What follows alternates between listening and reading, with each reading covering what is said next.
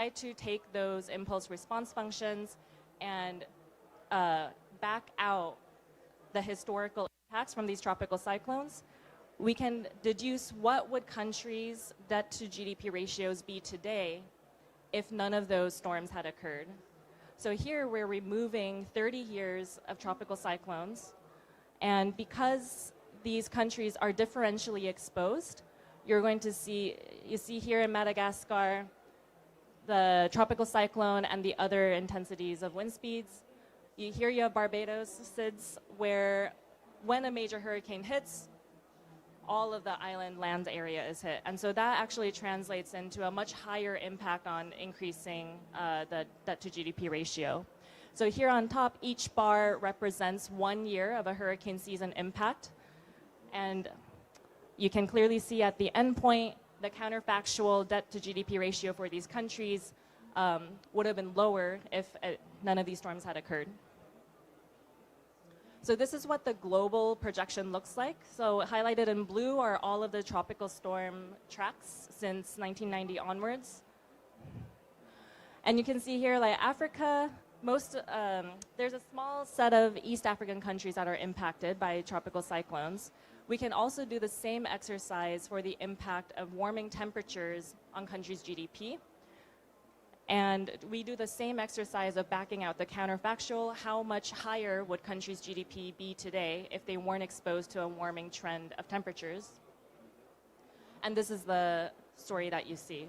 So if you back out the warming trend and its GDP impacts from 1990 onwards, on average, across the African continent, GDP per capita could be, roughly speaking, 30 percentage points higher.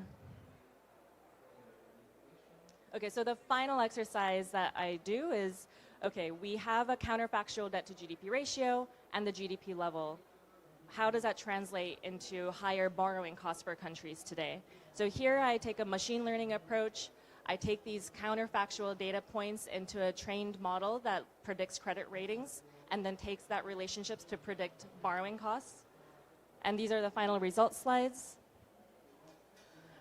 So the labels are a little bit small, but you can see that I'm here dividing it into countries that have investment grades, so above BBB minus, and the countries below BBB. And the small island states have a prominent impact here. So the way to read this is, on the small island states, about 10 to 50 basis points today on their borrowing costs can be attributable to their impacts from tropical cyclones and warming temperatures in the past 30 years.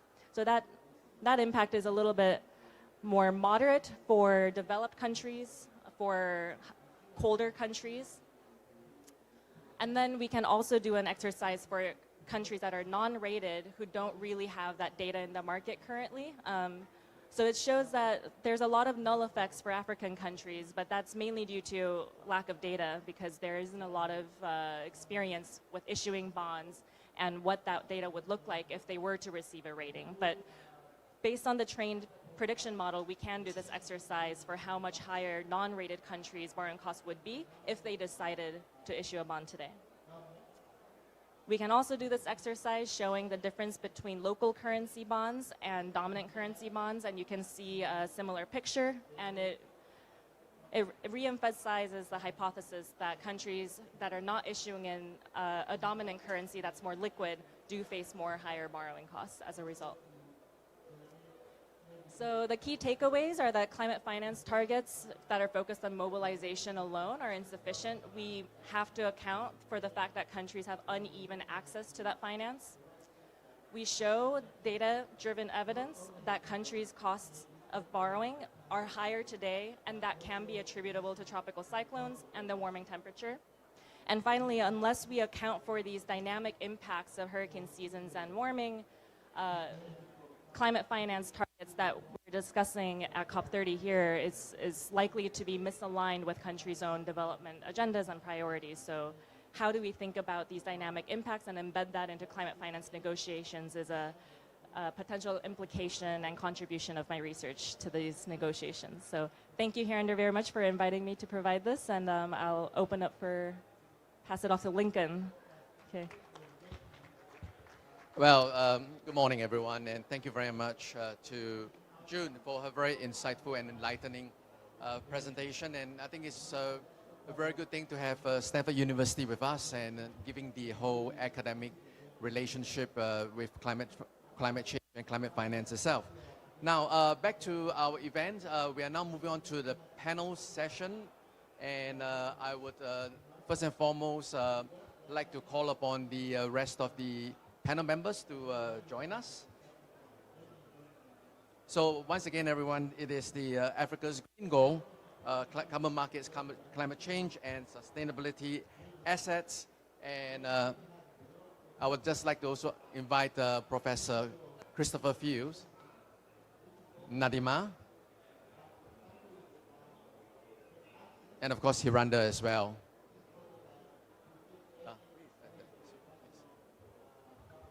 Well, I just get the mic going with everyone. Thanks. Maybe you could share the mic, Hiranda. Thank you.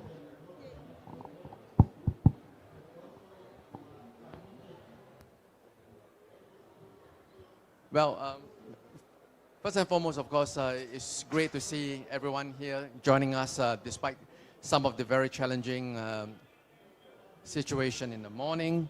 But now, following this, the rest of the program, I'm just happy to share that we're now moving into the panel session. And first and foremost, let me just start by introducing everybody all over again.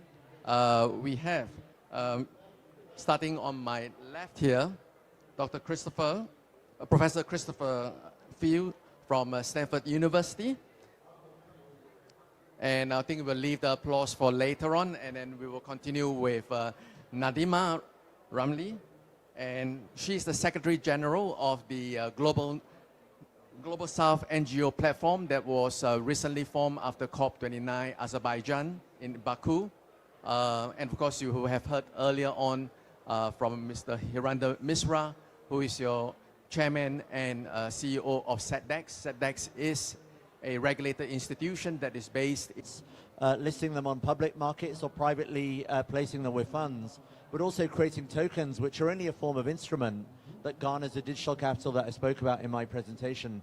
It's already having an effect because, recently we made announcements with a number of countries where about $420 billion worth of assets, as you know, Lincoln, have now been aggregated into these structures. And there's about just over 70 investors that are ultra high net worth investing into them because the banks weren't helpful on the traditional side because they can't really collateralize carbon credits. The asset managers are gatekeepers. So we went to source with the holders of money. It doesn't matter whether it's digital or traditional, and the holders of assets. And that's led to that downstreaming, and it's leading to change.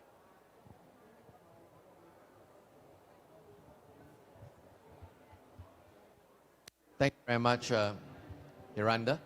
And as we look at some of these underlying assets, carbon assets, as I say, but of course, on the SETDEX side, it moves beyond that and into RWA. But whenever we talk about the decarbonization projects, whether it is going to be RED Plus or the COSIA or the Article 6, the cook stove and all, invariably there are conversations that will saturate into greenwashing, lack of data, and the challenges in terms of elimination of double counting and all that. Now the question is, of course, to Suresh and maybe later on to Professor Field as well. Some of this obviously would also rope in the whole technology angle of artificial intelligence, AI. And what would you see the role of AI playing in terms of circumventing some of these problems?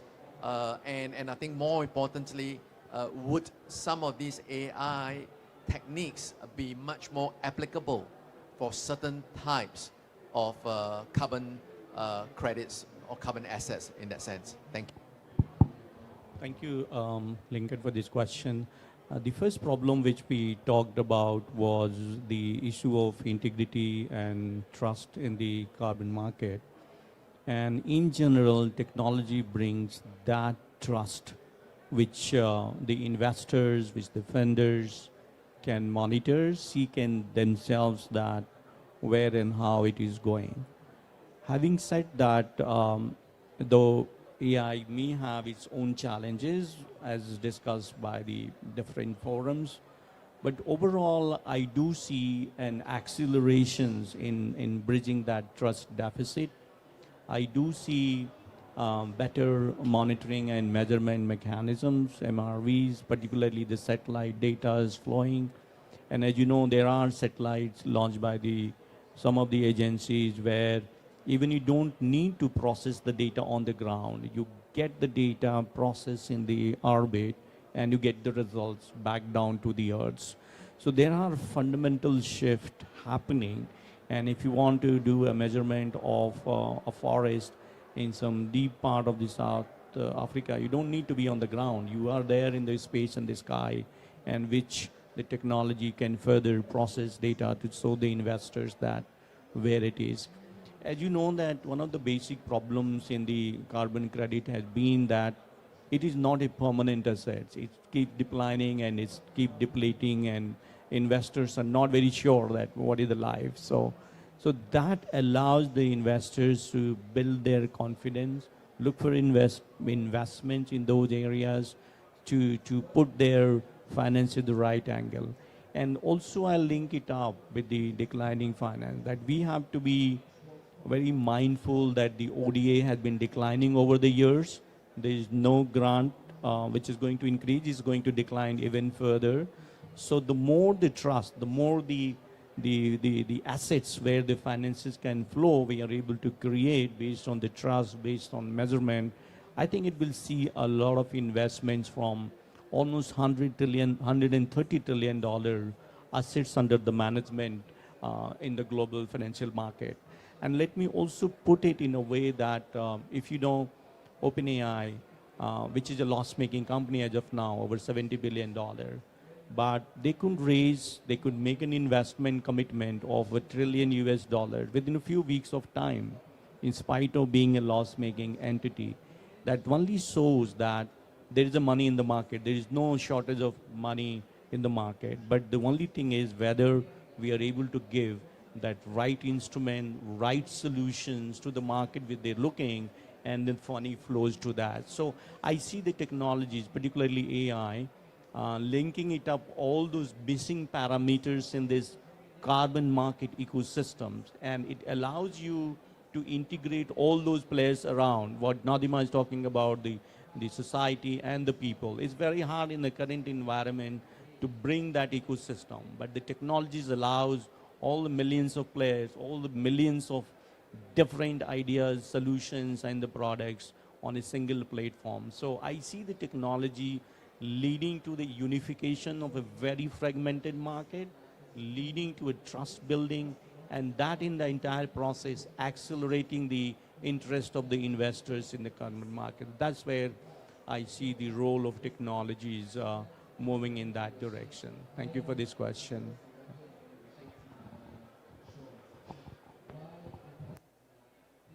Thank you very much, Suresh. And I think on what you have just shared, it will also be very interesting to hear from Professor Phil in terms of the usage and the exercise of artificial intelligence tools in an academic institution like Stanford. And of course, also circling back to what you just shared with us at the beginning of your thoughts, and how some of this technology is coming back to seal and perhaps make those gaps much nearer as well. Thank you. Well, Suresh makes the excellent point that really need to enable these markets to function is integration at the system level to enable a foundation of trust. This integration has several components, some of which are dramatically enhanced by new technology, especially artificial intelligence, and some of which really require traditional boots on the ground type efforts. And I think what is an approach to integrating at the system level what needs to be met,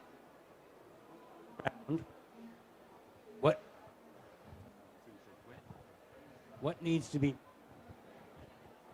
what needs to be measured with boots on the ground, what can be measured with new satellite technology, with techniques to avoid double counting, and with artificial intelligence, and how to tie them together. I think the big challenges are in the tying everything together in a system level so that the data follow what we call the FAIR principles, F-A-I-R, for data that are findable, accessible, interoperable, and reproducible. And until we're in this environment where the data meet those requirements, we're going to struggle to come up to the level of trust and integrity that will be necessary to enable these markets to really operate at scale. Isso. But Thank you, I think Prof. Hughes. And definitely in the whole execution of the AI strategy, we can't deny the fact of involvement of a very important part of the population, which is the youth, the young people. And the youth and the young people itself, which we have seen in COP30, through hackathons and also their participation. I'm just curious for this, Nadima, if you could just share, how do you see the youths being engaged, particularly in terms of the relation to climate change, and also back to the earlier topics that we were talking about with regards to AI and also the whole climate finance and the financing opportunity. How do you see those things are being galvanized together and roping in the energy of the young people through civil society? Yeah, you know, for developed countries, AI is like already is own, like is used. But for some developing countries, I will give example from my own country. Like AI now is going to, how to say, the people now are getting to use more. Of course, it's not when we are saying AI in some rural areas, urban areas. Just they are speaking about ChatGPT and so on, like these ones. But in order to use it efficiently and effectively, what we are doing as a civil society organizations, we are especially in rural areas. In urban areas, we are holding the workshop, AI literacy workshops in this area, so that these people, the youth people especially, youth and women.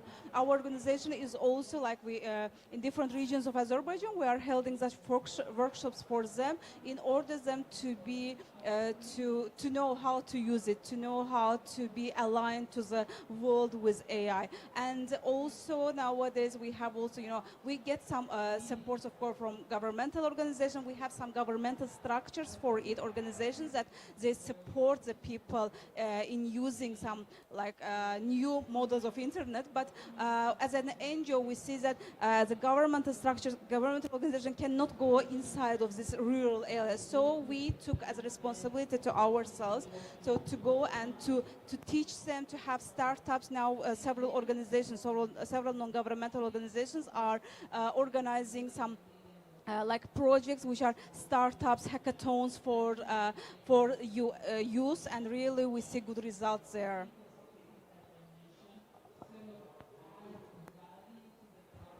Thank you very much, Nadima. And the energy of the youth will definitely be able to tap on, and something that we could drive. And I'm just thinking things related to digital assets. Obviously, I'm not advocating that we do a meme coin related to the COP30 precedent. But again, if we are to leverage on the DeFi side of things, Hiranda, perhaps you could share with us, how do you see the whole digitization coming in to wrap up some of the green assets or the real world assets that we see that is of such huge abundance over in Africa? And how upon harnessing that, is it able to then transform and direct that to the whole climate change efforts in Africa? And of course, perhaps maybe there could be more youth investors as well. Who knows? Yeah, I mean, on the youth point, you know, I'll let Suresh have the final word as well, because he's doing a lot of work on the AI side in youth. But obviously, just to keep it brief in the interest of time, I mean, everyone speaks about blockchain as one ubiquitous technology. but actually unintended consequences. It was supposed to knit things together, but there are many blockchains, you know, public, private, even hybrid constructs now. So I think really what we've seen up until recently is every organization or every entity, whether it's set up as a trust or otherwise, was trying to build its own moat, and the ships of liquidity and collaboration couldn't really sail to it. I think this is all about, as I said in my presentation, collaboration.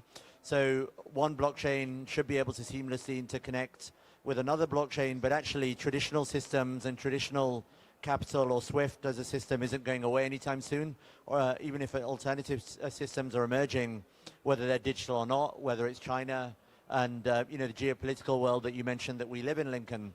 So I think this is all about interconnectivity, and it's all about then allowing capital to flow where it really needs to go. Africa's key advantage is it's got no legacy really with those technologies.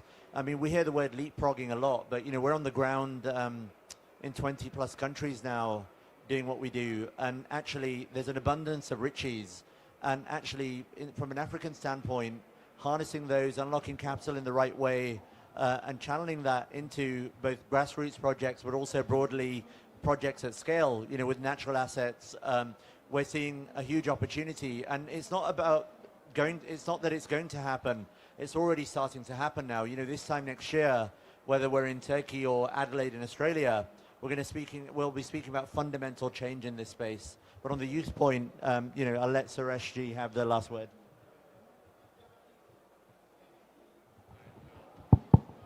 Just to say that we have to remember what excites the youth the maximum. And the technology is the one which fascinates the youth, right? So if you are able to blend the technologies with the carbon market or carbon solution or anything and blend it up in the university system, I think you are making the entire ecosystem fly high.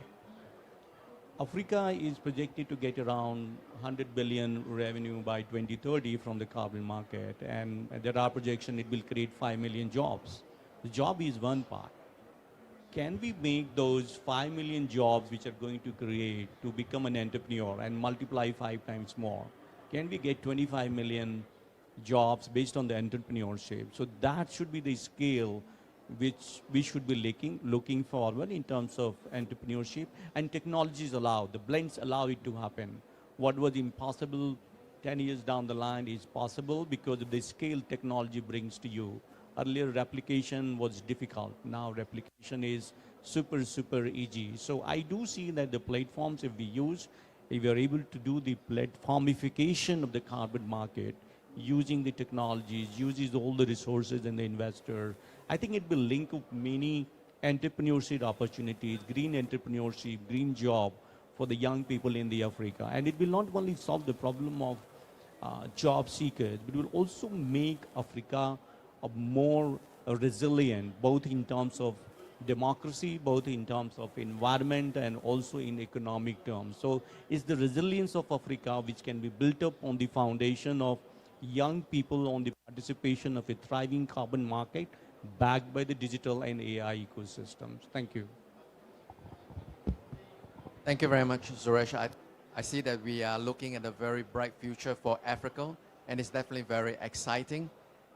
While we are here, as we pause for the next segment of the event, and before I actually ask for the one final word from the rest of my distinguished panel members here, I just want to maybe open this to the floor to see if any burning questions or queries are something that you would like to put forward to our distinguished panel members here. Thank you.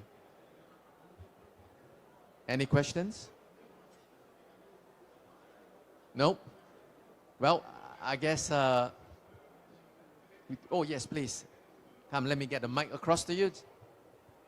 Kindly just introduce yourself, please. Hello, everyone. I'm Raquel Solikopapako from Equatorial Guinea. And we are going to give me because I apologize because we are Spanish speakers, so maybe my English is going to be like not wet, but Um, okay, my country is part for Congo Basin, so I'm very interested in carbon markets.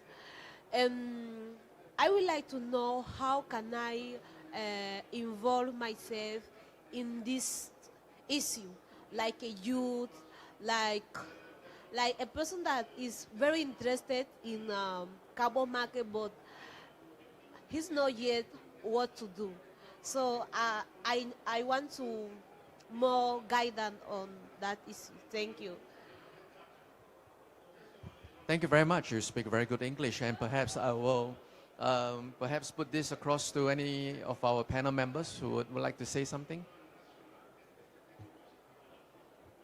Yeah. Yes, Professor Phil, please. I, I very much applaud your interest in being involved in this space. Congratulations. I believe there are truly rich opportunities.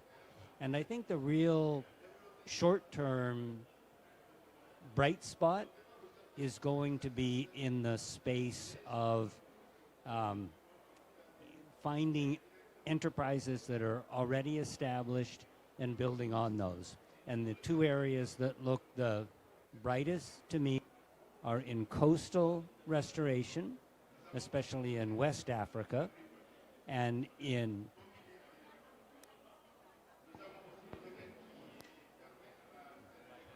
We are in Central Africa. We are near Cameroon and Gabon. We are the only Spanish speaker country in Africa. So we are near Cameroon and Gabon, Equatorial Guinea. Yes. yeah, and there I think the big opportunities Yes, are in of forest course. protection. That's why I'm very interested in. Sorry, because okay, that's why I'm very interested in climate finance and especially in carbon market because we have a lot of forest, but in the negotiation of how to achieve a market carbon and all those topics, I discovered that we don't have good negotiation in that. So Will be pushed I would out. like to focus my attention in that in carbon market, but I don't know what to do, how to start, and I need more guidance in that. Well, I'll just say there are a number of outstanding actors working hard to develop high integrity markets in your region, and talking to those is going to be very valuable for you. I'll connect her with my team. I'll connect her with the team. Yeah, and we'll, in the interest of time now, we'll talk to you after. So, I mean, would you like to? Okay. So let me just have one final word from each of the speakers. No, we've got to wrap up now. Okay. So I guess this just leaves me to warmly give thanks to all our esteemed panel members. Shall we all put our hands together for Professor Phil, Radhima, Miranda, as well as Suresh. Thank you very much, and most of all, for your presence here at our session today as well. Thank you. Thank you.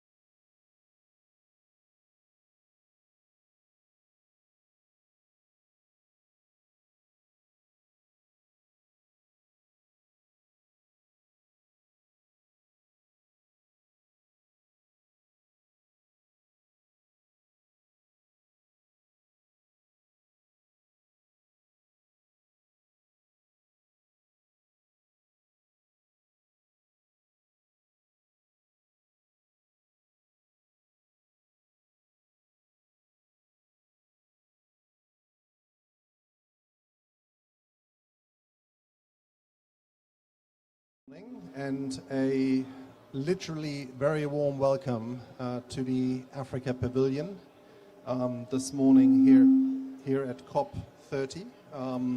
My name is Daniel Schroth. I'm the African Development Bank's Director for Renewable Energy and Energy Efficiency.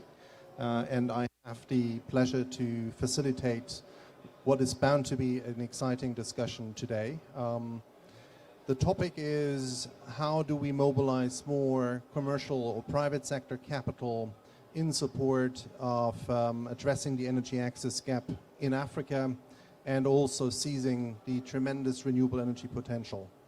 I think we're all aware of the big paradox that on the one side Africa is endowed with a tremendous renewable energy potential, from solar all across the continent, wind particularly in the coastal areas, hydro in Central Africa, geothermal along the East African Rift Valley. On the other side, we still have 585 million Africans that don't have access to electricity, which represents 85% now of the global electricity access deficit. So access to electricity is now very much an African problem, looking at it globally. And at the same time, there's all these fraction of investments coming to the continent from the global renewable energy investments. So it's really pertinent that we discuss with a distinguished panel today how do we go about mobilizing more capital, and what role do facilities, blended finance facilities play or can play in catalyzing more investments. And one facility that is very close to our heart at the African Development Bank is our Sustainable Energy Fund for Africa, CEFA, and we will sort of showcase a little bit some of the work that CEFA is doing or has been doing over the last number of years. With those very brief welcoming remarks, I have now the pleasure to invite the Vice President for Power, Energy, Climate and Green Growth at the African Development Bank, Dr. Kevin Kariuki, to deliver some formal opening remarks to this session. Kevin.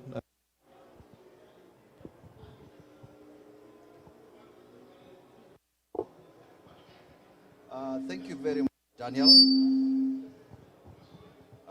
A warm welcome to this significant COP30 event that focuses on blended finance and its role in mobilizing Africa private capital for Africa's energy transition. This discussion could not come at a more opportune time, considering the seismic geopolitical changes over the last year and the urgency to deploy limited public resources, notably in the form of climate finance, especially to catalyze as much private capital as possible to accelerate the just energy transition, in particular on the continent.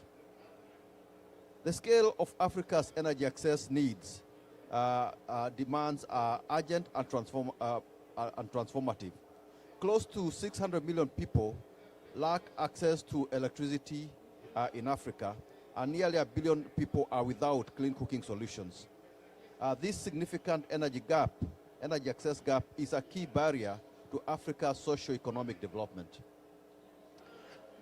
And this is despite, as Daniel alluded to, abundant energy resources on the continent. And the challenge is that despite that abundant energy resources, we attract only about 2% of global energy, of global investments in the energy sector. And this is out of about 2.8 trillion that has been invested in renewable energy over the last two decades. So financing at scale is therefore urgently needed to accelerate the energy transition and strengthen energy security, particularly through investments that deliver high socio-economic impact in rural and peri-urban areas. The African Development Bank is fully committed to harnessing Africa's renewable energy potential and expanding access. Central to this commitment is our flagship Mission 300 initiative, launched in collaboration with the World Bank, and which aims to provide an additional 300 million people with access to electricity by 2030. To achieve this ambitious goal, our investment portfolio must, of necessity, increasingly prioritize renewable energy solutions due to their scalability and speed of deployment. Accordingly, we are continuously developing tools that are designed to attract investments and capital markets into the renewable energy. Mission 300 is making tangible progress. And to date, highlights of this progress include we have 30 national energy compacts that require $236 billion in public and private investments that have been developed. We also have established compact delivery units that are being established to serve as national delivery hubs. And finally, or thirdly, a patient equity platform for decentralized renewable energy, or what we call Zafiri, has been launched to raise up to $1 billion from public and private sources. We also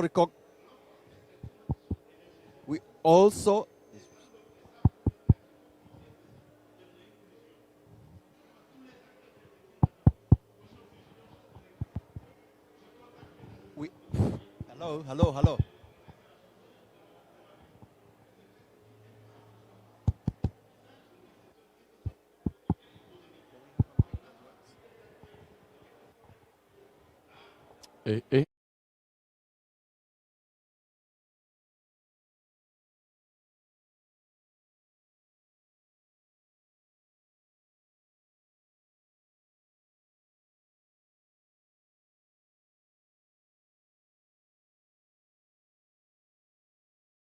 Also recognize that substantial concessional finance flows are essential to catalyze the billions that are required for investments, including from domestic and financial markets.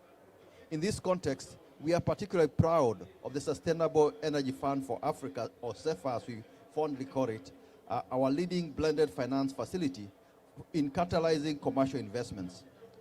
AFDB explicitly positions CEFA as a preferred vehicle for supporting more private sector players in delivering Mission 300 projects.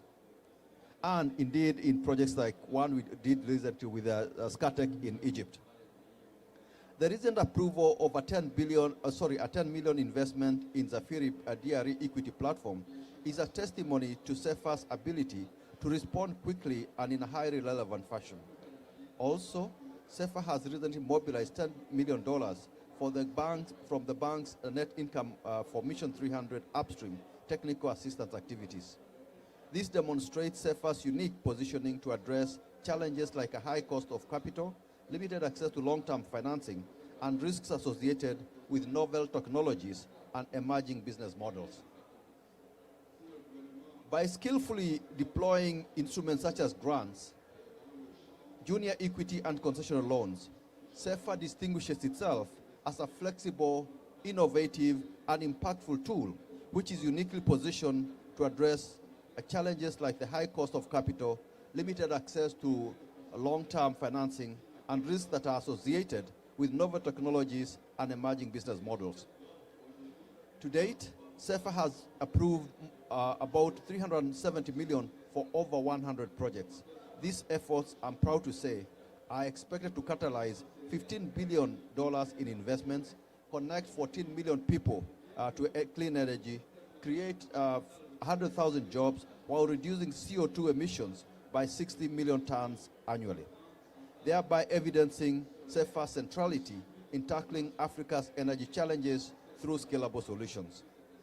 Yet, let us be clear, this is only a fraction of what is needed. The magnitude of the challenge is indeed requires concerted actions from all stakeholders across the governments, the private sector, and financial solutions. To achieve universal energy access by 2030, we must electrify over 90 million people each year, nearly 3 times the current rate, and mobilize approximately $25 billion per year in investments. This is precisely why we have an action-oriented panel of bank partners here today. We are particularly pleased to announce that during this event, we will also hear about new commitments to CEFA from long-standing partners to boost our collective efforts towards decarbonizing and sustainable development. In conclusion, I look forward to vibrant deliberations at today's seminar as we collectively aspire to translate ambition, tangible investments, and explore ways to deploy limited public resources creatively to unlock private capital at scale for universal access to reliable, affordable, and modern energy in Africa. Thank you very much. Thank you very much, Vice President, for really setting the scene. There's already been quite a bit of mention about the Sustainable Energy Fund for Africa, and I will just, with a couple of slides, just give you a little bit of impression what in concrete terms CEFA has been doing. I hope that this works. Of course it doesn't when I say that. Okay, I think it's just coming. Perfect. Going to be quite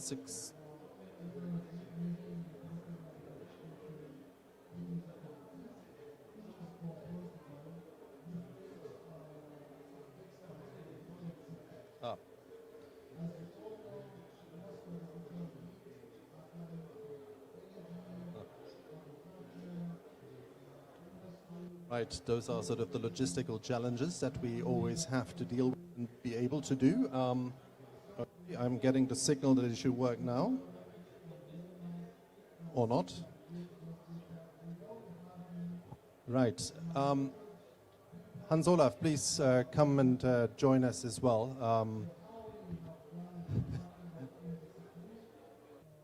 Okay.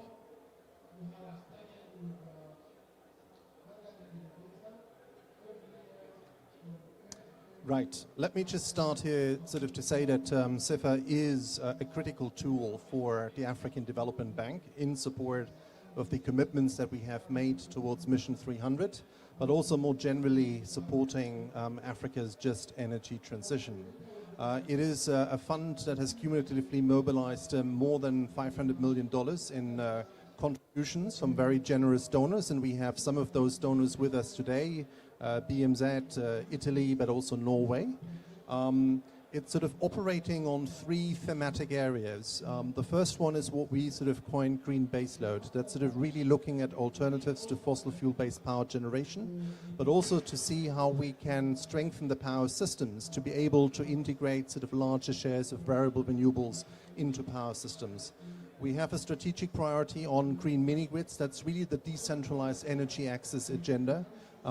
Given that more than 50% of all connections expected for Africa to reach universal access to electricity will have to come in the form of decentralized solutions. And also very often underestimated, not receiving enough attention, energy efficiency.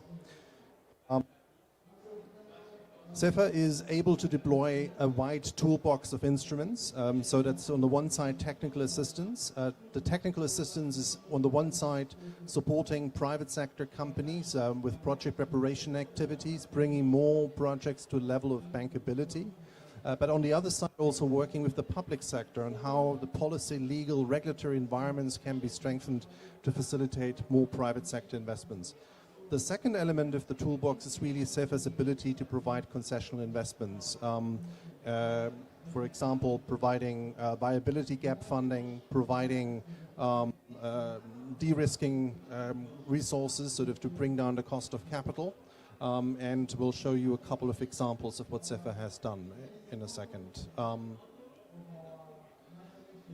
On the upstream sort of support side, we've been particularly looking at sort of larger sort of strategic technical assistance programs, and here's just some of the examples. I would just like to mention two. One is our Africa Mini-Grid Acceleration Program that's really been focused on the one side, working with governments on sort of creating the right enabling environment, for example, making sure that there are clear policies, regulations in place of what happens when the grid arrives, other compensation mechanisms or other kind of elements and instruments. We're just about to approve by our board of directors, hopefully in a week's time, a second phase of the Africa Mini-Grid Acceleration Program that will shift, particularly supporting private sector mini-grid developers with some of the challenges that they are facing, be they technical, but also in terms of raising additional financing. Another example is the Africa Hydropower Modernization Program. There's a huge kind of fleet of hydropower, existing hydropower stations in Africa that are in urgent need of rehabilitation modernization. seizing that potential really is in a way a low-hanging fruit, and the Africa Hydrocarbonization Program is sort of trying to address some of those gaps. Closing viability gaps. Sort of one example that we have is our concessional debt finance instruments. You see here some of the types of projects we have supported. For example, a hydropower project in Gabon. It's actually the first IPP in Gabon, or the Zambia Ilute Solar IPP project, which is innovative in terms of the business model because it's basically sort of a semi-merchant solar power plant, sort of benefiting from the Africa Green Co model in Zambia. Also a 100 megawatt solar plant in Tunisia, which has been the first IPP in North Africa and the Tunisian country. We're also working on junior equity instruments, and CEFA has really been instrumental in bringing to market a number of innovative funds. We've co-created a couple of years ago, together with the Global Alliance on Clean Cooking, the Spark Plus Africa Clean Cooking Fund.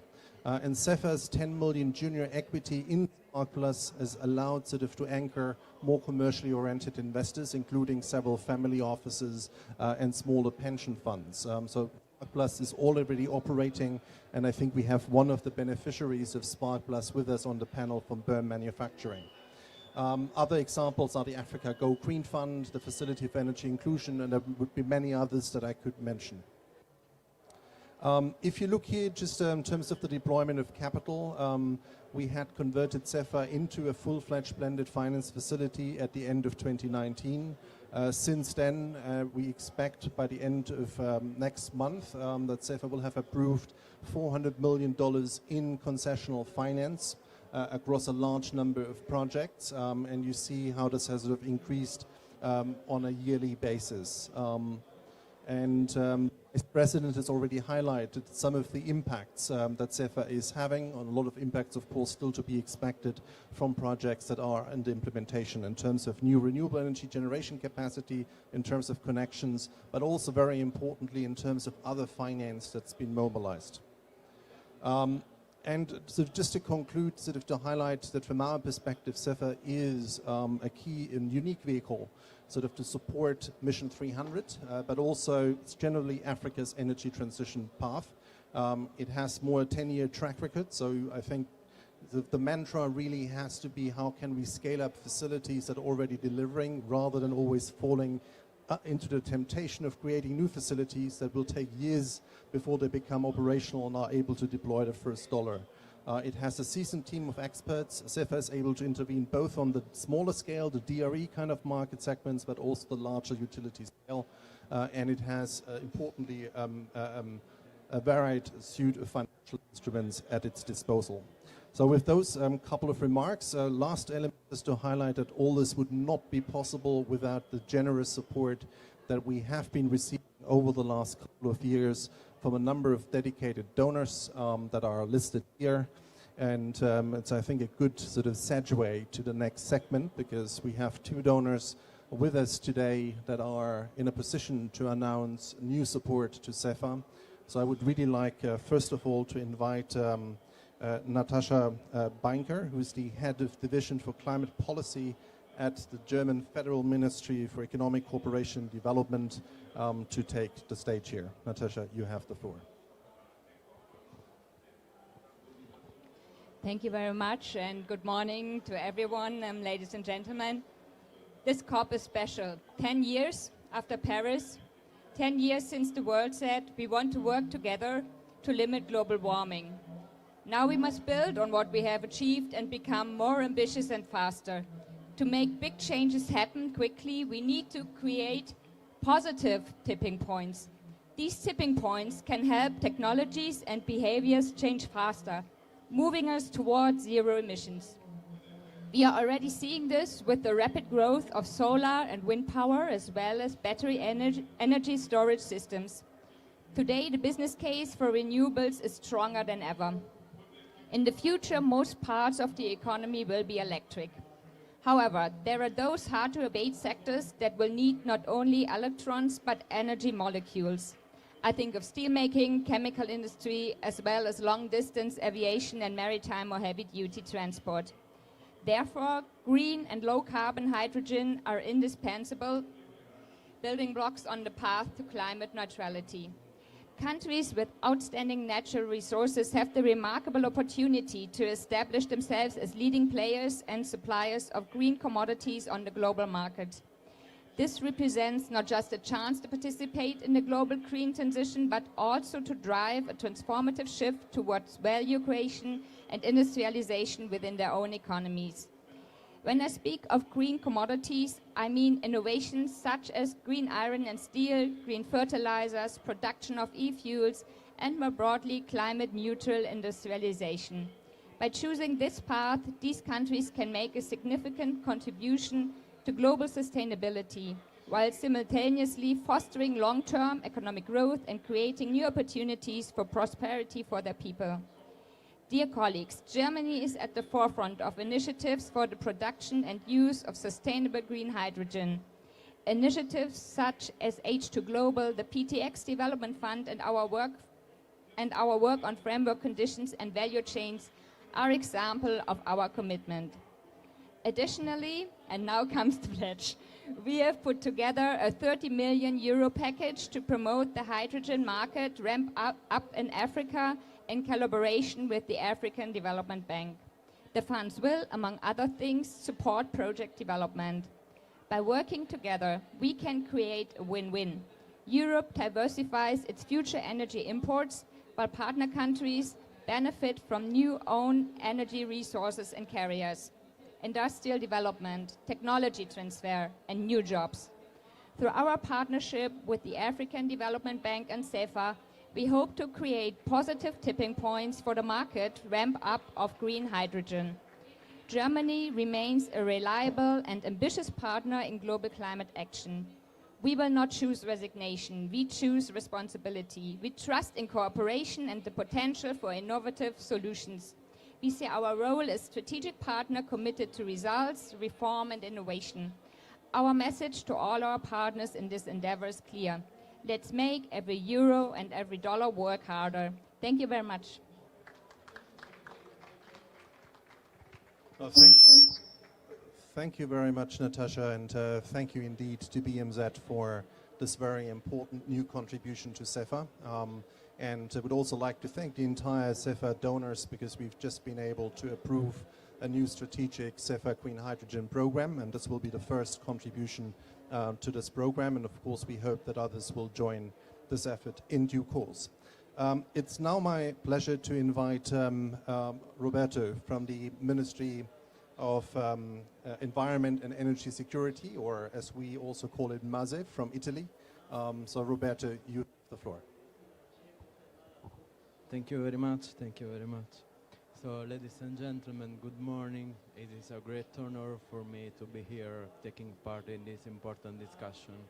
I would like to thank Daniel and the African Development Bank for organizing this event,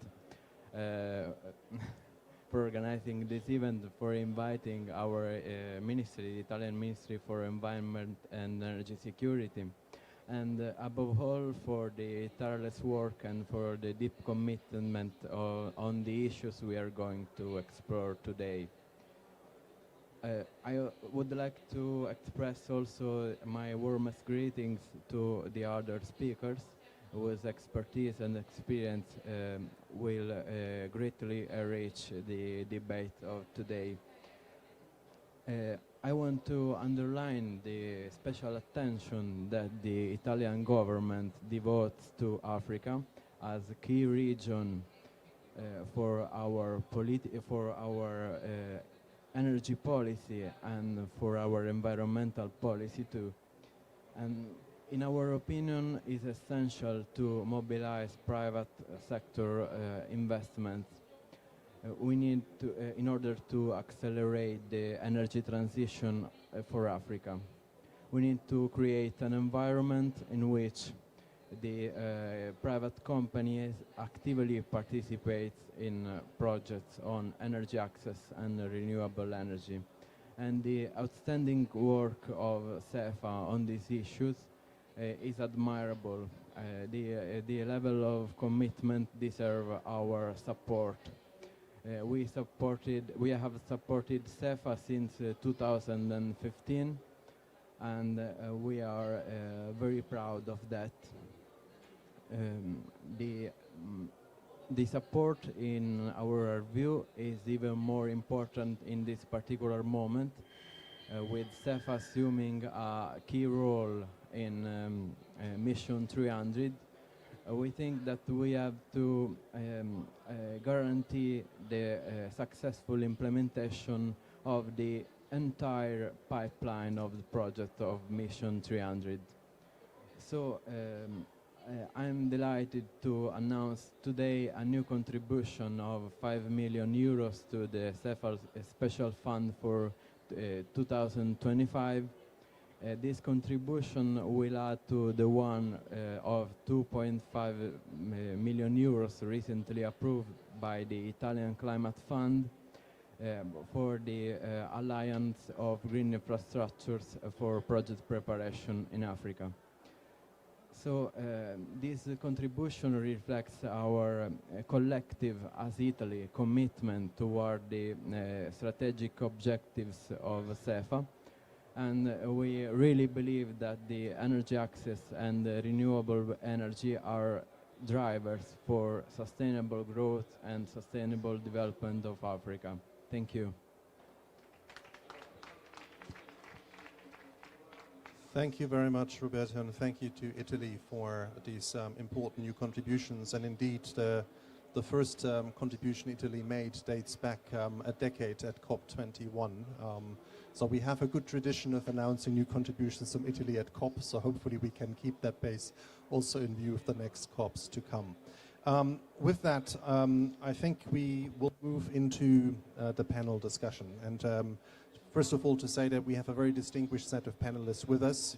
Already introduced Natasha from BMZ and Roberta from the Italian Ministry, but we've also two private sector representatives with us today, because it is ultimately a session about how to mobilize more private sector investments. So I think it will be important to hear from the private sector himself. And we deliberately kind of chose two panelists with hands-on experience, but sort of experience at different segments of the market, also sort of demonstrating sort of the width of sort of intervention areas of CEFA. So we have Terje, the CEO of Scartec, a very important investor across the continent, both actually on the utility scale, but you're also sort of moving into the smaller scale as well, and probably hear a bit more about that. And then Caroline from Bern Manufacturing has really been at the forefront of sort of the drive to address the deficit of clean cooking across the African continent. So we will be joined also shortly by Hans Olav Ibrekken from the Ministry of Foreign Affairs of Norway, but he has still to open another session in a pavilion nearby, so he will join us as soon as he gets here. So until he does, I'll take a seat here. It's more comfortable than standing. Maybe just sort of to kick off the discussion, Natasha, you're sitting next to me, and just building on the announcement that you've just made around green hydrogen in particular. I think would be good sort of to understand a little bit better sort of the vision that also Germany has in terms of the role that green hydrogen can play in kind of continents such as Africa, and how you sort of see sort of that support really making a difference also in terms of bringing in more private sector investments sort of in green hydrogen, particularly sort of the various derivatives, green ammonia, you alluded to green steel, etc.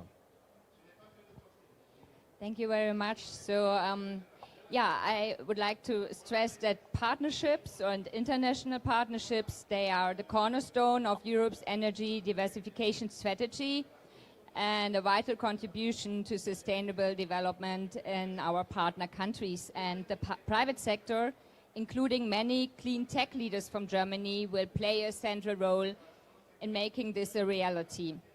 So we are committed to supporting partner countries building their own green value chains and creating new jobs. This is, I think, the core of it. Take, for example, green ammonia. It plays a key role in the global hydrogen ramp-up. But it's not only an export product, it can also be used to produce green fertilizers domestically in Africa. establishing green hydrogen and fertilizer plants create jobs in construction, operation, maintenance, as well as in renewable energy and logistics. It can drive the development of new industries, just as downstream chemical industries. Green fertilizers can be produced at lower long-term costs compared to fossil-based imports, and again enabling partner countries to create jobs locally and reduce their dependence on imported fertilizers, a critical resource for agriculture. Moreover, they have a near-zero carbon footprint. To stress that, we place a strong emphasis on ambitious sustainability criteria to ensure that large-scale hydrogen projects truly benefit local populations. These sustainability standards are not just a moral obligation, they are also a strategic necessity. By securing the social license to operate, they provide the foundation for long-term success and ensure that projects deliver meaningful and lasting benefits. So we hope we can achieve equitable and inclusive development together. And we see, of course, the Africa-owned and Africa-led AFDB as an excellent partner in unlocking the potential of the green hydrogen economy for African countries. Together, I believe we can drive green industrialization, create jobs, and build a more sustainable future for all. No, thank you very much, Natasha, for that. And I particularly also like the emphasis on making sure that obviously these developments really benefit the population. And that's also one of the key pillars and sort of principles in this CEFA Green Hydrogen program that we've established. Maybe let me bring in here sort of a bit from a private sector sort of reality check. Terry, SCATEC is also looking at green hydrogen on the continent. Sort of what role do you see sort of such a program that CEFA now has on green hydrogen? How can that sort of help you do more, invest more in green hydrogen sort of on the African continent? See if that works, otherwise you'll get my microphone. Thank you very much for the question, and first of all, thank you for inviting me. AFDB is a very important partner for SCATEC, so it's good to be here together with you. And also it's a privilege to share the stage, obviously, with Italy and with Germany. Together with Norway, I would say your countries are among the most active in contributing and in supporting the development of private and public partnerships and supporting the investments into renewables in Africa.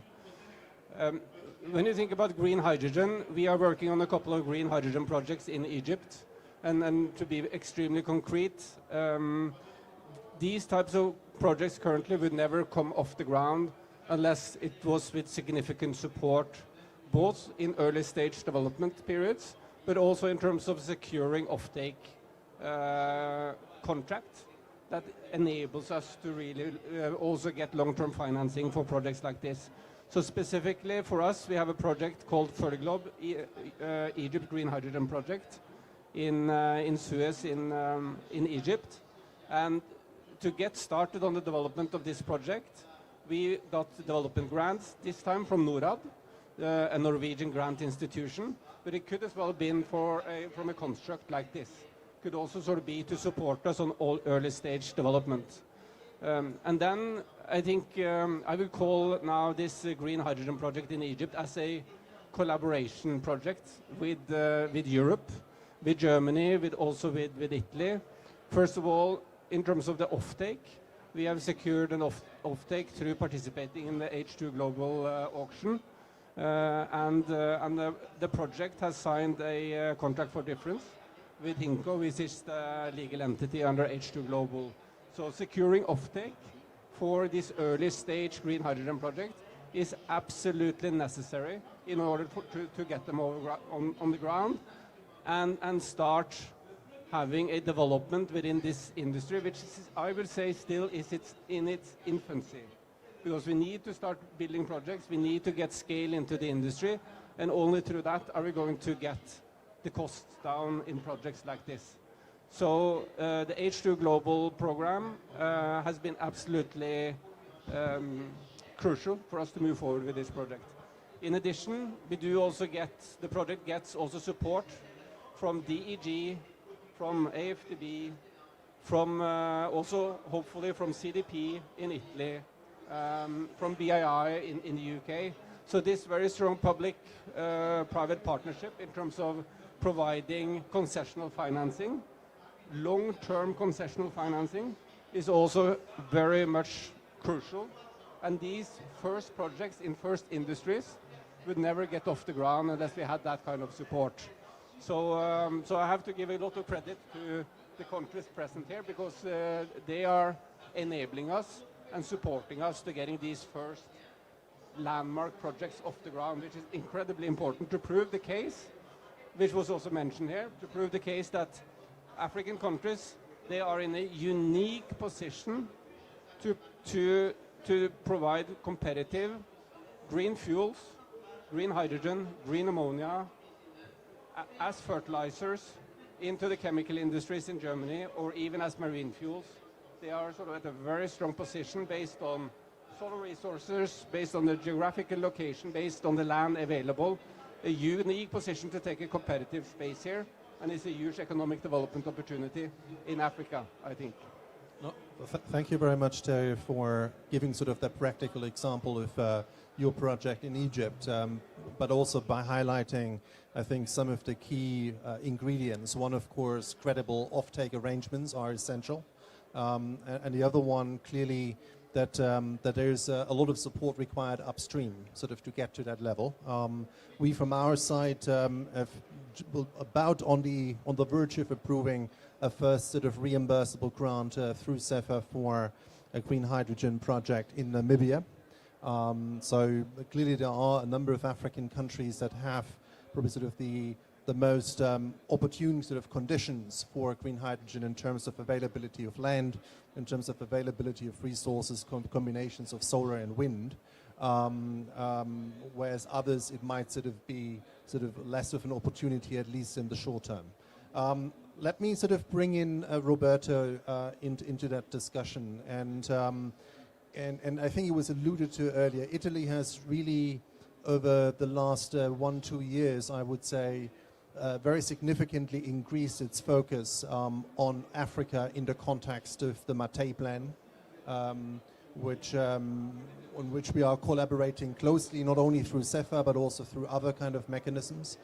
So maybe you can sort of explain a little bit sort of how Italy is sort of trying sort of to support the provision of access to energy, the deployment of renewables, but of course also sort of doing this in a partnership approach, bringing in sort of Italian expertise, companies, etc., to the extent possible. Sure, thank you. So the promotion of energy access and the renewable energy are strategic for Italy and are fully aligned with the Mattei Plan, that is the instrument that Italy is using to work with African communities and African countries. Our view is to unlock the immense potential in terms of human, cultural and material resources that Africa has.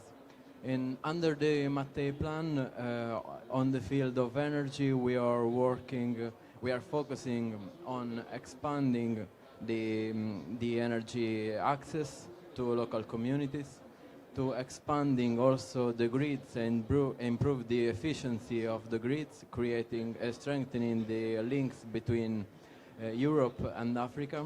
And also we are promoting investments in renewable energies. We would like to create a new supply chain on energy to reinforce capacity building and training in the field of energy, and also to promote the clean cooking. And to achieve these objectives, we very welcome the support through the multilateral funds such as CEFA. CEFA, in our opinion, could play a pivotal role in mobilizing private capital on energy access and energy transition. So our dialogue with the African development banks is quite on a daily basis. We are trying to work on synergies between the CEFA and also the other instrument of African Development Banks and the other financial instruments of Italy, like the Italian Climate Fund that already approved projects in Africa for over 1 billion euros, and the Rome Process Financing Facility that contributes to sovereign, climate-aligned sovereign projects in different sectors like clean energy and water, with no reimbursable technical assistance, no reimbursable investments, and also concessional investments. So in our view, we need to cooperate and share all our resources in terms of competencies and financial, in order to create a sustainable growth for Africa and above all unlock the Africa immense potential. Thank you. No, thank you very much, Roberto, and also thank you for sort of highlighting some of the other instruments on which we are collaborating. You mentioned the Rome Process / Matei Financing Facility, which is a new special fund that's quite complementary to CEFA in the sense that it's focusing on sovereign investments, climate-aligned sovereign investments, and we just approved the first project benefiting from the RPFF a month ago, a resilient water project in Ethiopia. You also mentioned clean cooking, and I think that's a good sort of segue to bring in Caroline into this conversation, because burn manufacturing obviously that's your daily business, sort of trying to help scale up access to clean cooking solutions in Africa. And maybe you can sort of explain a little bit sort of the work of Burn, but also how you're looking sort of at innovative financing instruments, including sort of carbon finance, sort of to help scale your business. So Caroline, we'd like to hear from you.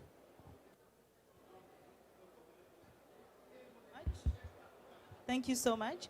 And I really appreciate getting an invitation to this panel, and I'm happy to contribute.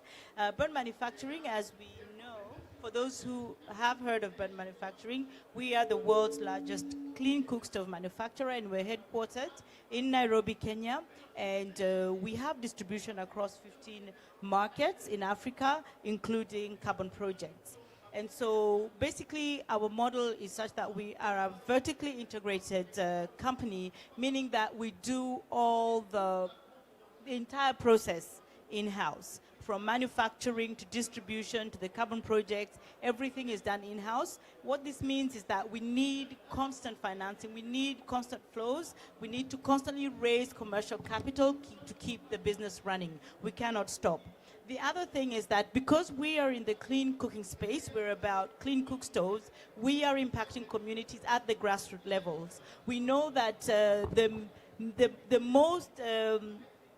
most impacted communities when it comes to climate change and deforestation are really those who live and depend on biomass. So we are talking about some of the most economically challenged people or populations or communities on the continent, meaning that the technology we are promoting is not always affordable, and yet we have the challenge of accessibility and scalability. So what do we do in the space of raising financing, of unlocking financing, to ensure that we continue to scale and we manage our distribution channels in very effective and affordable ways? I think the most impactful mechanism that we have seen kind of creating traction in this space is Article 6, which is carbon financing, and specifically pre-financing. The ability for us to pre-finance carbon projects is very, very critical to our success. A lot of the financing models do not support, the payment models where you put in the money first, you manufacture, you sell, you evaluate, you monitor, you share reports over a period of 18 months to 24 months, then you begin a repayment scheme. So it's sometimes very, very challenging. But you find that where we can get pre-financing, it's critical in two ways. We're able to channel funds directly to manufacturing, meaning we can produce more stoves and get more stoves into more households on the continent. However, this is challenged by the cost of the technology. We have to be able to address that head on, meaning that people at the level that we support with our clean cooking stoves cannot afford this technology. So how do we enable them to afford it?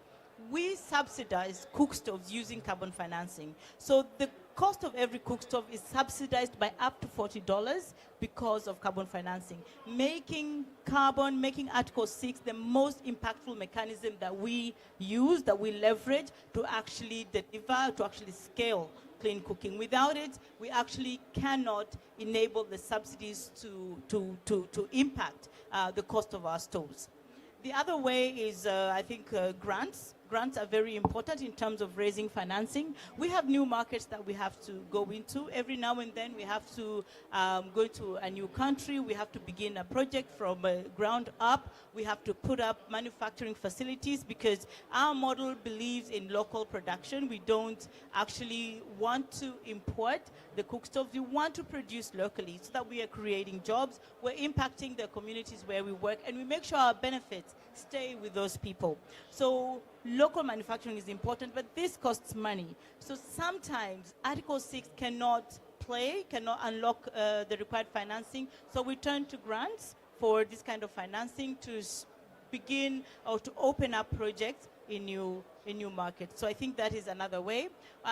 One more impactful way that has really made a difference for us, especially with our distribution channels and expansion plans in West Africa, is green bonds. I think we were beneficiaries of the first ever green bond for clean cooking that has really enabled us to scale across West Africa, and this was valued at $10 million.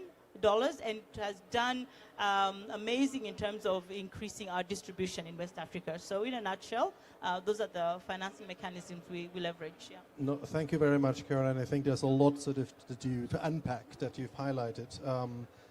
Carbon pre-finance, I'm not supposed to say, but we are also in discussions on that with Bern as we speak. But also green bonds and other kind of instruments. And I think that sort of is a good segue to Hans Olaf, because Hans Olaf, you've been relentlessly, if I may say so, championing the cause of access to clean cooking over the last number of years. And Norway was also co-hosting together with Tanzania, the International Energy Agency and the African Development Bank, the Summit on Clean Cooking last year in Paris. So maybe, I know this was sort of not kind of what I wanted to ask you initially, but I just think it'd be good sort of to hear a bit from your perspective from Norway, sort of how to address that clean cooking deficit, and how can sort of instruments also such as CEFA play a role in this regard.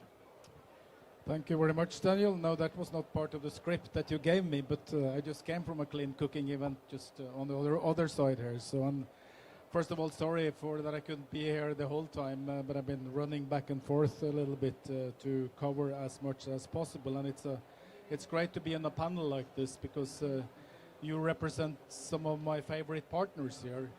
So let me first say that we really value the partnership with the African Development Bank, and in particular the CEFA program, which we are a large contributor to.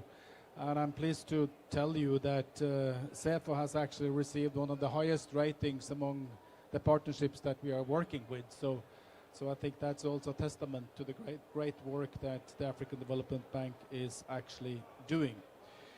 When it comes to overall our ability to achieve SDG 7 by 2030, I think it's fair to say, or we have to acknowledge, that we will not achieve SDG 7 by 2030. IEA just released a roadmap yesterday. I'm going to start with that one, the access scenario that IEA presented. basically saying that if we do everything right, we can achieve full access to electricity by 2035 and access to clean cooking by 2040. And that requires only, I would say, only 4 billion a year for clean cooking and only 23 billion a year for access to electricity. So in total, we are asking for small amount of funds, but of course, if you look at the donor picture these days, it's still going to be difficult to raise the necessary concessional capital. That means we need to use our scarce resources as efficiently as possible to unleash or crowd in investments from the private sector. And this applies to the clean cooking sector as well. We have the summit that actually you also co-hosted in Paris last year, together with IEA and Tanzania and Norway. 1,200 people were actually together in Paris to discuss clean cooking, and that has, I don't think it's going to happen in the next few years, but it was the largest gathering ever to discuss clean cooking. So this is a key political priority for my Prime Minister. I could just mention a side note that when World Energy Outlook is being released, Fatih Birol comes to Norway to present it to the whole energy community. Talje is there representing the renewable side, but it's mostly oil and gas executives there. But last year, my PM made 5 topics in his presentation. Clean cooking was one of them. Fatih made 3 points. Clean cooking was one of them, indicating that the dedication also from IEA and Norway to this agenda. So I think we are trying to provide political leadership through the PM and other ministers. We will be leading a high-level dialogue in IEA in February, I think it is, and that's the Minister of Energy who's going to talk about clean cooking. We've been pushing the issue in G20 during the Brazil presidency and now during South Africa's presidency, and you've been working together with South Africa on this. And we've been pushing this issue in the World Bank, IDA 21, and we'll be pushing it now in ADF 17. And we will back this up by resources. We committed $50 million to clean cooking at the summit, and we are now hard at work to deploy those resources. So that was the clean cooking side. Fantastic. No, thank you, Hans Olaf, and I think we'll come back to you on the 15 million. We'll certainly be able to help you on the deployment. But I think you're right that clean cooking really has sort of garnered a lot of momentum recently. You mentioned the G20. We were just in Durban last month for the G20 Energy Ministerial, and the only topic on which consensus was achieved, the only negotiated outcome at the G20 Energy Transition Working Group was actually on clean cooking.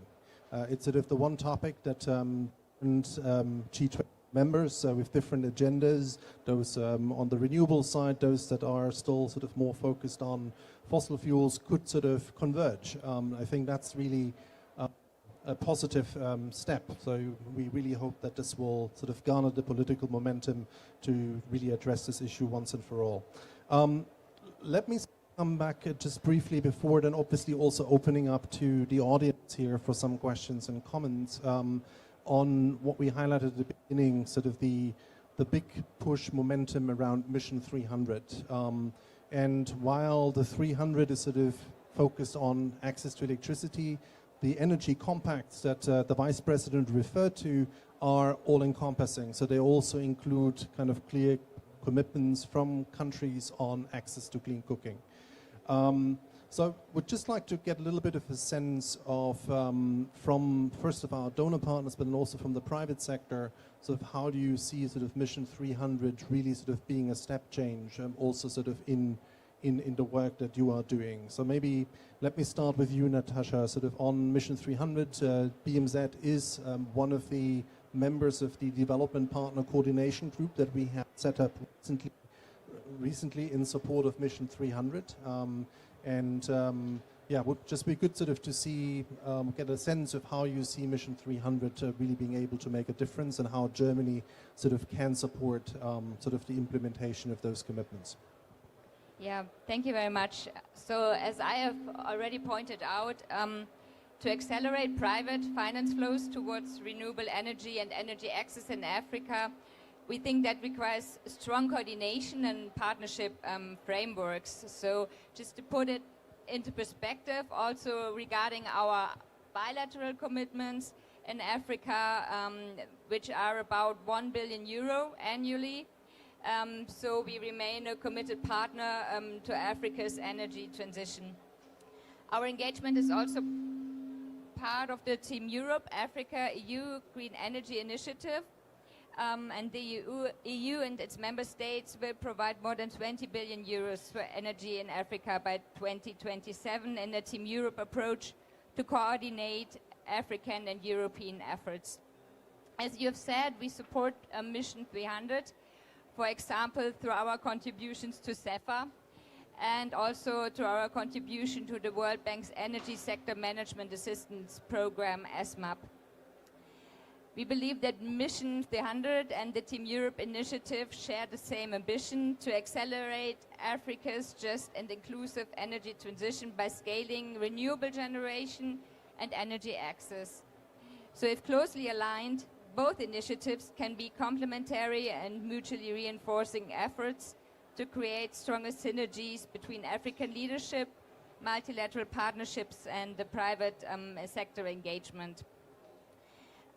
As we have also discussed, private capital, of course, is needed to close the financing gap for sustainable energy projects in Africa, and we believe that expanding the investor base is crucial.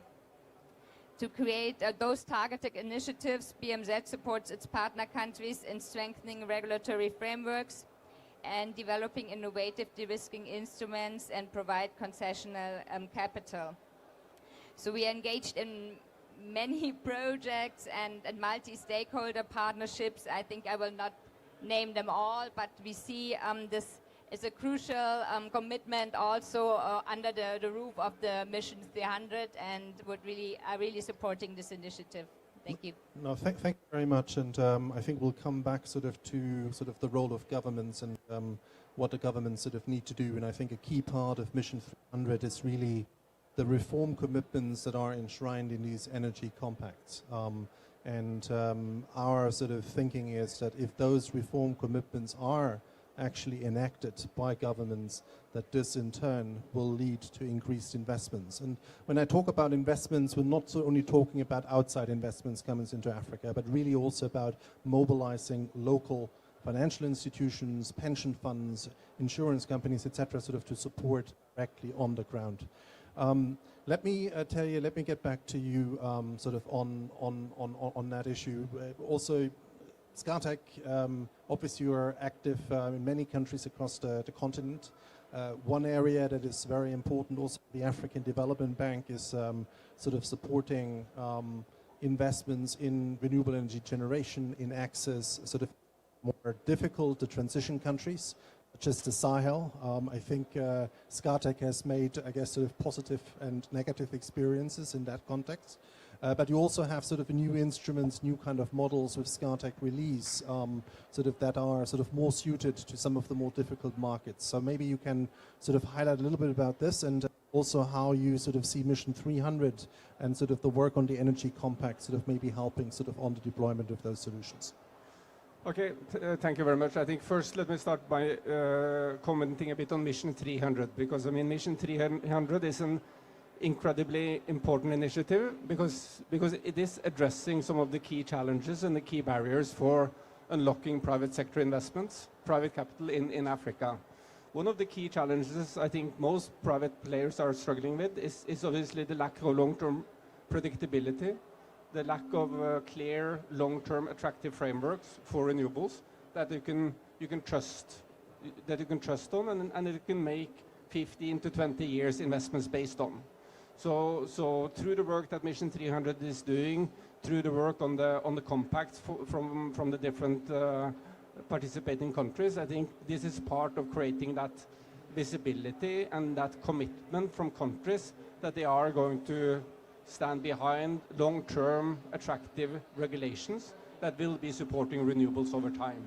So I think that is number one. But it is clear that when you look at the power sector in Africa, most countries, they have non-sustainable power sectors from an economic point of view, meaning that the tariff that is being offered is not cost reflective of the underlying cost of producing and generating electricity.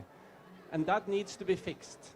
And we need together work in terms of figuring out how can we bridge that, how can we get from the current situation with unsustainable power sectors into a situation where the power sectors are sustainable and where the tariffs to the population is cost reflective. And obviously that is not going through increasing the tariff. That is coming through being able to generate electricity more cheaply than when you do based on fossil fuels, as is mostly being used in many African countries today. And that is why I think we are at an inflection point.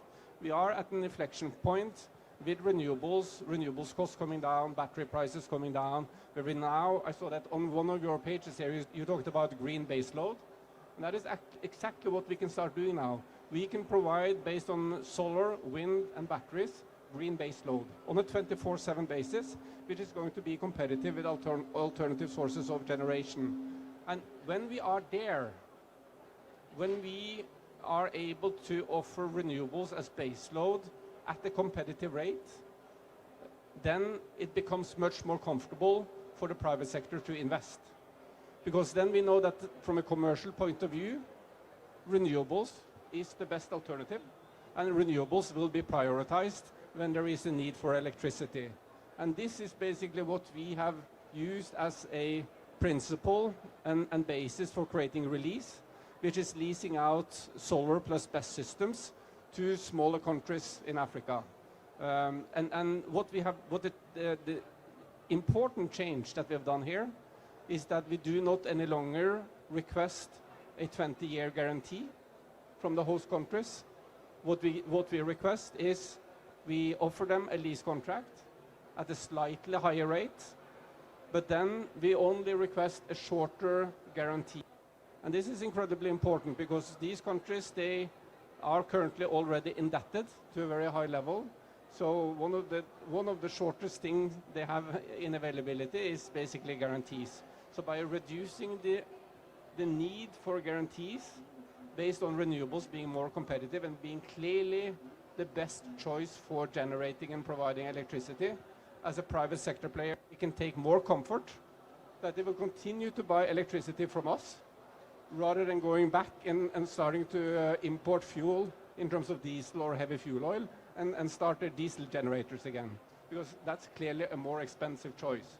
So it's also being taking advantage of the incredible development we see on renewable technology that is opening up new ways of attacking and addressing the challenges of bringing more generation of electricity and cleaner generation of electricity into Africa. But we still need support. We still need public support. Public-private partnerships are still going to be important. We still need support from AFDB, from structures like CEFA, because there is still a need for certain levels of guarantees, but the guarantee levels can be taken significantly down, and I think that's important.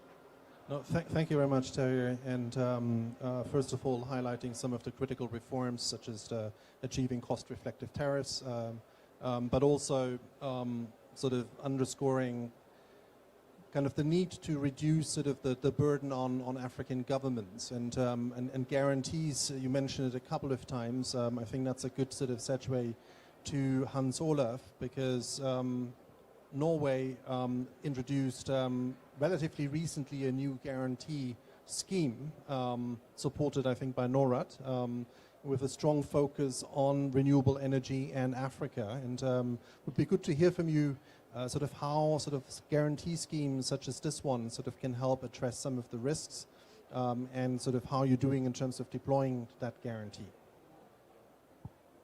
Thank you very much, Daniel. First, we need more Scatec and Burns. We have too few of you actually out in the markets because you are willing to risk your own capital to get things going. And of course that unlocks everything, because unless we have someone knocking on our door who is willing to risk their capital, we are not going to go forward. So kudos to them that are already out in the market. So our job as donors, our job is actually to set up the instruments to help de-risk. And we're doing this through CEFA, and our own toolbox. And from the Norwegian side, we have Norfund, which provides equity, and then we established then the new state guarantee mechanism. Of course, it's established by the government. It's managed by NORAD. It was set up then to help de-risk investments in renewable energy with a primary emphasis on Africa. So it's a 5-year program, unfunded guarantee scheme using the AAA balance sheet of Norway, 5 billion Norwegian krone. We actually launched or announced the first guarantee last week, and that's together with Sweden and Denmark, $200 million altogether through the IDB, which then will leverage about 800 million in investments in the Amazon region here in Latin America. It is a mechanism that will, at 65% of the total amount under the facility, is earmarked to go through MDBs, and then 35% to the private sector. And it's been a call for proposals. I'm not quite sure whether Terje and his team have made an application or not, because they have. I don't have any insights into the pipeline, so that's up to NORAD to decide. And I'm hoping, and I'm sort of, from my side, I'm eagerly awaiting the announcement of these guarantees, because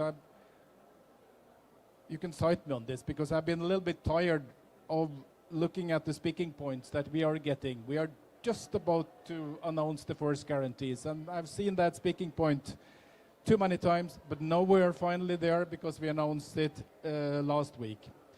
But one issue to build on what Terje said, if you allow me, it's also, again, a really important issue for us. I think it captures in different words what Terje was also saying, is that we need to focus on domestic resource mobilization.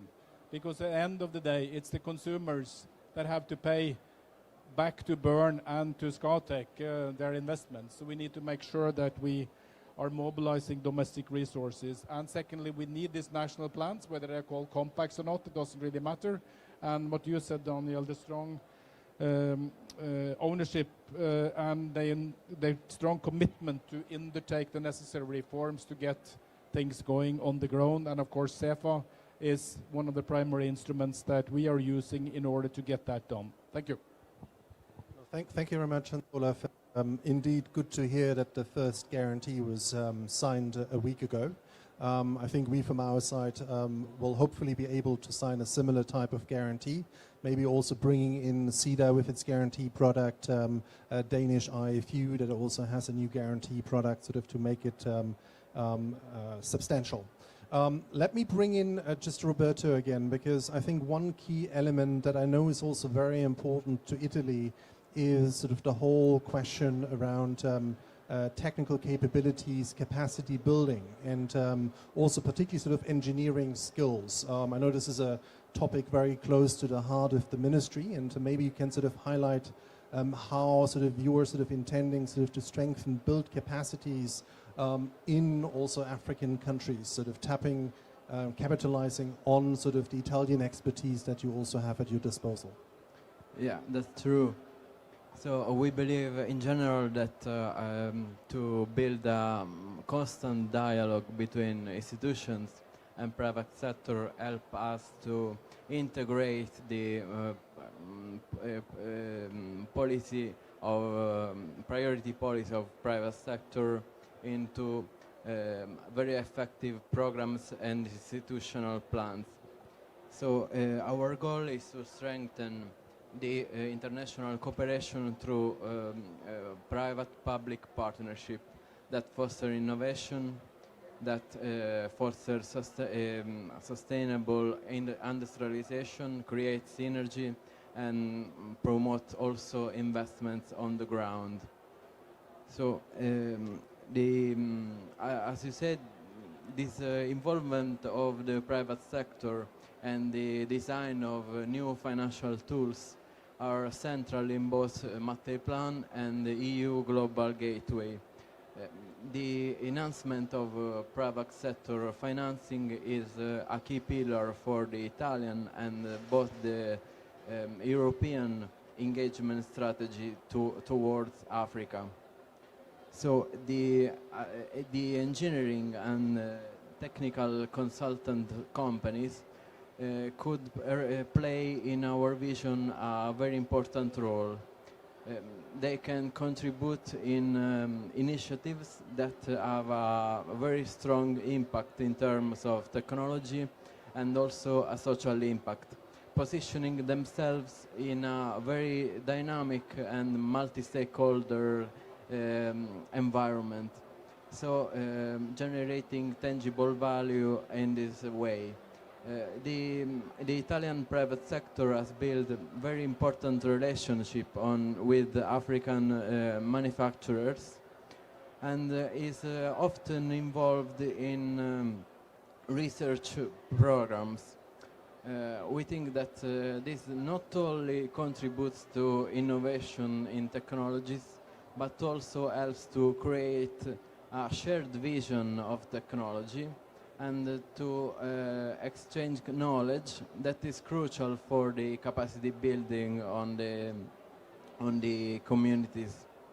So we think that joint initiatives are very crucial for the enhancement of the region in which we work.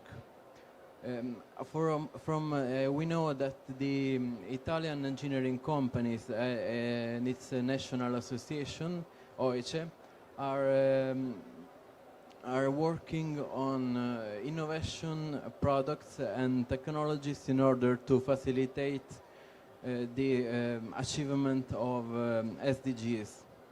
So there is something in motion in Italy on the private sector. And from an institutional point of view, I would like to remind that our Ministry of Environment and Energy Security is part of the Mediterranean Renewable Energy Center based in Tunis with the Tunisian Agency for Energy Management. And this is a clear example of good cooperation. The center over the years has developed and implemented a lot of projects in the field of energy access and energy efficiency and renewable energy. That projects have involved a very various and different kind of partners. So research centers, but also the private sector and the international organization, and also developing banks. So in general, we think that we need to work hand in hand with the local government, with international organization, private sector. This is the only way to unlock the Africa potential and create and build a good develop energy transition for Africa and for everyone. Thank you very much, Roberto. And indeed, Italy has been doing quite a bit, including through programs such as REST for Africa. There's also sort of having collaboration with research institutions in many African countries. Caroline, let me come back to you, and then we'll be open for one round of questions to the audience. The policy environment is obviously also important for kind of clean cooking companies. So what are sort of some of the reforms that you would sort of like to see to feature in these energy compacts in the context of Mission 300? And I don't know if you had sort of a look at some of them. Do they feature, or is this sort of something that we need to pay more attention to?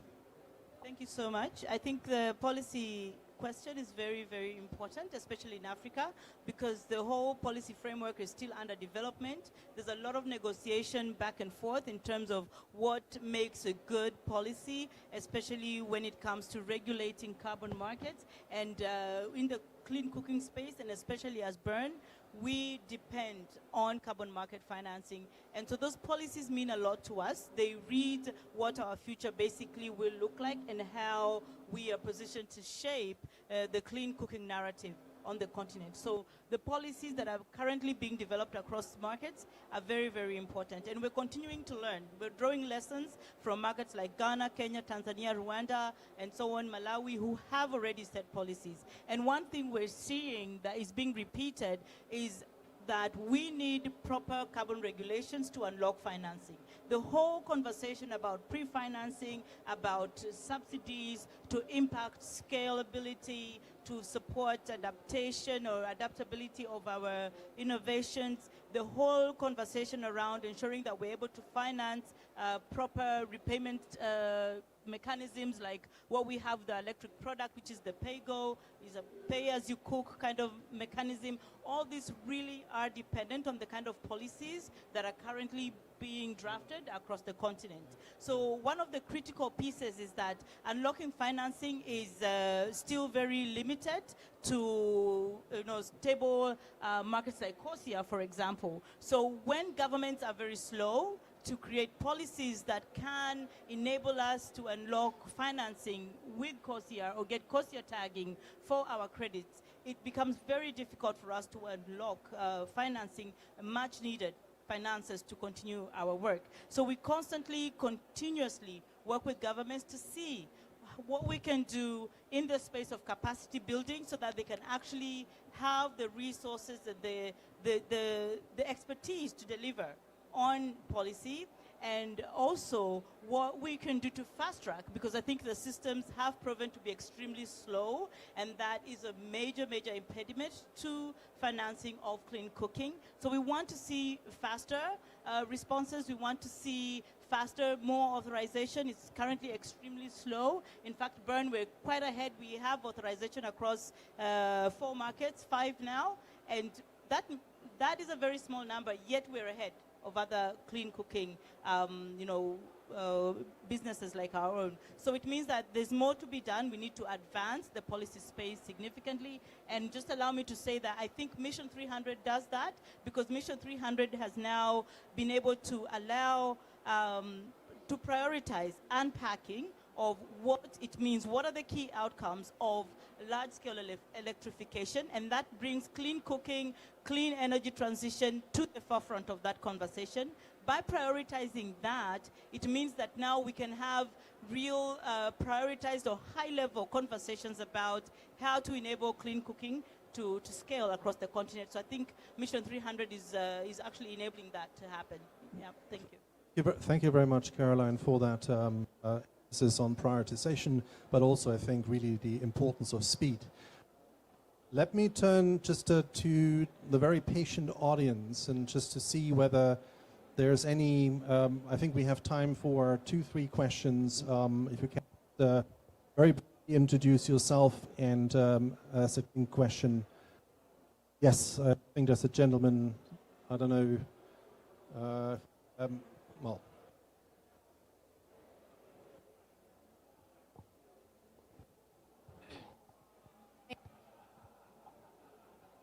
Hear me? Much better. My name is Temwani from Zambia. I work at Yes. My question was around access to the fund. But I wanted to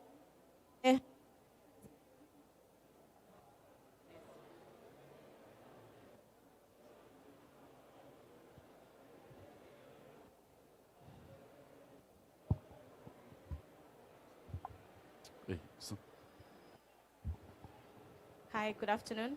Much better. So I was saying my name is Temwani. I come from Zambia. I work for the energy utility in Zambia, which is ZESCO. So I have interest in the discussion that was being had around the funding.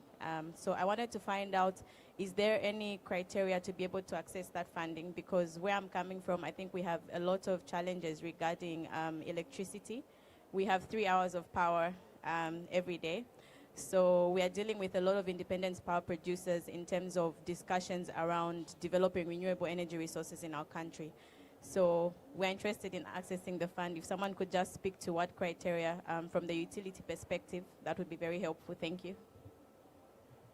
Thank you very much. Do we have any other question or comment? Yes. Hi, I'm Sienna. I'm from the International Association for Human Values, where we have like youth leadership and mental resilience programs in some African countries. But I'm also an engineering student, and I'm so glad that you've drawn attention to clean cooking because the health as well as climate impacts are incredible. I was just wondering, you mentioned biomass, but are solar cookers playing a role in the clean cooking transition? Thank you. Thank you very much.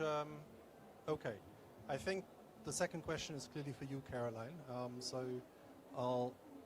I'd love her to repeat it. I didn't get the second part of the question. Okay. No, the second part was whether solar cookers also starting sort of to play a role. If I understood correctly. All right, thank you for that question. I think other players in this space, including Sun King and others, are really big in the solar space. But as Bern specifically, we have not strongly ventured into solar because very early or very preliminary data kind of showed that solar is not very sustainable when it comes to cooking. It's good for lighting, it's amazing, but when it comes to cooking specifically, it might not generate the outcomes that we're looking for. So we kind of have continued to do more around biomass and making sure that we have the highest efficiency ratings around biomass, because we can't get away from the reality that in Africa, there are people who are not connected to the grid, they can't afford LPG, they do rely on biomass, but how can we make that a more sustainable choice as we work on infrastructure to transition them to cleaner options? So that's why biomass continues to be part of our conversation. As an alternative, we do champion briquettes as a critical alternative to biomass, so that's also on the table on top of that. But in terms of solar, no, we haven't actually looked at solar as something sustainable for cooking. Thank you very much. Just on the question from Zambia SESCO, so just to highlight that one of the projects that I mentioned actually had sort of CEFA support, the Lute Solar project in Zambia. We've also, as African Development Bank, just approved the Garnerton North project, first project sort of under the Get Fit program in Zambia. So that's sort of on the private sector side, and CEFA is really focused on unlocking and supporting private sector projects. But of course, the African Development Bank is also through our sort of public sector tools, including our African Development Fund, sort of supporting the utilities and the governments on various kind of issues. So we are happy sort of to engage with you on that and see whether we can support sort of the needs of SESCO. Of course, a close collaboration is already there, including sort of the financing of the cost of service study that we undertook from the African Development Bank recently. With that, I know we're sort of coming to an end, and maybe I could ask each of you 30 seconds if there's sort of one kind of message you would sort of like to come out of COP30 when it comes sort of to Africa's energy access and renewable energy opportunities and challenges. Sort of what would that message, what would you like to hear sort of come out of COP? Hans Olaf, maybe I'll start with you. I'm maybe too much in the COP bubble, negotiation bubble, and I don't really see anything coming out from negotiations that would be of relevance. Of course, finance is always the issue. And if I say the non-negotiated aspects, of course, we have the Baku to Belaine roadmap that could offer at least some indications on what we need to do together in order to mobilize the necessary funding. So I would probably advise you to take a look at the Baku to Belaine roadmap, and also to walk around in this part of the building to see and explore further whether there are new coalitions and new announcements that are being made. Yeah, so maybe not only coming out of COP30, but in general, I think we need to continue to look for and invest in bankable projects that are scalable and replicable. Also regarding energy access and clean energies, like I have said, the so-called positive tipping points, I believe we are on a very good way in that regard. And I think we need to push even further so that there is no way back.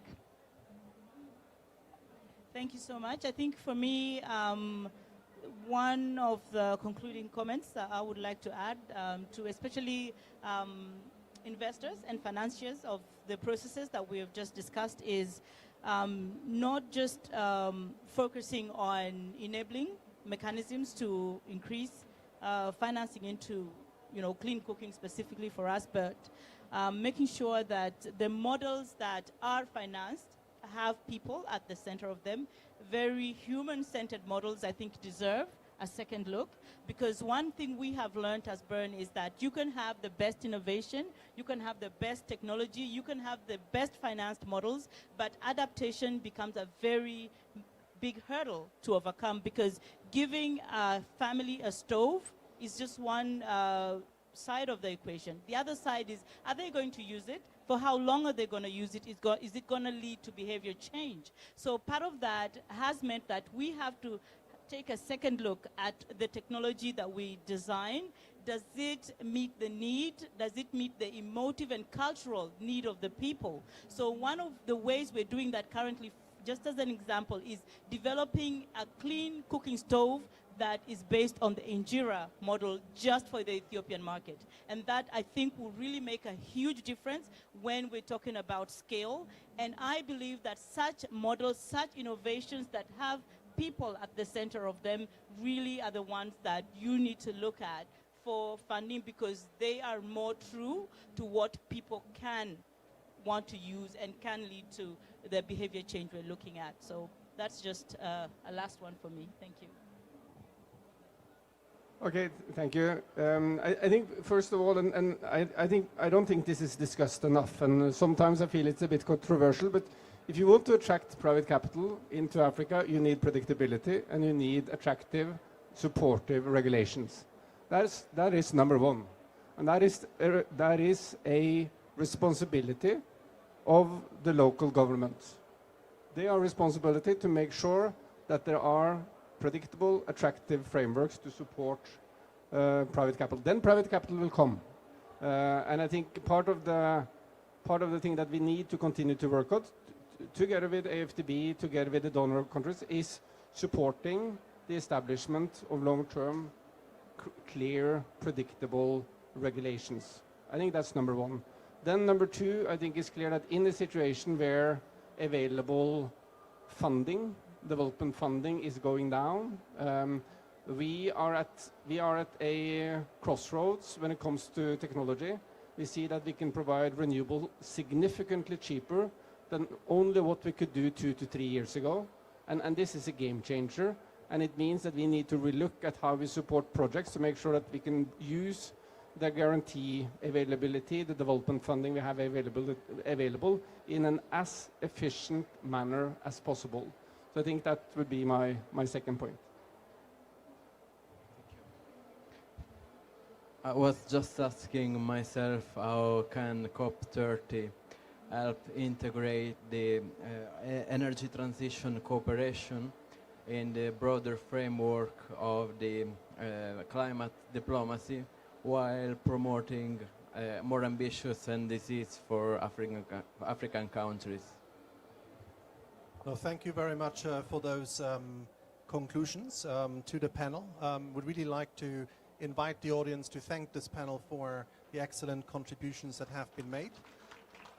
I'm also very pleased to say that we really finished on the dot at 1 p.m. So also thank you for keeping time and making this as interactive as possible. So I think on behalf of the African Development Bank, thank you for joining us again here in the COP30 Africa Pavilion. Thank you very much for your active participation, and we look forward to working with all of you on sort of turning access and the energy transition into reality on the continent. Thank you very much.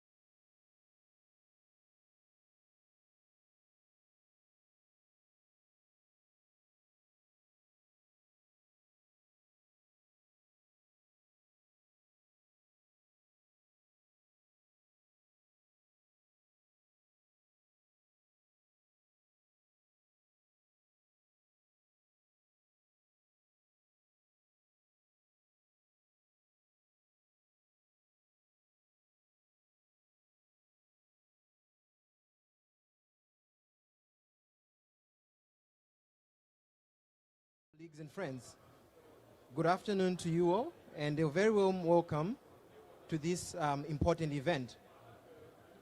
It is an honor to be here at this event and to convene this important event, side event at the Africa Pavilion today, which is co-hosted by the African Union Commission and the United Nations Development Program.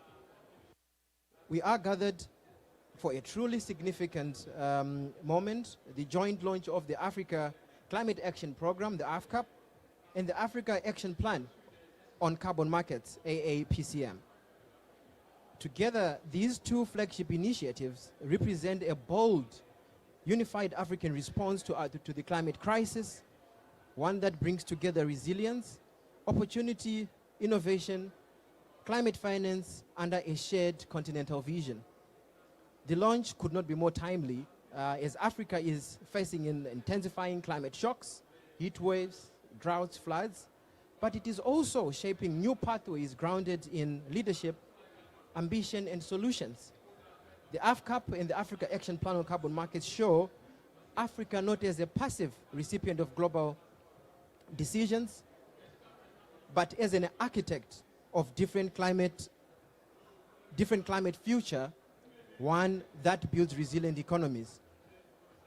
So today's event is designed to showcase Africa's leadership and strategic direction on climate action, to inspire new partnerships and investments for implementation, and to spark dialogue on how we can collectively accelerate Africa's transition towards climate prosperity. So today we have a rich program and an exceptional list of speakers that are here with us. So I will move us swiftly into the opening segment of this important session. It is my honor to invite Mr. Matthias Nab, Director for the UNDP Regional Service Center for Africa, to deliver his opening remarks. Mr. Matthias, you have the floor.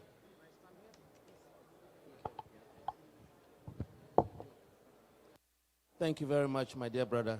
Your Excellency, my brother, the AU Commissioner, I recognize the presence of the chair of the Africa Group of Negotiators. I also recognize other dignitaries here present. Excellencies, it is a profound honor to address this distinguished gathering at a defining moment for Africa's climate and development journey. I bring warm greetings from UNDP, the Regional Service Center for Africa, and extend a heartfelt appreciation to the African Union, our trusted partner, and all those who will continue to champion Africa's vision for a sustainable, inclusive, and resilient future. We convene here at COP30 not only to reflect, but to act. The climate crisis is deepening, and Africa is on the front lines, experiencing the harshest impacts despite contributing the least to global emissions. Yet Africa is on the front lines of also solutions. From community-led adaptation to renewable energy innovation, the continent is demonstrating that climate action and development are not opposing forces. They are really twin engines of transformation. The Africa Climate Action Program, AFCAP, is a bold and strategic response to the continent's urgent climate challenges. It is designed to accelerate the implementation of NDCs, strengthening institutional capacity, and mobilizing climate finance at scale. Through AFCAP, we are supporting countries to mainstream climate priorities into national development plans, enhance coordination across sectors, and build resilient systems that can withstand future shocks. Dear colleagues, AFCAP is grounded in Africa's realities and aspirations. It aligns with the Africa Climate Change and Resilient Development Strategy and Action Plan, and it is designed to deliver tangible results, reduce vulnerability, improve livelihoods, and strengthen adaptive capacity. We are already seeing impact in countries like Ethiopia, Senegal, and Malawi. AFCAP-supported initiatives are helping to scale up nature-based solutions, improve early warning systems, and also unlock new financing mechanisms. These efforts are not isolated, and they are part of a growing continental movement on climate-smart development.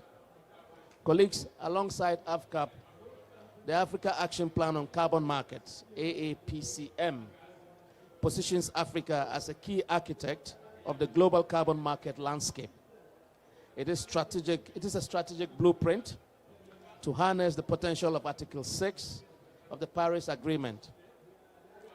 Across the continent, momentum is also building. Over 20 countries are developing national carbon market frameworks, establishing registries, developing national carbon piloting activities along Article 6. Regional institutions, including the AUC, REX, and the African Development Bank, are working to harmonize standards and to avoid market fragmentation. I have a call to action. And for me, on behalf of UNDP, as we look beyond COP30, our collective challenge is to move from readiness to implementation. Therefore, let us commit to 1, fast-track national and regional frameworks for Article 6 and NDC implementation. 2, let us commit to strengthening governance and institutional capacity for both AFCAP and the Action Plan, AAPCM. I would also want to suggest that we commit seriously to mobilizing innovative blended finance to scale up climate action. And finally, we need to ensure that every climate investment translates into resilience, equity, and prosperity. To conclude, let this moment at COP30 mark the beginning of a new chapter where Africa's leadership, innovation, and partnerships drive the global climate narrative. And let every ton of carbon traded and every dollar of climate finance mobilized become a symbol of opportunity, hope, and resilience for Africa's people. I thank you for your kind attention.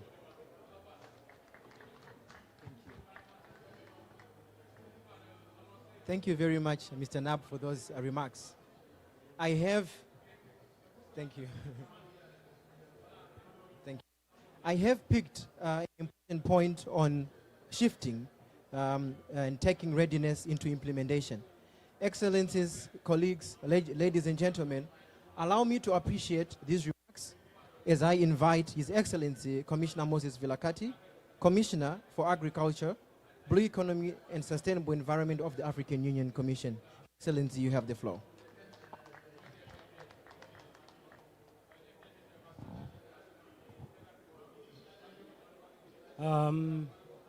Thank you very much, Director of Ceremonies. What if I were to just say, he has said it all. Thank you very much, and I go. But nevertheless, Dr. Matthews, Director, UNDP, Regional Central Africa. I can also recognize the chair of the Africa Group of Negotiators, as well as other dignitaries. I'm told that there are some MPs, which is very important for this journey. Excellencies, distinguished delegates, ladies and gentlemen, it is indeed a great honor to stand before you today for this pivotal joint launch. We are not launching one initiative, but 2 interlinked pillars of Africa's climate future: the Africa Climate Action Program, AFCAP, and the Africa Action Plan on Carbon Markets, AAPCM. This dual launch is a powerful demonstration that the African Union is moving decisively from declaration to delivery with its strategic partners. Africa continues to face the triple planetary challenges of our time: climate change, biodiversity loss, and pollution. We are disproportionately vulnerable, burdened by high exposure and low adaptive capacity. Addressing this is not just an environmental issue.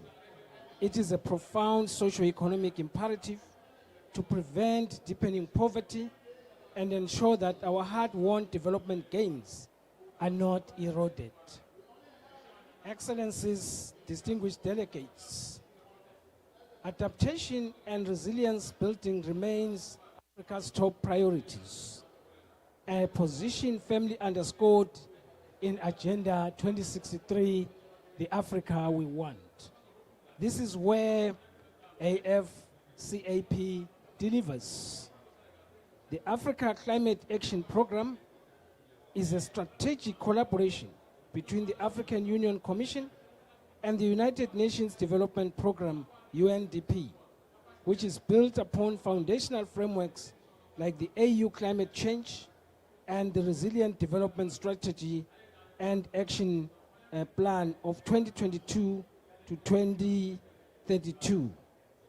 AFCAP is designed to strengthen resilience by, one, reducing the impacts of climate change on vulnerable populations. Two, enhancing food security and water availability. Three, strengthening systems and contributing to regional stability. We are together with UNDP, we are together with strategic partners, and we need to move together as we are tracking this path. It's a path that we need to keep on harnessing. It also provides the essential technical programming and policy support which is needed to integrate climate action across our regional economic communities and member states, thus securing a climate resilient future for Africa. Africa needs climate resilience, and we need to do that. We need to keep on hammering on that until we achieve it. Excellencies, distinguished delegates, while AFCAP addresses resilience, the Africa Action Plan on Carbon Markets, which the AU Assembly endorsed in February 2025, is our instrument for unlocking opportunities and mobilizing new financial flows. Carbon markets, particularly under Article 6 of the Paris Agreement, represent one of the most effective global mechanisms for addressing climate change by putting a price on carbon. Africa's potential to play a pivotal role in this global market is vast and promising, driven by our natural resources and innovative spirit. On this one, we need to make sure that Africa understands what we're about when we talk about carbon credits. There are perceptions and myths out there, and therefore we need to make sure that we work together to make sure that those myths, those perceptions are actually eliminated, to make sure that Africa can harness it, can make good use of it. I have said to a number of people that in Africa, seeing is believing. So those who are pioneers, they need to showcase why others should come on board to be in the carbon credit markets. Without that, others will say, no, we don't want to be part of it. So it is very important, therefore, that we launch this so that we can now assist member countries to learn and learn. The AAPCM is designed to overcome our current challenges and turn potential into prosperity by focusing on 3 pillars. 1, project development in key sectors like renewable energy and forestry. 2, regional cooperation to create a larger, more liquid markets. And 3, leveraging on international support for finance, technology, and expertise. We must work collaboratively, this being governments, the private sector, and the international partners, to establish the robust regulatory frameworks and integrity required to ensure Africa not only participates in, but truly leads the global transition to a low-carbon economy using carbon markets as a vehicle of delivery. Excellencies, ladies and gentlemen, today we launch a dual strategy: resilience through CAP, and sustainable economic prosperity through AAPCM. Both these programs are essential to secure a future where environmental sustainability and economic growth are inseparable. I urge, therefore, all partners today, the regional economic communities, the Africa Climate Commissions, and the AU member states to join us, not only to mobilize the necessary resources for these vital programs, but to ensure their active and rigorous implementation. Without our AU member states being on board, without the regional economic communities being on board, without the strategic partners being on board, we are not going to succeed. Hence, this launch is very critical to make sure that we move together. Let us therefore seize this opportunity to drive meaningful and transformative change for our continent and the world. We now have to move from talking to implementation. I thank you very much. Excellent, thank you. Colleagues, let us clap hands for His Excellency for his wonderful remarks. I mean, we should all be excited. This is innovation. This is Africa's innovation at its best, and it is showcasing how we can lead the way. And with many thanks, Excellency, Dr. Matthias, for those opening remarks. Now allow me to invite Mr. Excellent Hachileka to come and give us some brief updates and insights into what the AFCAP is about. Excellent. You have the... Thank you very much, moderator, and thank you very much, Your Excellencies, for those inspiring speeches. Is there anyone who can move the slide?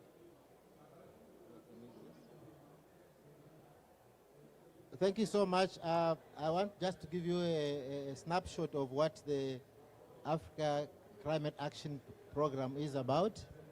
I think the foundation of the program is actually the situation that Africa finds itself in terms of our vulnerability to climate change.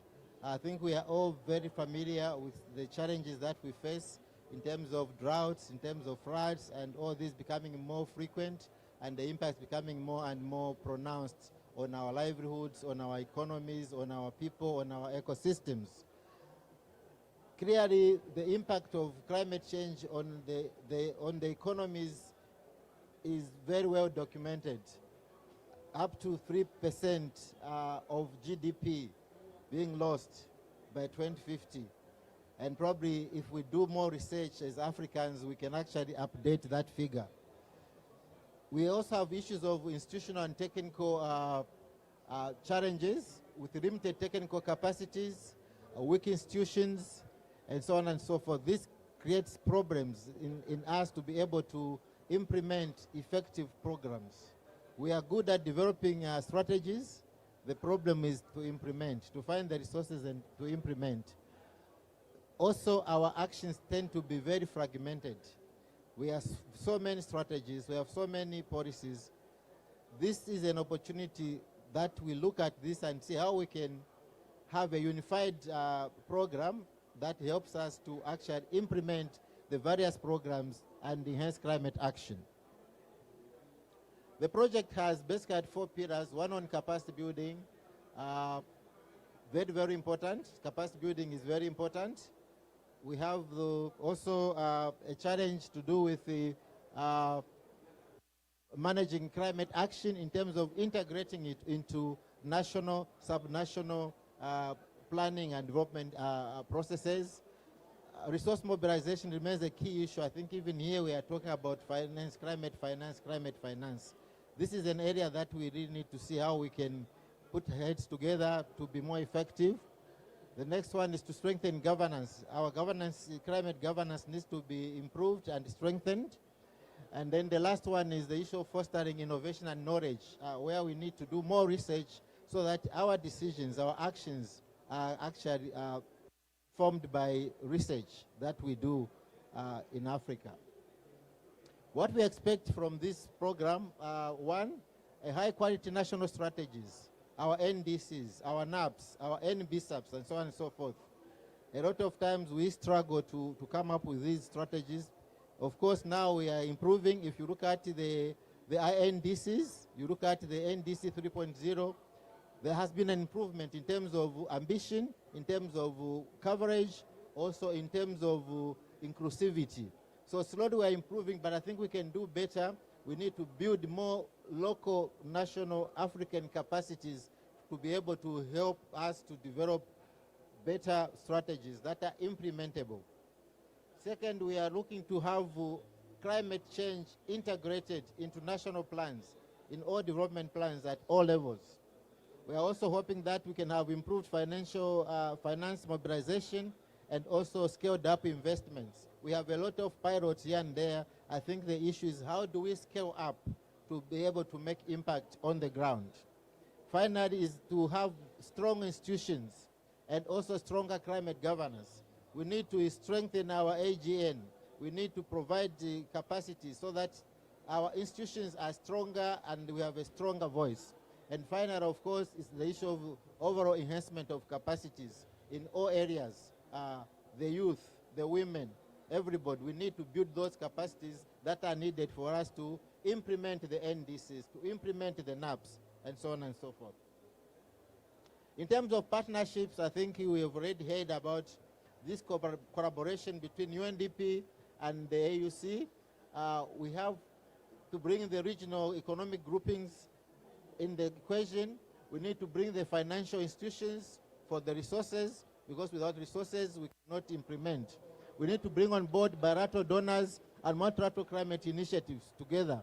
We need to bring on board private sector, research institutions, and innovation hubs, especially for the young people. And of course, the civil society, NGOs, youth, women groups, those are the key stakeholders that we need to work together. In terms of the budget, we are looking at a budget of 58 million, which is really very small, but this is supposed to be catalytic financing to kickstart the program. And then as we roll out the program, we need to look at how our partnerships then can help us to bring more resources to implement this program. Finally, I want to say that the AFCAP is a transformative initiative. I think it's aimed at really bringing together different initiatives in Africa and bringing our capacities together in partnerships that can deliver. If we have integrated planning, enhanced governance, we mobilize finance, we are also able to bring the partnerships together, Africa can achieve its low carbon and climate resilient future. So the invitation is, please, partners, let's come together, let's join hands. I think it's time for action. We've talked enough, now it's time for action. And this is the platform that the Africa Climate Action Program brings. I'll end there and then call upon I'm taking over someone's job. Thank you for your attention. We now move on to the next stage. Thank you, excellent. Thank you for those remarks and unpacking what the AFCAP is about. Dr. Samson Ogala, I would like to give you the space and to present the Africa Action Plan on Carbon Markets. Thank you so much, Tendai, and good afternoon again, Your Excellency, and distinguished ladies and gentlemen. So let me continue from where Excellence stopped. So the Africa Action Plan on Carbon Markets that our Commissioner, His Excellency, talked about, and the UNDP Director, Dr. Matthias, I just want to give us an overview of what it is and the process. It is a common perspectives, approaches, and recommended actions towards effective participation of Africa in carbon markets. So what is it all about? It seeks to provide guidance, a continental guidance, to approach an understanding on how the AU member states need to participate in carbon market processes, benefit from the opportunity thereof, learn from the challenges, and able to harness everything thereof to the benefit of its people. Now, it will also help us to enhance coordination, collaboration, and governance of carbon markets, It will guide participation of stakeholders, including all the AU member states, the regional economic communities, private sector, civil society organization. And this is the process that led to the Africa Action Plan on Carbon Market. It was developed following the outcome of the first ever multi-stakeholder conference on carbon markets that was held in Addis Ababa from 24th to 26th of July last year, bringing all member states together, the RECs, the climate commissions, civil society, indigenous people, academia, and research. So this particular event was held at the headquarters and at the request of states that they need guidance. AU should take leadership in providing guidance to them on how to navigate the carbon market space. So this even happened before the adoption of the operationalization in Baku, telling you how the Africa foresight is, and they met in Addis Ababa. Again, this document went through a series of consultation, and at the AU Assembly in February this year, the heads of state endorsed the Action Plan on Carbon Markets, the AAPCM. This has the highest political endorsement across the continent and by our leaders. And that is why everybody should key in and help us deliver on the action plan. Now, what are the opportunities that the action plan stands to promote and have seen? We see opportunities of carbon credit in Africa can be generated through nature-based solutions and also through technology-based solutions. Most of the times, our focus is on nature-based solution, on forest and woodland restoration and the rest. But there is a lot on the technology-based solutions which Africa can benefit on carbon markets. Aspect of renewable energy, we can generate carbon market from it. Energy efficiency, refrigeration, conditioning system, irrigation technology, e-mobility, a waste and water management system are also opportunities that we can harness from. And that is what the action plan tends to also showcase, that you can look beyond the normal forests and land restorations to benefit from this.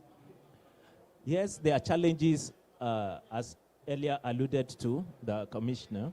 There are different challenges that member states face in navigating the Article 6 and the carbon market processes. And these are some of the key challenges that, based on consultation with member states, were discovered. That there is, first, inadequate or lack of national carbon market frameworks.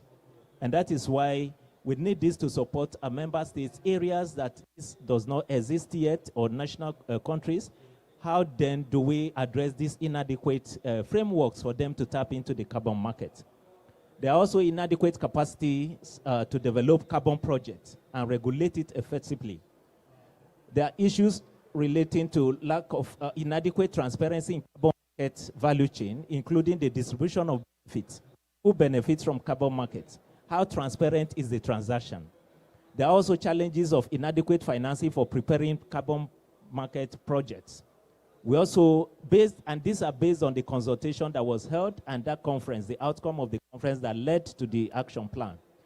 The setting of carbon prices require transparency. And that is one of the things that also needed to be put in place for countries, AU member states, to benefit adequately. There are also areas where there are inadequate engagement of stakeholders who should be involved in carbon market discussion. At what level? Does it include women, youth, the vulnerable group, the indigenous people? And also the negative social, economic, and environmental impact of carbon market projects across communities. So these are some of the challenges. But the overview of the Africa Action Plan on Carbon Markets also include that it needs to provide a common understanding for AU member states on the approaches, recommendation, and action to engage in the market. The specific objective of the action plan is to strengthen carbon market governance, support capacity development for effective engagement in carbon markets, optimize returns on investment, including co-benefits, promote credibility, integrity, human rights, and transparency, because this is one of the big challenges that's been encountered. Also, enhancing regional approaches for participating in carbon market. How do we aggregate? We also have like organizations like the East Africa Carbon Market Alliance, West Africa Carbon Market Alliance, Southern Africa Carbon Market Alliance. How do we harness the potentials that are in these alliances? The action plan also has its implementation roadmaps, what we intend to do, how we need to intend, and who else should be involved. And so it also comes with a timeline for the implementation, which is aligned by 2030 agenda, and also with NDC tracking cycle, and also closely linked to our national AU strategy. Also, the member states are responsible for policy reform, institutional gap, and setup and national frameworks. So there are roles in the implementation that member states has to undertake, the regional economic community has to undertake. AUC is there to provide only policy guidance and support the member states on how to maximize on this.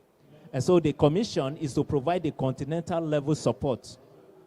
So the Commission will be supporting as well in the area of policy brief, mapping capacities, feasibility studies, and Auda NEPAD is working on the carbon registries and the toolkits on carbon market and regional trainings. These are some of the things that the Commission will support in doing. And then we have the Pillar 1, which is on policy and regulatory frameworks. That also, from 2025 this year to 2027, there are activities that are lined up to help our member states to achieve that. We also have institutional arrangement, which is 2. This year up to next year, we see how the Commission can mobilize resources to support member states to make sure these are in place. The Pillar 3 is on capacity development. Pillar 4, continental support to implement the action plan. And these are the detailed activities under each pillars. I won't go into them because of time. And so it also talks about the potential benefit of regional approaches of carbon market. And this is because we want to achieve economies of scales and for better prices on carbon markets so that our member states and the countries are not shortchanged in the transaction on carbon market. Also, to address the common, share common and challenges optimizing the management of these resources, the climate change adaptation and resilience building is part of it. Optimizing availability of capacity both within and on the continent. How do we mobilize this to support member states? Facilitating knowledge sharing and capacity development, harmonizing policy alignment and regulation, strengthening establishment of continental mechanism on carbon market, and that is why the Auda NEPAD is currently working with us in the implementation of the action plan to set the gold standard principles of integrity and the likes. So on the partnership, it is crucial. The action plan talks more on the partnership, and it delineates roles for different partners, what partners would do, each partners, the member state, the regs, and also the AUC and other AU organs and other institutions, including civil society. And that we believe that will help us to speed up the implementation of the action plan and help our member states to benefit from carbon markets. So the partnership modalities are also integrated in the action plan. The areas of collaboration are well spelled out in the Africa Action Plan on carbon markets, including the baseline frameworks monitoring MRV, the negotiation process, and that's why we have our AGN here, what needs to go into Article 6 negotiation from the Africa perspectives, and resource mobilization. His Excellency, in his speech, called on everyone to team up with Africa for us to realize this. Issues of verification, data analytics, are also covered in the action plan. And the coordination and implementation arrangements were also clear on that. There will be institutional coordination, and then this framework is also linked with existing AU strategy, the AU Climate Change and Resilience Development Strategy and Action Plan, the AU Green Recovery Action Plan, the Great Green Wall Initiative, the Africa Leaders Nairobi Declaration, and now with the Addis Ababa Declaration on Climate Change and Action, the UNFCCC NDC review cycle. The Commission will provide the continental leadership and guidance under the Department of Agriculture, development, blue economy, and sustainable environment will lead the process from the Commission level. It also has the aspect of monitoring, evaluation, and reporting so that we can track how far we have gone. It's not a matter of having a strategy or a policy or this, but it's a matter of how far are we moving, how are we tracking the implementation and the execution of the action plan. So in the implementation and in the monitoring is linked to the AU climate strategy cycle and also most of our member state NDC cycles. And I thank you for your attention.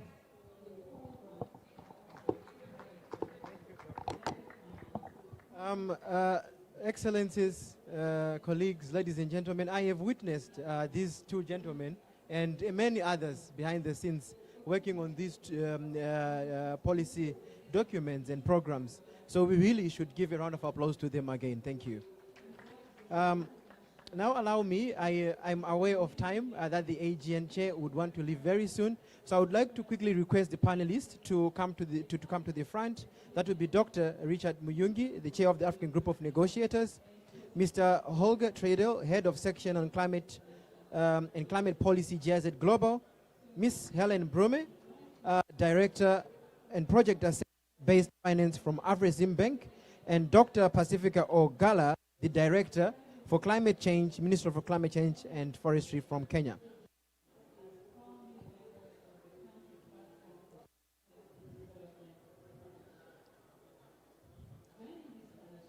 So now we move into the next stage and next phase of our... Okay. I'm just being informed that I have to manage time very well. I'm quite aware. Allow me to request for some insights from you, the chair of the African Group of Negotiators. You have had a busy schedule, and we know.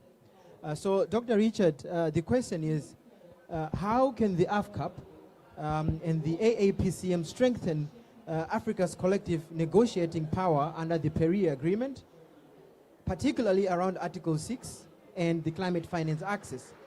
Also, from your perspective as the AGN chair and the broader AGN perspective, what policy coherence or coordination mechanisms that are needed to ensure that negotiators, national policymakers, and regional institutions come together to operationalize these two frameworks effectively? Chair, you have the floor. Thank you. Thank you very much. Excellencies, Commissioner Moses, thank you for inviting us as AGN. Dr. Matthias, thank you. UNDP, thank you.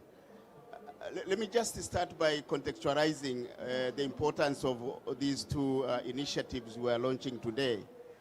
We will all agree that it is the first time as a continent and as AGN we are given a direction. And for us it's important as AGN to get a direction. So we know now that under your leadership and the leadership of the AU and collaboration with the UNDP as a continent, you have guided us as negotiators. And for us, our role is to ensure that the two programs which we have launched today become a pillar in our work.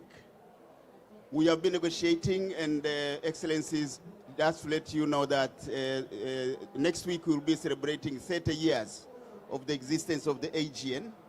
Indeed, we have been guided by the CAHOSC heads of states, by the AMSEN, but this is very important because this specifically addresses what Africa needs in terms of actions on the ground and how Africa can participate in carbon markets. I will just remind you that we lost out during the CDM. Africa did not benefit the CDM under the Kyoto Protocol. This is an opportune moment not to repeat the mistakes we made. And this opportune moment is shaped by the plan we have launched today. Because this is, as I said, a plan where we don't want to make the mistakes we made during the CDM era. So as we enter Article 6, whether it's 6.2, which is cooperative mechanism between countries, or at 6.4, which addresses a similar approach under CDM, or 6.8, which is about non-market approaches. This is a guidance we are going to use in our negotiations. So thank you very much. And in terms of the program itself, which you have launched today, this is the program we need, because when we negotiate about the needs of Africa, now they are embedded in what we believe should be a program guiding us. The quest for financing, the increased financing for the continent, the quest for technology, the quest for the capacity for the continent. Here we are.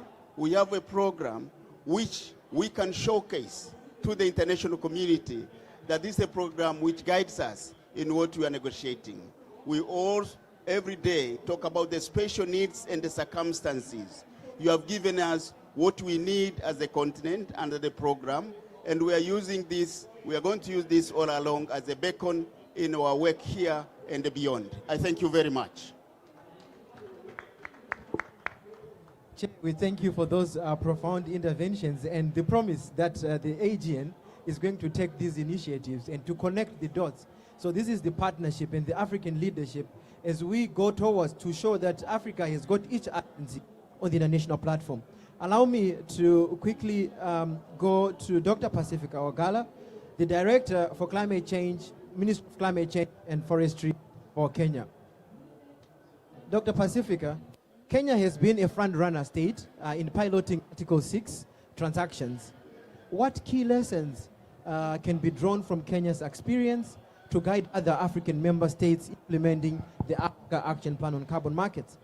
Also, I know you're about to go, so I will give you the second question and then you tackle them all at once, which is, from a national perspective, how can the COP as well support countries like Kenya to strengthen governance systems, data transparency, and safeguards that ensure integrity in carbon market participation?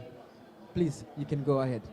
Yes, sir. Thank you very much for your question. And indeed, I have to run because I'm co-facilitating Article 6.2. And Kenya really has already put the legal infrastructure in place. And we've also made sure that the principle of equity that mandates community development agreements to ensure a significant portion of revenue of at least 40% of land-based projects goes back to the community.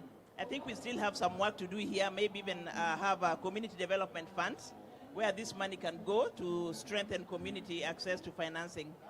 And I think the government of Kenya has also prioritized key 6 pillars. One is on policy clarity and regulatory certainty to build investor confidence. The second one is institutional coordination and strong governance to ensure an efficient and accountable markets. Environmental integrity to protect our global reputation and attract investment. And that point where we talk about protecting Kenya's global reputation is very key, and we will not be ready to compromise on that. And then accelerating impact and community-centric development, where every carbon market project must put the people first.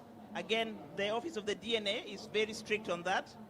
Innovation, positioning Kenya as a hub for new carbon solutions.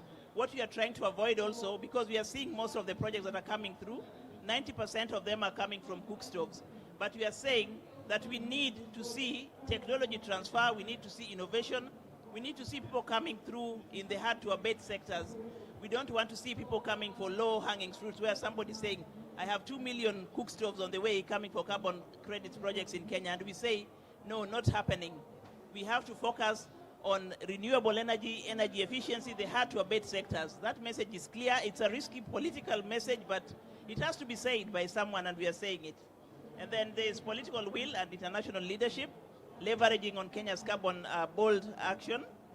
And we are not stopping there. What we are doing now, after developing the laws, we are now working on the technical carbon market strategy that will give guidance to every developer on what needs to be done and how Kenya plans to avoid the risk of estimation. You know, these carbon projects are linked to the NDC, and if you're not careful, if you're just excited trading and signing, and you'll not meet your NDC, because when you especially when you're trading for corresponding adjustment, you'll end up, when you sell, I mean, you'll be able to sell to an investor who is taking the money out of your country and also the emissions out of your country. So you have to put in place mechanisms that ensures that your NDC is not compromised, and also that you also receive some finance. And in our case now, the 40% for community, and of course there are levies, then there are the other taxes that are coming with this. And then so in addition to this, in our effort to implement the Article 6, we've realized that you cannot just do the technical alone. You must match the technical with the financial strategy. So in the next phase, we are going to work on the financial strategy. We have to give the investor confidence and guidance on what is Kenya's priority in carbon markets. Is it creation of green jobs? Is it mobilizing resources? And are we going to give fiscal incentives to certain technologies and projects? Are we going to tax? What is it that we are going to do? And I think for most of us as African countries, there's still a gap in that, and we are focusing mostly on the technical aspect. So the technical and the financial, from my experience, must speak to each other for you to have a complete set of guidance for carbon markets. And with this, again, we are going to develop a marginal cost abatement cost curve, which will help us decide on which technology to give priority and which technologies to give to the NDC and for the markets. And as we continue with this, the next step again, which we start next year, when you're working together with DGI, is having an operational manual for carbon markets in Kenya, where we'll have all the standard operating procedures to really show how we are doing the work, to show integrity, to show the criteria that we are using to assess projects so that we are transparent. We can't talk about transparency when developers don't have clarity on the criteria or on the processes or the timelines that we are using to do. We realize that having a law is not enough. You need to unpack this law, you need to have guidelines, you need to have everything that is needed to make this market a reality. In terms of community projects, we are also seeing a lot of litigation where communities are protesting, project developers coming into their communities and signing agreements with the old men. We've seen youth protesting, and we've seen one governor actually cancel all the carbon markets deal in his county. And what we are doing now, we were approached by the judiciary, and we have trained all the judges on matters related to carbon and litigation, and we'll continue with this process because the judges are very keen to know. They don't want to receive cases. Kenya is a very litigious country. They don't want to receive cases when they don't know what this thing means. So as a directorate, we are charged with that responsibility of also making sure that the lawyers and the judiciary are on top of these issues. And while we are having this conversation, I always remind people that carbon market is very transactional, it's commercial. So even when you sign a letter of authorization, that letter of authorization is considered a legal document. It's not just something that you are signing because it's required by, by the rules to sign. It binds you. Those things have consequences. And recently we even seen mega guarantees and how impactful they are on host countries. So these are things that we need to unpack and look at the web and the relationship between the technical and the financial and the legal around the carbon markets. And with this again, we really want to emphasize the fact that we should not just put all the energy and emphasis on carbon markets and forget about the NDCs, because our NDCs, this is the tools that we are using to make sure that we resource mobilize for our development. We boast of being rich in natural capital, having this, but we should also have like a very clear financial mobilization plan for our NDCs, the current ones and the ones which we submitted for 31, 35, because then if our NDCs are not strong enough, then we will not be able to trade. We will not have room for applying corresponding adjustment. And therefore, I really congratulate African Union for the launch of the Africa, Climate Action Program, and of course the roadmap. And I think this collaboration is very, very important because now you are going to be our North Star, together working with AUD and NEPAD, setting the carbon core principles for Africans, which are aligned with the international principles and also the Africa-specific principles and sustainable development goals. then the rest of member states can really get guidance from you and align with this. And really, I want to thank you very much for listening to me. Thank you, and I have to leave. Dr. Ogala, thank you so much. And I have noted 2 key points as well from your discussion, that carbon markets should do the heavy lifting in terms of achieving our NDCs, which is really important, but also that policies are just the beginning of more work. So really, we need to consider this and take this forward. We really appreciate, and you have to run and also work for Africa. Thank you. Ladies and gentlemen, excellencies, now I will transition to the next speaker, which is Mr. Holger Treidel, the head of section for climate and climate policy at GIZ Global. Please, you have the floor. I'm going to give you the quick questions that might guide your response, which is, the first is Germany and GIZ have a strong and long supported climate governance and capacity building in Africa. How can this collaboration evolve to operationalize AFCAP's institutional and technical capacity objectives? Secondly, what specific support through technology transfer, for example, readiness, bilateral cooperation, that could help African countries establish credible monitoring and reporting verification systems, compliant carbon market systems under the Africa Action Plan on carbon markets, which is being launched today. Over to you. Thank you very much for having me here. And first of all, on behalf of GIZ, I would like to congratulate you for the launch of those 2 very important documents and 2 important initiatives. We as GIZ are and have been a long-standing and strategic partner, working closely together with many African countries, and we will be very pleased to continue doing so in the future. From our perspective, Africa stands really at a transformative juncture, poised to lead and to influence evolution on global carbon markets. Several African countries are setting the pace for operationalizing Article 6 of the Paris Agreement, for translating vision into tangible projects, and for establishing the continent as a key player in the international climate solutions. We see that a regionally coordinated and strategic approach to international carbon markets is essential, because such coordination, as it is happening here, is sending a very strong signal, both to the national but also to international stakeholders, when we are talking about engagement, but also about investments into carbon markets, and of course about collaboration. For us at GIZ, climate is not just one topic among many. Climate is a key part of our portfolio. Almost 40% of GIZ's global portfolio are directly dealing with climate change, adaptation, mitigation, and climate finance. The big part of that portfolio is being implemented in and with African countries. Looking at the topic of carbon markets, GIZ is currently working with more than 20 countries in strengthening first the carbon market readiness.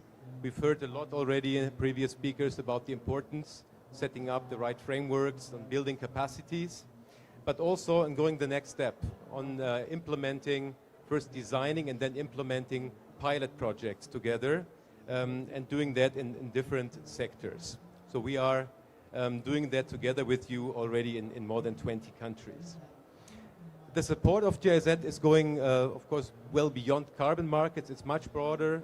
We're working a lot in the mitigation sector, on transport, energy, just to name 2. We're working a lot with you on adaptation.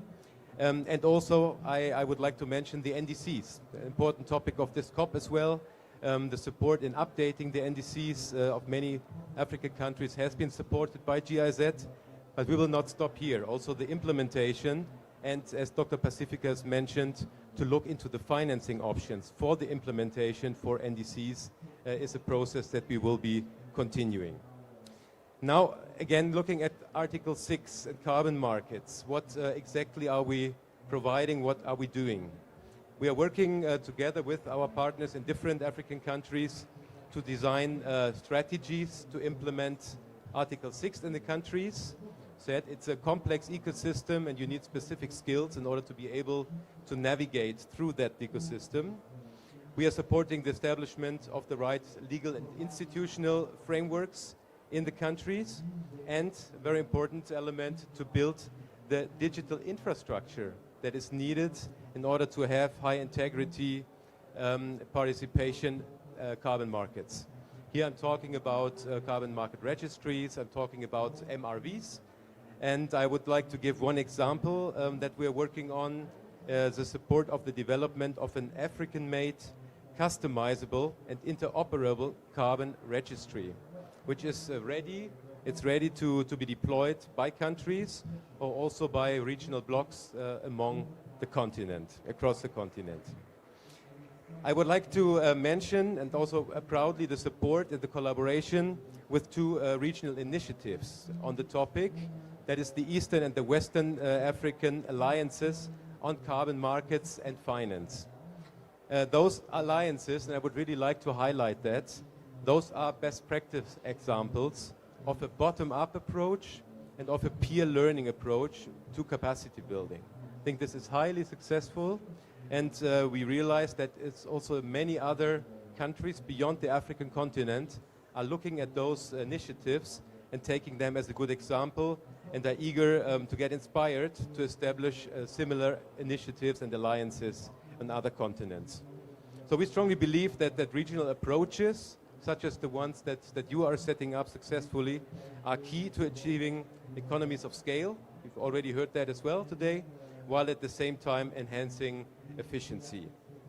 Last point, I would like to mention that we are very honored also to work closely with the African Union, and sharing our experiences and supporting some of the new initiatives. And we are, of course, excited and eager to continue and to deepen that collaboration and to continue supporting African countries to lead the way in building high-integrity carbon markets. Thank you. Thank you, Mr. Hoger, for your insights and for the collaboration that GIZ always offers to work with the African Union and to support the AU member states in a broader sense at large. Now, allow me to move to the next speaker, Ms. Helen Brume, the Director for Project and Asset-Based Finance at AfriSimbank. Now we are moving into how we can discuss on Pan-African private sector finance, investment pipelines, and risk management in terms of the AFCAP and the AAC-PM. So your question goes as, how can the AfriSimbank leverage its project and trade finance expertise to make climate and carbon investment in Africa more attractive to private investors? Secondly, what financial instruments or de-risking mechanism that AfriSimbank could use and to deploy to support the rollout of the AFCAP aligned projects and catalyze cross-border carbon market investments? Over to you. Thank you, and good afternoon, everyone. I'll just start by saying that Africa Export-Import Bank, we recently approved a very robust climate strategy to support our member countries, of which 54 of the 55 countries in Africa are our members. And the climate strategy aims to deploy $2.5 billion between now and 2030. And the good thing is that 70% of those funds are to be channeled towards supporting our member countries for adaptation and resilience, which we believe should be at the forefront of the conversations that we're having here at COP, for obvious reasons. Secondly, when we talk about moving from concept to implementation, the AFCFTA, and when I say AFCFTA, the implementation of the AFCFTA is going to play a strong role, because you need the buy-in of the sovereigns. You need regional cooperation to facilitate the adoption at the Africa level, not just at the country level, at the Africa level, of what we're trying to achieve with the carbon markets. And Afreximbank has been a strong supporter of the AFCFTA. We championed the AFCFTA with a $10 million seed investment. And this money is essentially supposed to catalyze a bigger $1 billion AFCFTA adjustment fund. And the idea behind this fund is, and I think we're going to get to this issue much sooner than we expect. When you ask a sovereign to sign up to a national carbon registry, there are implications for that, and there are concerns. Some may be valid, some may be not. The concerns that a sovereign might have to give up their national sovereignty by giving up data that would now be made public to the whole of the African continent. And by implication, maybe giving up some revenues. And that ties in with the whole debate on the rollout of the AFCFTA. And that's why it has stalled in implementation, because a lot of sovereigns are afraid to give up certain rights and certain revenues that would come from tying into the AFCFTA. So the $1 billion adjustment fund is supposed to address those concerns. And I believe that once that fund is raised, there should be a conversation about how some of that money can be channeled to support the implementation of the carbon markets. Secondly, when you talk about de-risking tools and mechanisms, Afreximbank offers political risk insurance guarantees. We also offer commercial risk insurance guarantees. And this, again, is applicable to all our sovereigns. And this is actually very pertinent, because when you think about giving financing support to sovereigns to fight the impact of climate change via adaptation and resilience, a lot of that financing is going to be taken at the sovereign level. And if you want to attract investors to lend to sovereigns, some investors might have concerns about the credit rating and the debt sustainability of certain African countries. And that is where our political risk insurance instrument can come into play. I would also like to talk about our project preparatory facilities. And this is pertinent because you talked about how technical upskilling needs to happen to implement this. You talked about how people need to be trained, how people need to be retooled. Now, our project preparatory facilities is a mechanism where we give $3 million, and this is a loan, it's not a grant. And the idea is that the funds are to be used to make projects more bankable. But the good thing is that those funds can also be deployed for other uses, which include capacity building, improving the bankability of a project by conducting feasibility studies. And I think that will be very pertinent for the rollout or the implementation of the carbon market. And then when you talk about releasing carbon credits, transactions need to be funded. They need to be funded for those carbon credits to be released. And that's where our project finance solutions come into play. We can do tenors of up to 12 years. And with our climate strategy, we're trying to see how to extend that to 15 years because we recognize that that's what the market is doing now. We are very flexible in terms of the structuring. We're flexible in terms of pricing. In support of that, we're actually launching our ATTF fund, which is a $5 billion concessional finance window that can provide some kind of concessional financing in support of projects that can be blended with our more commercial debt. So I think those are some of the solutions. And I think finally, and I spoke about this yesterday when we hosted the Liberian carbon market events, we're starting out supporting Liberia as a pilot in their ambitions to monetize their biodiversity. And we're going to be supporting from multiple angles, but we're kicking off with a grant support, right, to enable them get through the teething stages, working closely with UNECA. And this is something that if done correctly, if Liberia is successful, we're willing to roll out to other countries that want to key into that. So we have a very robust grants department that can also support that. And I think finally, I'll just talk about what we do from an advocacy and policy influence perspective. Obviously, in our role as a multilateral development bank in Africa, we can play a very strong role in terms of influencing the right regulations and the right policies that are required to support the implementation of the climate initiatives. And we have an equity subsidiary that can provide equity funding up to $50 million on a per project basis. I can speak continuously about our projects, but I'd like to stop here for now. Thank you very much. Thank you so much. Excellencies, colleagues, friends, ladies and gentlemen, can you join me to thank our speakers and our panelists today? Ms. Helen Brume, I mean, you could see my smile, because when we say policy to action, this is what we mean. And we appreciate that sort of collaboration. And I would like to thank you. Now we are going to move to the next phase, which is the last stage of our session. Please, you can switch and move to the next. Where we will, I'm going to call again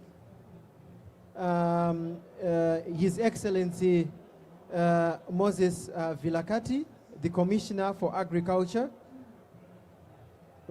Rural Development, Blue Economy and Sustainable Environment of the African Union Commission to come back into the front. I am also going to call back I'm also going to call back Mr. Matthias Nab, the Director for UNDP Regional Service Center for Africa, back to the front again.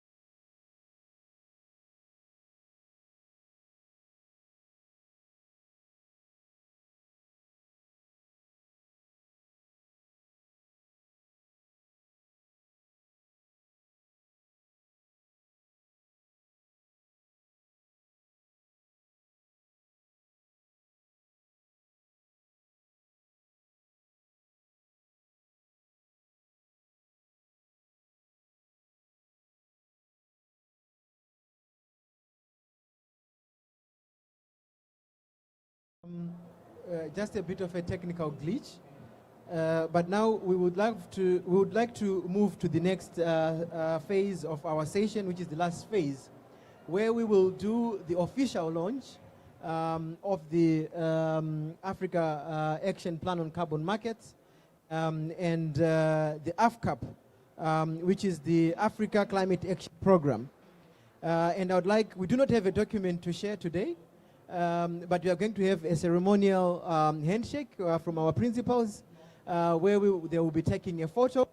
But also, this is to show that we are initiating this process, and it is going to go further and further as we implement an advanced African agency and translating policy into action. Excellencies, please, you can stand up, and you can do a handshake for the photo.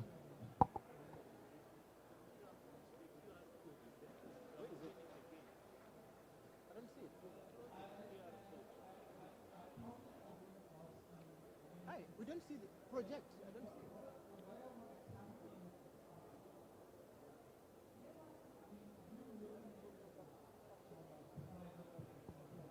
Where's the QR code?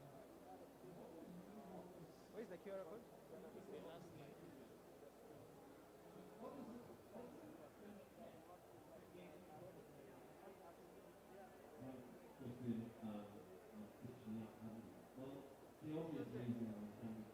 Not there, right?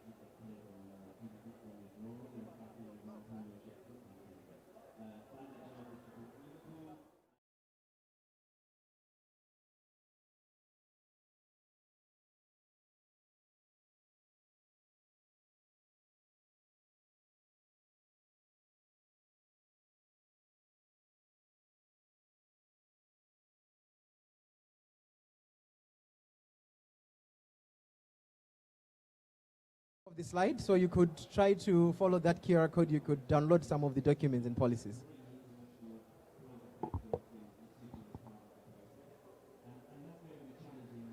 Thank you. Yeah. I would also like to request others to join. Dr. Sam, Excellencies, please, can we join for as well? Say, Mr. Helga, please also join there. Dr. Mithika, please.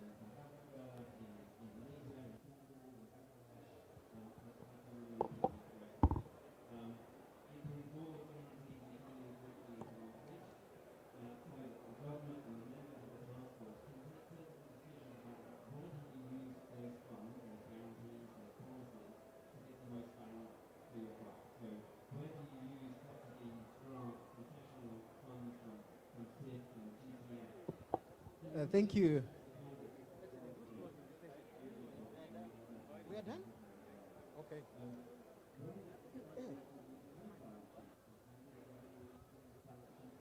So we are done.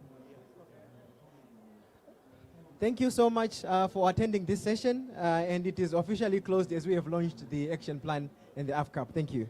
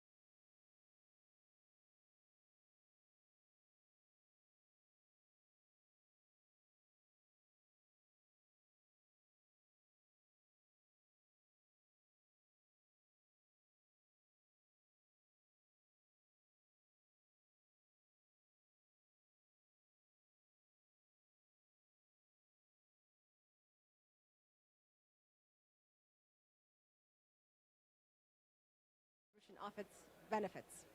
And particularly for Africa, we are all aware of the significant climate finance gap the continent faces. We need $3 trillion just for implementation of NDCs by 2030, and most likely more. Climate finance flows remain largely insufficient, with most financing arriving through fragmented project-based mechanisms that fail to meet the scale or urgency of the challenge, approximating about $44 billion in 2021-2022, much less than the $250 billion annually needed for Africa to meet its climate goals. Of course, most of this funding is public funding, while private investments accounted for a much smaller percentage, about 18%. And crucially, these flows are concentrated in a very small number of African countries, Egypt, Morocco, South Africa, Nigeria, etc. While there's a huge imbalance of those that are most vulnerable that need this finance, such as Mali, Somalia, Chad, who only got 11% of these. So these disparities are even more pronounced when looking at private investments, where 10 countries received 76% of total private climate flows in Africa, while the remaining countries received only 16%. So we're all aware, the stats are very, very dire. And this is compounded by the fact that these climate flows are primarily in the form of debt instruments, despite existing high levels of debt of most of our African countries, which hampers their ability to secure even new financing. Much of the climate finance to Africa comes in the form of debts, but equally between low-cost debt and market rate debt, which is really a challenge. So how do we mobilize investments? Indeed, the challenges are multifaceted. Sorry, just one second. Can everyone hear me? Yes, I should speak louder. Okay. The challenges are multifaceted, and we posit that one way of addressing this gross imbalance in finance flows that I have outlined is through robust energy planning, which provides the analytical foundation for identifying cost-effective pathways and aligning national strategies with financing opportunities. It can contribute to creating a conducive environment, enabling countries to create robust investment strategies, address potential risks, build investors' confidence, and attract private capital. Further, aligning climate and energy planning processes enhances the credibility of planning outcomes, which is very key to unlocking climate finance. Such energy planning is already a crucial constituent of many energy planning making processes around the globe, and the official plans that result from these processes are critical to guide decisions on when, where, and how to invest in the energy sector. However, many countries in the African space still lack the institutional frameworks and technical capacity needed to bring these to fruition. At the UNECA, together with our steadfast partners from Climate Compatible Growth of the SCDO, and a multitude of regional and international partners, we've been very active in this space, supporting African governments and institutions to strengthen energy planning systems and strengthen capacity through the energy modeling platform for Africa, for instance, that we lead, empowering countries in the global south, particularly in Africa, to strengthen their energy planning capabilities towards developing and executing their unique, nationally determined energy transition strategies. So over the next hour, we will unpack the challenge of mobilizing the requisite finance further and hear different perspectives from our esteemed panelists here that I will call up soon, including a recent example from Botswana. But let me first turn to Professor Mark Howells, the Director of Climate Compatible Growth, for his keynote address. Mark, you have the floor.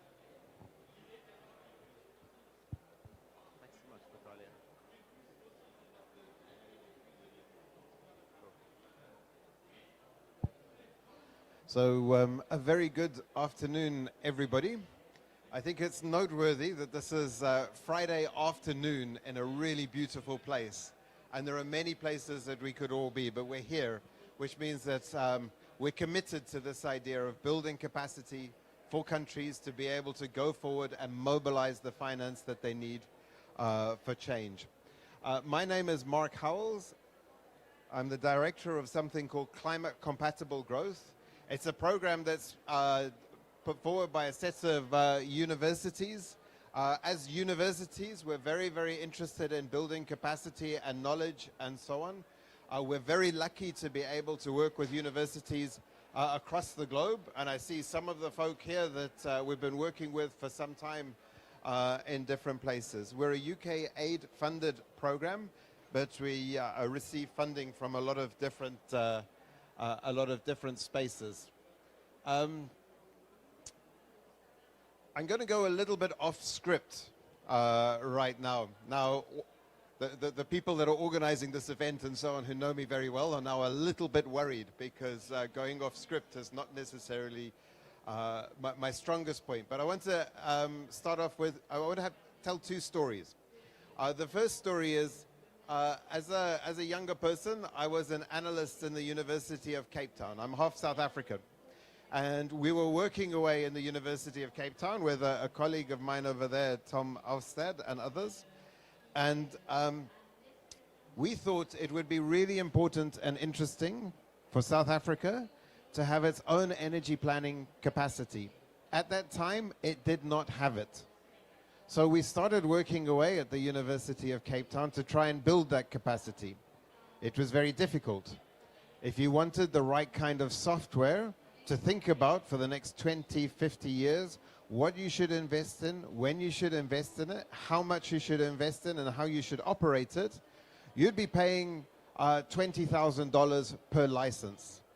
If anybody wants to buy Plexos now, which is the industry standard for electricity planning, you'll spend $100,000 per license.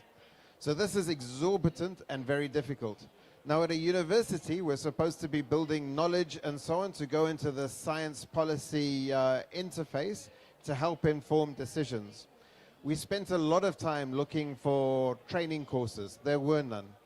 We spent time looking for free and open source software. There was none. We looked for places where we could maybe go and get training and not spend a fortune because we didn't have a lot of money to go and do that. There was almost nothing out there that was suitable for what it is that we wanted to do. So together with a lot of partners, we've spent time working on how to change this. And we've developed open source training courses together with the United Nations Economic Commission for Africa, a lot of international organizations and others that provide free data, free software to be able to use to mobilize large amounts of finance and do your planning.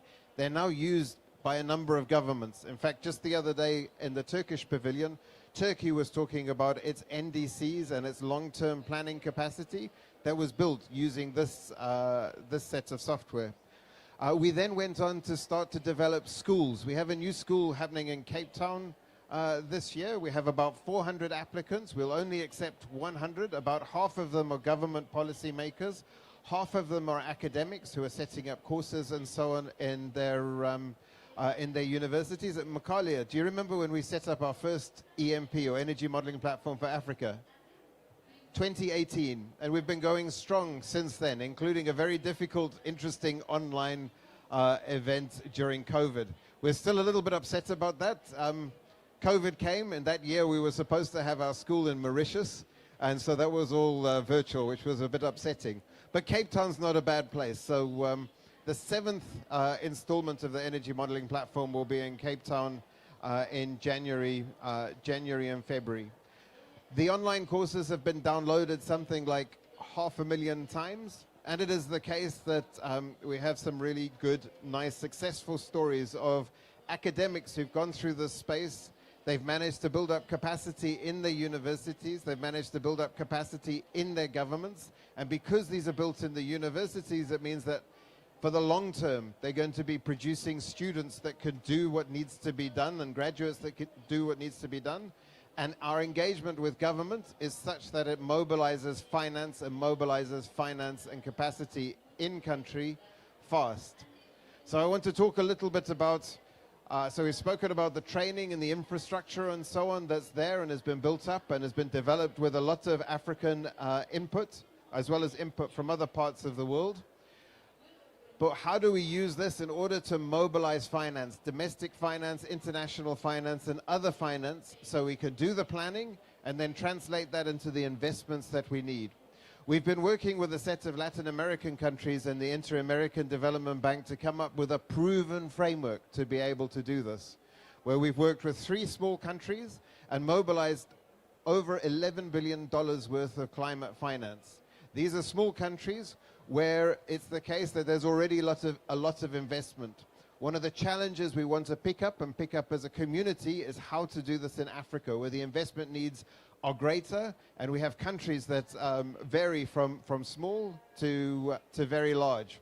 So I want to take you through the workflow that we put in place in order to take advantage of all of this training and translate that into planning that's nationally driven, that mobilizes finance. And again, I'm going to do this with a story, and it's slightly off script, but it's really important. So the first thing is that many countries here at this COP are coming along with projects, and they're speculating. They're hoping that some of those projects are going to get financed. It's the case, and just think about it, we might have a country that comes here and it comes along and it thinks, I want to invest in hydropower, solar power, and I want to electrify my transport fleet, and that's going to be good. The electricity is going to be generated with domestic solar power and hydropower, so I don't have to import as much oil, or maybe I can export more oil if I'm an exporting country. That's going to reduce emissions, and it's the case that we can do it cheaper than dollar-denominated imported fuels. So this looks like a really good idea. But because it's speculative, and folk don't know how much climate finance they can bring, often this process is driven by the Environment Ministry without the necessary high-level commitment to go beyond that. So we'll come here, and investors might come along and they'll say, okay, this is good, but how am I going to invest in the solar power plants? You don't have any grid investments associated with them.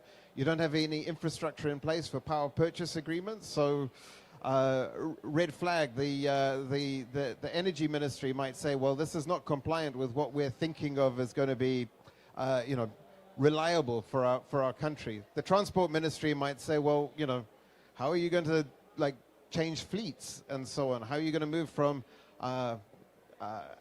gasoline-powered motorcycles to electric-powered motorcycles? This is difficult. Another red flag.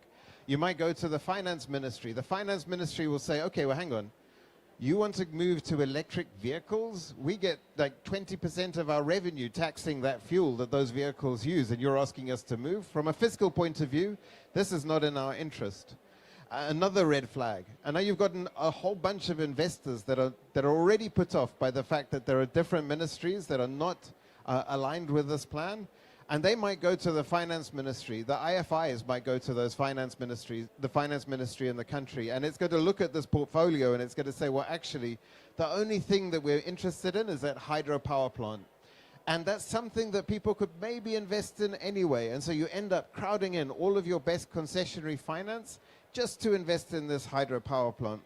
And with data to deal, this process, we do it differently. So the first thing that we do is we secure high-level political support. We have a tool that we've been working on collectively that will tell each president in each country exactly how many billions worth of dollars they can mobilize with different levels of concessionality if they go through the whole of government approach to make the application that's needed. This is used to make sure that we can get a mandate so that there can be the communications between different ministries and, importantly, the Finance Ministry up front. And I want to emphasize that this has worked. So please have a look at the case studies that you can download, and you can see how this has been done. Another thing that's really important, this has to be driven by the national government. People can come in and support, but there's national context, national ownership. This has to be something that is set up in a way that's sensitive to realities, and we engage the right stakeholders very carefully, very early on. Anybody who's necessary to make this plan move forward needs to be a part of that. So you pull in the Energy Ministry, you pull in the Transport Ministry, you pull in the Finance Ministry, and collectively we think about the types of solutions that are going to make a difference for the country. So it fits with the development, and it fits with finance. It's important that the country own the process. It's only so good if you have a high-level political support and commitment. We also need to make sure that there's the institutional capacity building in the institutions that are going to be required to make sure we end up with the applications for the release of funding or the mobilization of funding and what's required for those. So we have to go through government and figure out, we need capacity building here in the Energy Ministry, here in the Environment Ministry, here in the Finance Ministry, and so on, and the different pieces that are needed. So at the end of it, we can make those applications. Instead of what normally happens, which is people receive a project and they try and put an application together and they realize, well, hang on, we should have been doing some things upstream. The visions have to be aligned. So I mentioned this earlier on. So in our case, the story that I have, it's important that the Environment Ministry talk to the Energy Ministry to understand what kind of grid reliability requirements need to be there. What has to be put in place for us to have a power purchase agreement? How do we think about service charges if we're going to put in place new charging systems? And if we're going to change fleets, what kind of business models can we put around those fleets? So we think about this future, and we think about it together. This is all going to be associated with the release of money. Therefore, it's critical now that with these different actors together, we can put a whole of government cost-benefit analysis in one place. In all of the applications you'll find for concessionary finance and so on, they want to be able to see not only does this meet development goals, does it meet your fiscal requirements, but what are the numbers behind this? Can we do monitoring and verification as we go into the future? How much is going to have to be released, and so on? So we do this very deliberate modeling. Throughout the process, we engage with stakeholders. With the modeling, for example, it's really quite important because we're changing people's visions of the future into something that's quantified that eventually is going to be changed into funding. This gives us the opportunity to listen carefully to different ministries and everybody who's going to be involved in this finance release so that we can hone in on numbers and figures that we trust and are trusted through the government, which is going to be important. Once we've done all of this, we can now start thinking about, well, how much effort is going to be required to change the system? If I'm going to do this power purchase agreement, if I'm going to set up new regulations around power wielding and transmission investment, if I'm going to think about my charges and if I'm going to think about my new fleets, exactly what kind of institutional reform, regulatory reform and policy reform is needed. And we can be very, very explicit about this. And with that, we take a vision of the future. We've translated it into numbers. That has been translated into a very discrete set of projects, policies, and measures. Because we've been engaging, it's the case that all of those they fit with the development vision. Secondly, they're fiscally feasible. So we'll go to the Finance Ministry, for example, and we'll have a look at this change in oil import because we don't need as much oil into the future, which takes away a revenue. But we can show that actually the country operates differently now. You're not losing as much money with those imports. There's more money staying in the country, and we can have a discussion about where that fiscal, where the taxes can be taxed elsewhere. So this is something the Finance Ministry is comfortable with. And then we could go out to the concessionary financiers. And instead of the old story, where we had one hydropower plant that sucks in all of the concessionary finance, we now have a hydropower plant, but we also have a power purchase agreement and auctions that can be set up for the solar plants. We need to make the transmission investments, so maybe that's one area where we want to look at putting a highly concessional finance. It's the case that we've got service models in place, so we can put financing models around the charges, and similarly we can think about the finance model around the fleet. So it fits with our development vision, it's fiscally feasible, and these are all financially viable. And for funders, that's something that's incredibly important, because then we can have a look at the tool that I told you about earlier on. We can have a look at every single set of concessionary finance that the government may qualify for, and then think about putting your most concessionary finance where you need it, and other finance in different bits of these policies, measures, and projects, and so on, so we can optimize them. So at the end of this data to deal process, you have more projects to invest in, and you leverage your concessionary finance way more, and you get access to more concessionary finance, and that's all set up in a way so that you're opening up the market. You have a much bigger market. And this is helpful, because the problem, just go back and think about the problem again. We have this desperate need for finance. We have countries that are struggling to mobilize that finance, and we have lots of funds that are struggling to be able to talk to countries, to be able to release that finance in a way that ticks their boxes, because most of the funds are set up with the intention of being able to do the structural change that will help accelerate the development of the country. But the way that that's done or has been done in the past as not possible. So Data to Deal is a framework that has been put together by some 34 international organizations. We thought it would be very good to get lots of different organizations together for sort of 3 reasons. One, so we could get the best wisdom that's out there from all of the different success stories and failures, and we've got something that it resembles a way of doing working. 2, because it's the case now that we have lots of different actors in country, and they need to think about how they can organize themselves and fit together. And 3, for the country itself. So we can have a look at this and start thinking about how to design its own process for that finance mobilization. I mentioned earlier, oh, sorry, let me just go back there. So by all means, just go online, and that's the QR code. You can download these. Talk to any one of us from Climate Compatible Growth later on, and you can pick this up. And 2 things. The first is that we've done this with a small number of countries in quite a special setting. We now want to scale it. We are very interested in being able to engage with countries that would like to think about taking up this approach. It is a difficult approach. You do need high-level political buy-in. You do need to have a lot of skin in the game to go through it. We've demonstrated that it's possible. The other, and this is from the point of view of countries, from the point of view of funders and so on, we're very interested in engaging with funders and financiers so that we can make the conditionality and the volumes of the loans that are available absolutely transparent and clear up front. So you know when a country is engaging in this, that it's the case that they're likely to be able to come to you with a set of useful projects. And in that high-level political buy-in, if we have a look in the notes we put together, we also recommend a space where the funds and government can talk to each other to make sure each piece along the way there is set up well.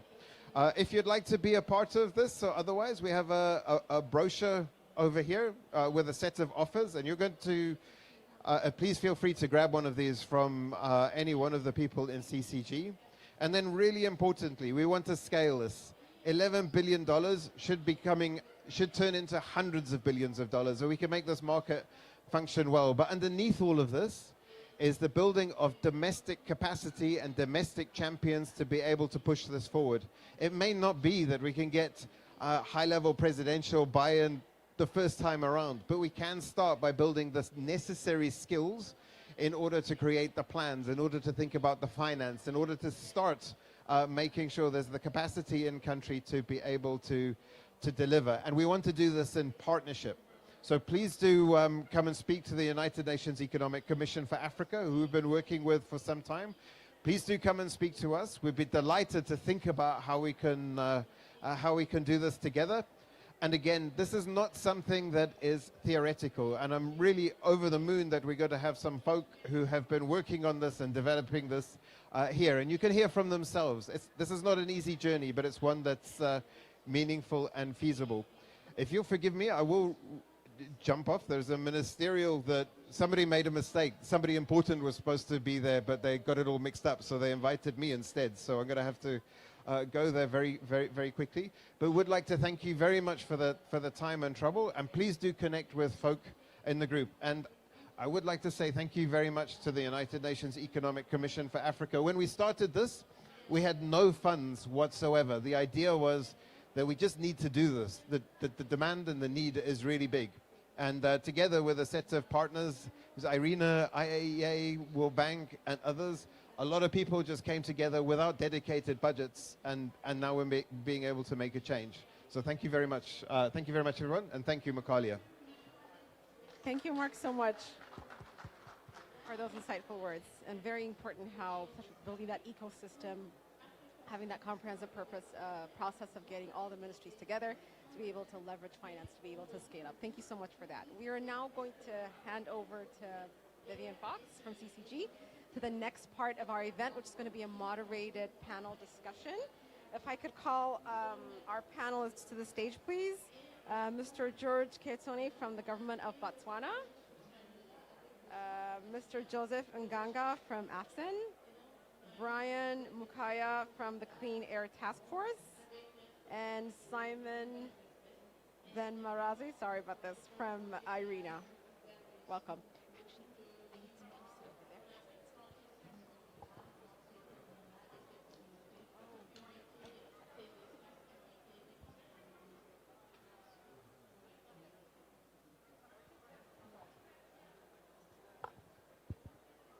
Hello, that's better. Thank you very much. Well, good afternoon, everybody, and welcome to the panel discussion portion of our event today. As we've heard, over recent years, a lot of countries have made progress in terms of planning nationally determined contributions and other long-term strategies. However, as in COP30, we now move towards the implementation phase for the NDCs. Attention is increasingly turning towards the challenge of financing these plans. In most cases, plans are grounded in sound technical economic work, but the financing of the resulting investment plans tends to come as something of an afterthought. And given the magnitude of the investments that are needed, this is no insignificant challenge. And in some respects, the decarbonization plans can read a little bit like science fiction from a financing perspective. In this sense, it's noteworthy that the latest G20 presidency held by Brazil put forward the idea of a global coalition for energy planning and put at the top of the agenda for this global coalition trying to build bridges between the planning community and the finance community so that these plans have a realistic chance of being financed. So this afternoon we'll be exploring what the challenge of financing NDCs looks like from an African perspective. And to get us started, I'd like to introduce our first panelist, who is Simon Benmaraz.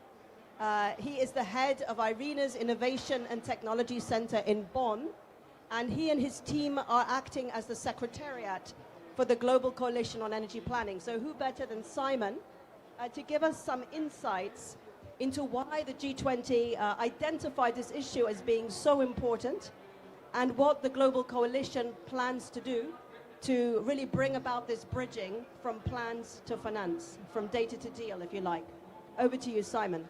Thank you, Vivienne, and a very good afternoon to everyone. Bonjour à tous. It's a pleasure to be in the African Pavilion to talk about this very important topic together. Vivienne, you mentioned it correctly. This has been a response to the GST Stostec.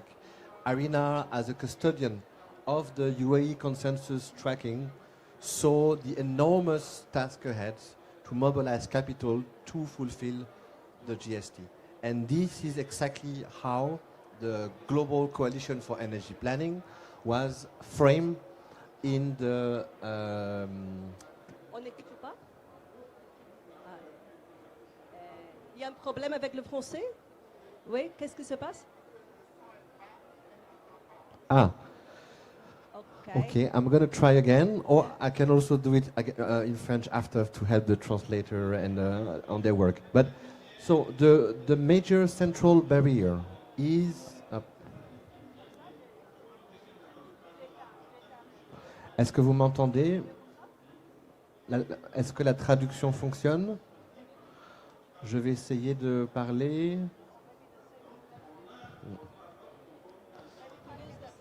Oui.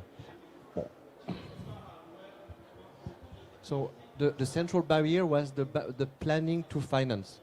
And the realization is that the planning document that unlock investments is not actually a document, it's the entire ecosystem, the institution, the coordination mechanism between the different ministers, finance, budget being a new player that needs to be mobilized, but also the technical capacity, building the foundational capacity for this exercise to realize the value of translating the work of the planning offices into concrete plans that the bank, an investor can understand.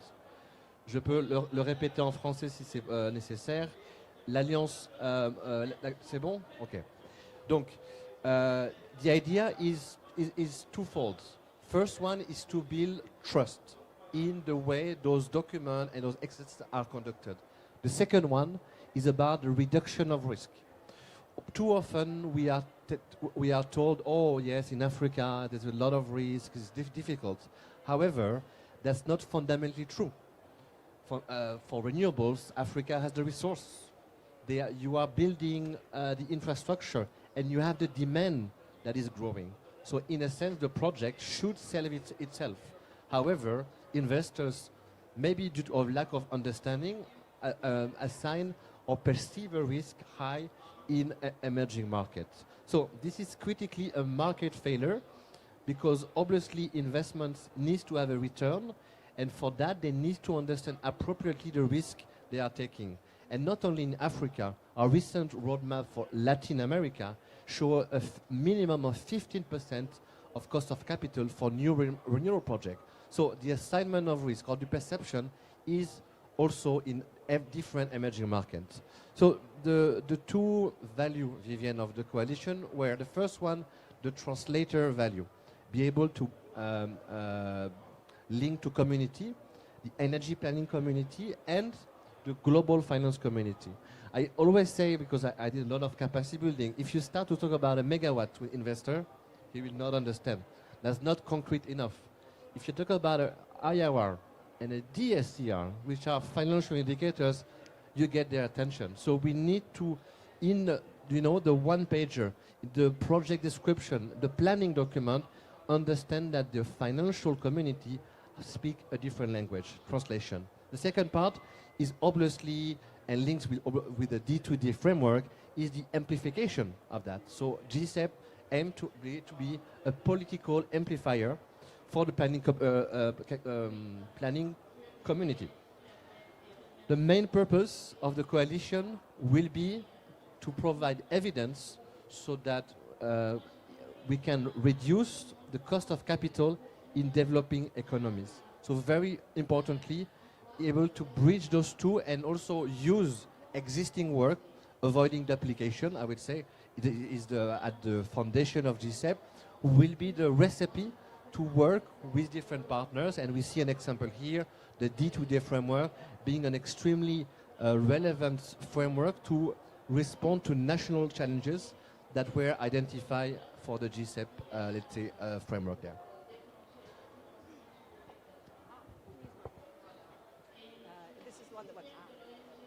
Thank you so much, Simon. Very interesting. So there's a translation challenge. There's a need for planning documents to include financial information. So to go further, to express the plans in language that financiers understand. And at the same time, there's this trust issue, or mistrust issue maybe. And your expectation is that better information about real project returns and real risks and so on will help to build confidence among financiers and bring down the cost of capital. So that's, I think, a very important and powerful agenda. So it's very exciting to hear that GCEP is taking this on. I'd like to turn next to our second panelist, Joseph Nganga, who is the founder of AFCEN, as well as the former Mission 300 Special Envoy. And delighted to have you with us. So Joseph, you've been one of the architects of Mission 300, which is, of course, the great aspirational vision of universal access to energy in Africa. Delivering on the ambitious goals of the initiative will call, again, for a major increase in finance.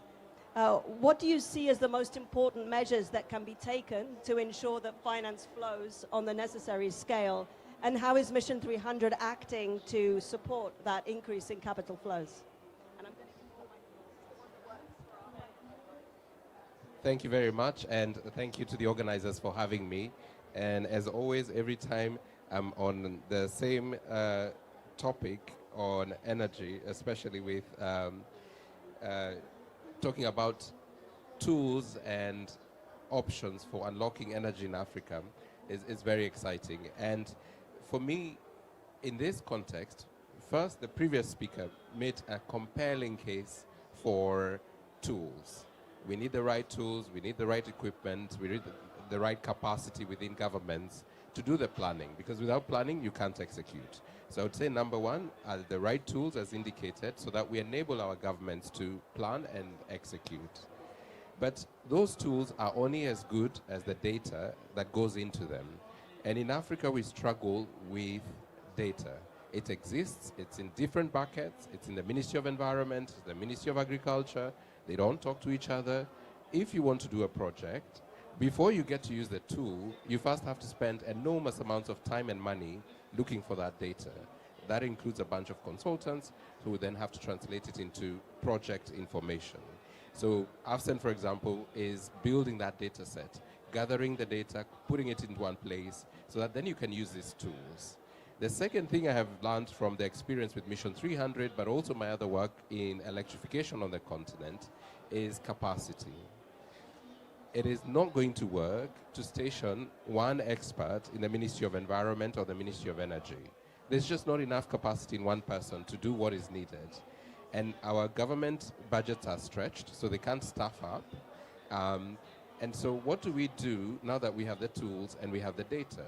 We are now very fortunate that with artificial intelligence, you're able to layer on a level of expertise that then enables the very limited human capacity to spend the time they have on the most important interventions.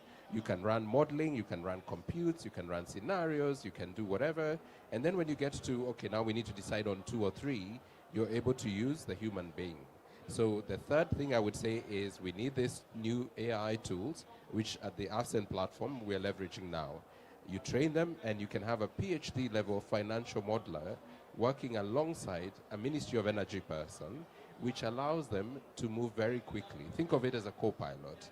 So the other thing I would say is, yes, capacity building is critical, but it won't work the way we've done it before, because there's not enough concessional money, there's not enough grant money, there are not enough human beings with this level of expertise to drive 54 countries forward together.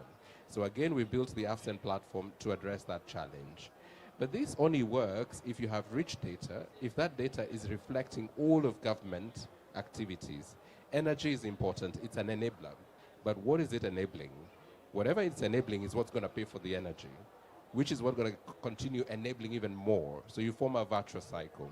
So you must think of this from an all-of-government perspective. It cannot be Ministry of Energy only. It cannot be Ministry of Finance. It has to be all of them.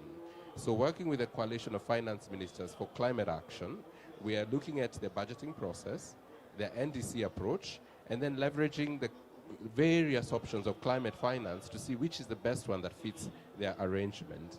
Again, from the previous speaker, it seems like I don't have to do that work. It's already been done. So we'll just plug into that system. So I'm very happy to be here. And I would say that collaboration is what's going to help us get there. Thank you. Joseph, thank you so much. You emphasized 2 key messages in your comments. One was data, and the other was capacity.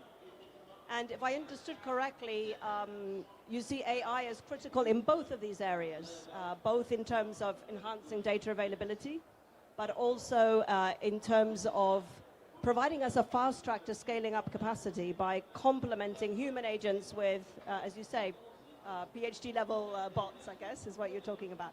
Can you just explain to us a little bit the business model for AFSEN? Is this a sort of open access, public good platform? Is it, or how are you financing the model, and how is it going to work? It's a very good question, and AFSEN has been around for 11 months, so we are learning as we go. But the intention is it has to be a privately led entity. As I said earlier, there's not enough grant money to help us get where we need to get to as a continent. There's enormous amounts of capital that see the opportunity in Africa. If we can solve those issues we're talking about, that capital should create this virtuous cycle that gets us the trillions of dollars we know we need on the continent to build our infrastructure. So part of this is grant funded in the early days to get the models right, to test. So for example, with a coalition, we will work with 5 ministries of finance to prove the model. That has to be grant funded. But once it's proven, that Ministry of Finance has the tools and the capability to monetize the solutions they're developing, the data they're developing, and they should be able to cover their own costs, in theory. Let's talk in 6 months. Excellent. So work in progress, but some bold ideas about the direction that you want to go in. Thank you for sharing those. I'd like to turn next to Brian, who's a program manager at the Clean Air Task Force. And Brian's done a lot of thinking around the cost of capital for energy projects in Africa. So I wanted to ask Brian if he can unpack for us, why is the cost of capital such an important parameter for clean energy finance? What have you learned about it from your research? And are the risks really as high as many international investors suppose? Thank you, Vivian. And I actually have so many questions already for my co-panelists and Michaela. So maybe I'll save those for the end, but Joseph, I think you're going to have a hard time from me. But thanks again to CCG. I have been a beneficiary of CCG's capacity building. I was able to attend one of their training facilities or training schools a couple of years ago, and I found it very, very informative. So I can attest to the quality and the impact that it has on young professionals in the space. But to jump into your question on the cost of capital, perhaps this will build off the points that Mikalia made at the very beginning. So we know that on the continent in Africa, we have over 600 million people without access to electricity, 900 million people without access to clean cooking. And we need an average of about $30 billion a year between now and 2030 to get universal access. And this was before M300 came along. So there's a great need for financial capacity on the continent. But the countries are cash-strapped, heavily indebted. I think the last survey I saw was that the average African country spends about 18% of its revenue on financing debt. So this is just, it's so high compared to other places. But we should still remember that while this debt is high, it's not uniquely high. African countries' average GDP, debt to GDP ratio is still about 67%. Compare that to the G7, which is over 120%. It just shows you that our debt is not that high, but it's uniquely expensive. So that's the thing to remember. It is uniquely expensive. And so we did this analysis looking at the weighted average cost of capital that have been used for different projects, analysis, and again, talking about how data is hard to come by on the continent. We had an exceptionally difficult time finding specific projects that could give us access to their numbers for the cost of capital. So African countries face these 4 to 5 times higher interest costs than G7, and as I emphasized again, it's the cost which is high and not the amount of it. This creates these untenable conditions where weak economies are creating fewer jobs, slow growth, leading to low tax revenues and increasing likelihood for default. So you're caught up in this debt cycle, which is very, it's very harmful to the countries which are trapped within it. And how do you break it? So our assessment looked at the specific cost of capital that different projects across the country, across the continent, energy projects across the continent have. And we find that most countries lack specific data, and so investors' assessments all look at, use these uniform cost of capitals, which are very deceptive because the conditions in Kenya are very different from what the conditions in Tanzania are. And it is, and this before you look at Kenya versus Ghana, right? And so we wanted to sort of draw out the details of this cost of capital across time and see how they will evolve. And we had a couple of very interesting insights, but I'll just highlight a couple that I think are noteworthy.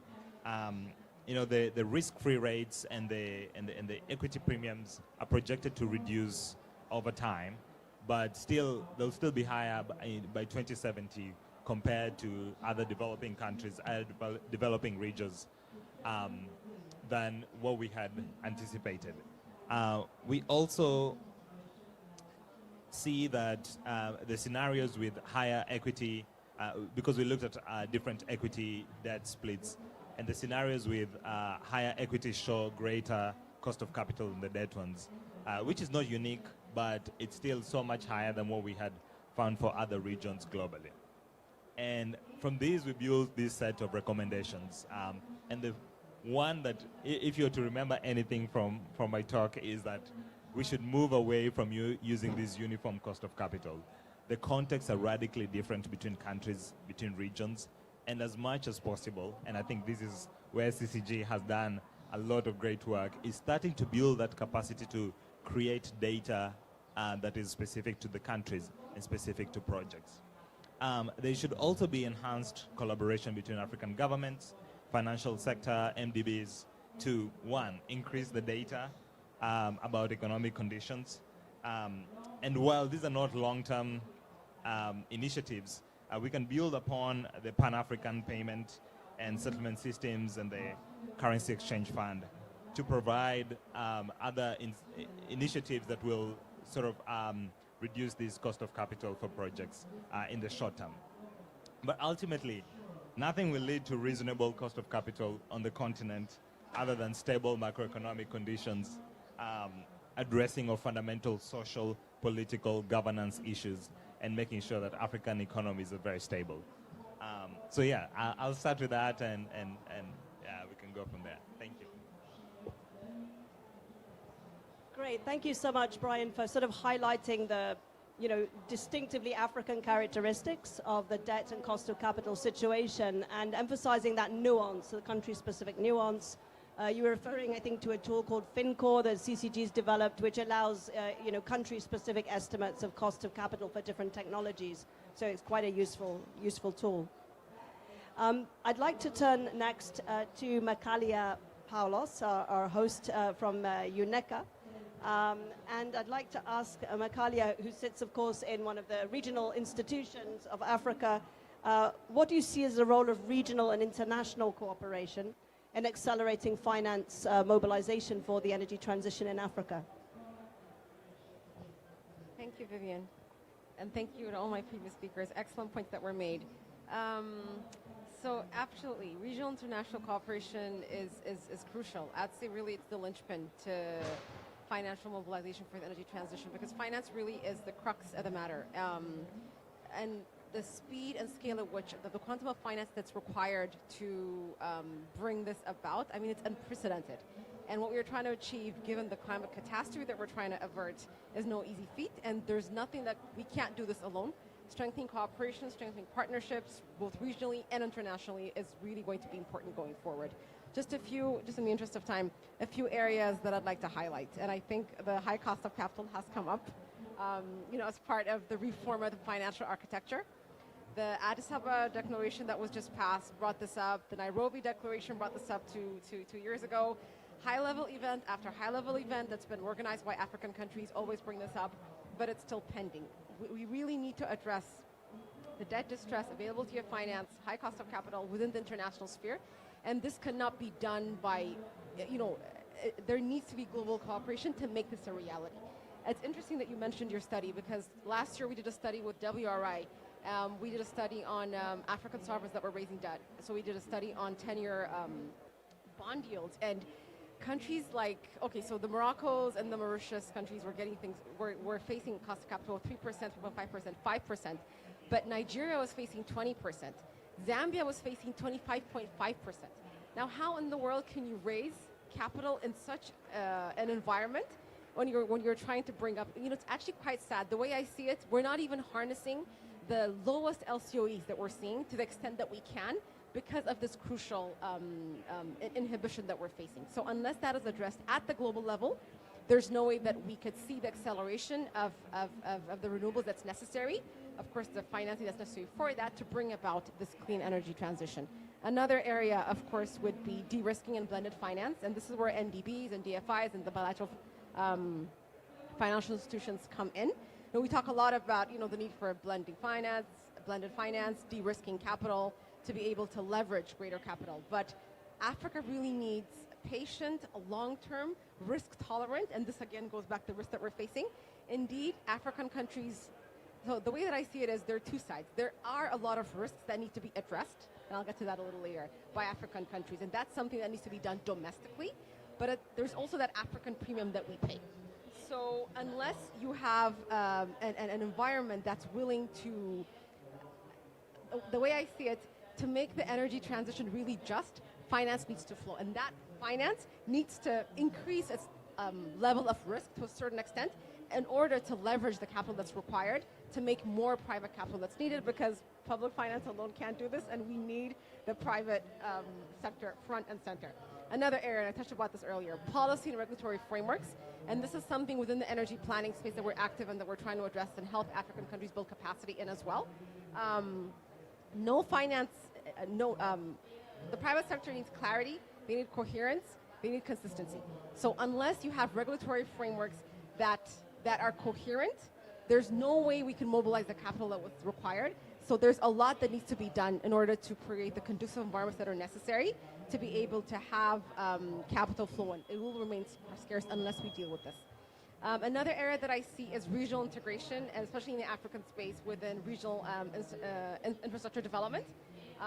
This will be key in mobilizing finance to build those economies of scale that we need to bring those cross-border projects. For example, AFSEM comes to mind.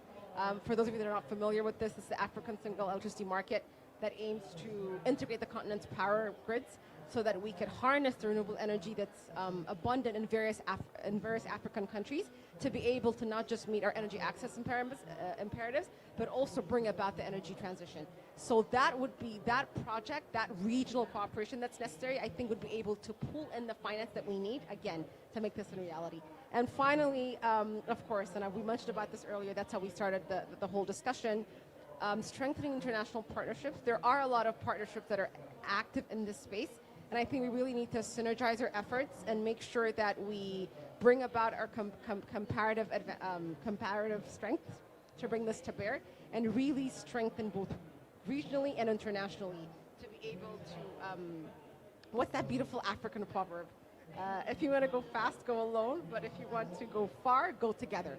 And there's no way we can bring about the transition given the timescale that we have on our own, so we have to do this together. So really strengthening collaborations and strengthening those partnerships will be key. Thank you. I'll leave it at that for now. Thank you so much, Makalia, for bringing the regional perspective to the conversation. As you say, the cost of capital in some countries is so high that the case for clean energy itself is undermined.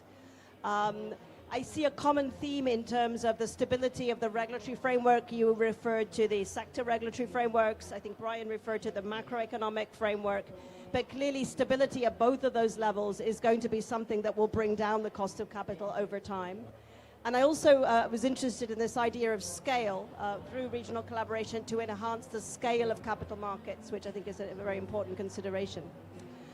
I'd like to turn now to our audience. We have some very distinguished members of the audience, and I wanted to turn to Joachim Leiter, who's with us here in the front row. Joachim is a director of finance at the NDC Partnership. The NDC Partnership, of course, having a vast experience of supporting countries in the development of NDCs. So we're very interested as head of finance specifically. What do you see the challenges that countries face to go beyond the NDC to actually mobilize the money? Are there any experiences you'd like to share? Joachim.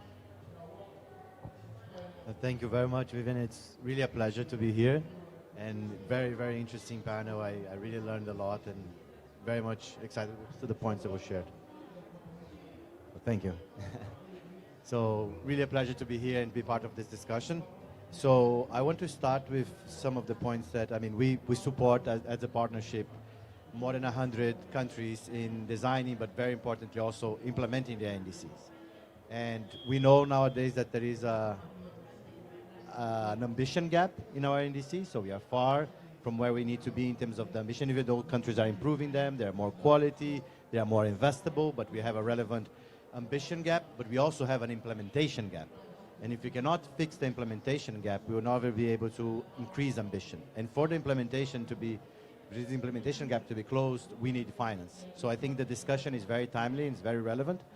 So I want to add some of the numbers. So the partnership works directly with governments. So governments come forward and indicate what they need, either in terms of the design, but very important in the implementation of the NDCs.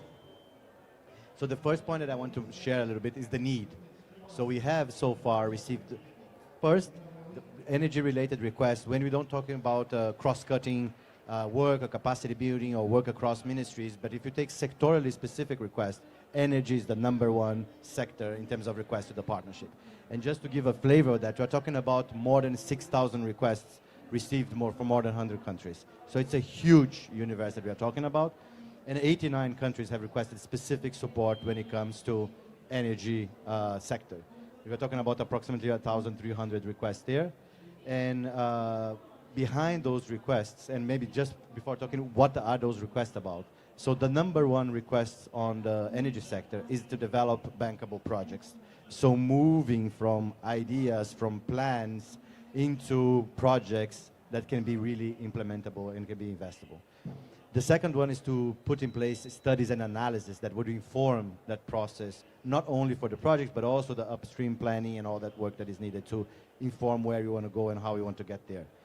And the third one is on capacity building. So very much related to the points that we've been discussing today. So I just want to highlight first the need. And the second element I want to highlight is that behind these requests, we have managed to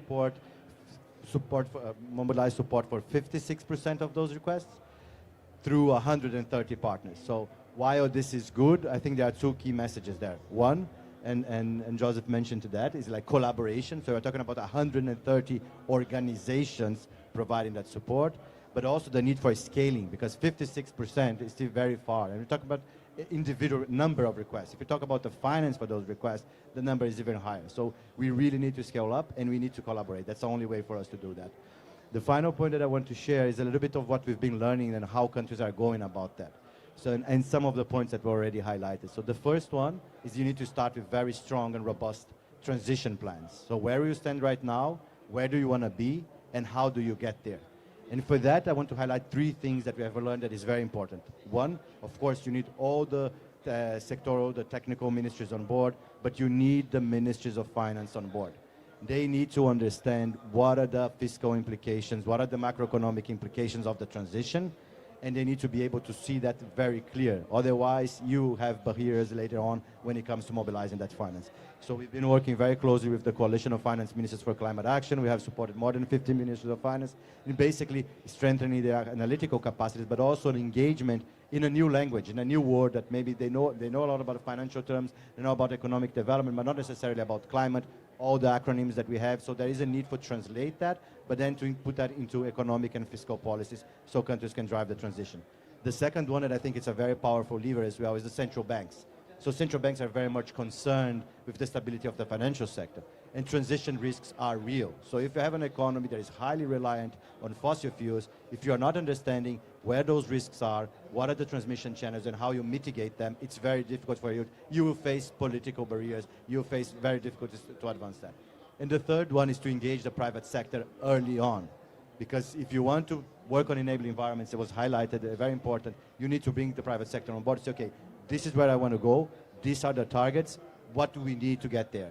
What are the policies, what are the regulations, and how can we get that unlocked so that private sector can come on board? And this is particularly relevant to the moment that we live today, because we have seen shrinking budgets at the national level in terms of being able to provide support for those things, but also importantly, ODA is being reduced, right? And the third one and final point that I'll mention is in terms of the project development, the pipeline development. So as I mentioned, this is the most requested area of support. We've been, as you have a very strong network of partners, we've been talking to them, and it's very difficult for them to say, okay, we are going to support all those projects. We're talking about more than 600 projects. So they cannot go project by project. There is no resources out there for that. So there is a dire need to strengthen in-country capacities to deliver those projects. And I think that it's important to think on two things. One, where does capacities need to be? So the private sector, the public sector might need to have some capacities to advance project preparation or to strengthen enabling environments. I think public development banks can play a massive role there because they are in the space, they operate, they can tap into different financial sources, but also in the private sector. And I think the more, and of course, it depends really on which subsector we are talking about, but the more that we can unlock the private sector to do this work, the better it is. One, because many times not the business of governments to develop projects. They need to create the enabling conditions. So they create that process that you can advance both on the public sector, but the private sector, and optimizing the very limited resources that we have. So thank you. I'll stop there. Terrific, Joachim. Thank you so much. A very kind of comprehensive perspective that touched on several themes of the data to deal framework. You emphasized capacity, You emphasize stakeholder engagement in terms of dialoguing with the finance institutions, the private sector, as well as the whole issues around data and sound planning and modeling. So some very strong themes that are coming through, as well as this huge unsatisfied demand, which is obviously a real problem. I wanted to ask whether we have with us Monsieur Fabrice Nchango from Gabon. Is he with us? No, perhaps not. But I'd like to call on Professor Kabwe Mubanga, who's with us from the National University of Zambia, UNZA. And Zambia has a very good plan for the transition in the energy sector, but it's been reflecting a lot recently on how to finance the plan. And I wondered, Kabwe, whether you'd like to share anything about that experience. And there's an empty chair right here.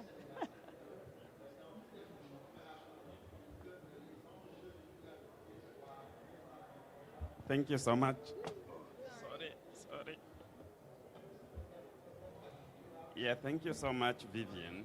And as Zambia, of course, with the help of CCG, we developed the Integrated Resource Plan for Energy, which has been very cardinal in helping us to see how we can improve our energy production and supply.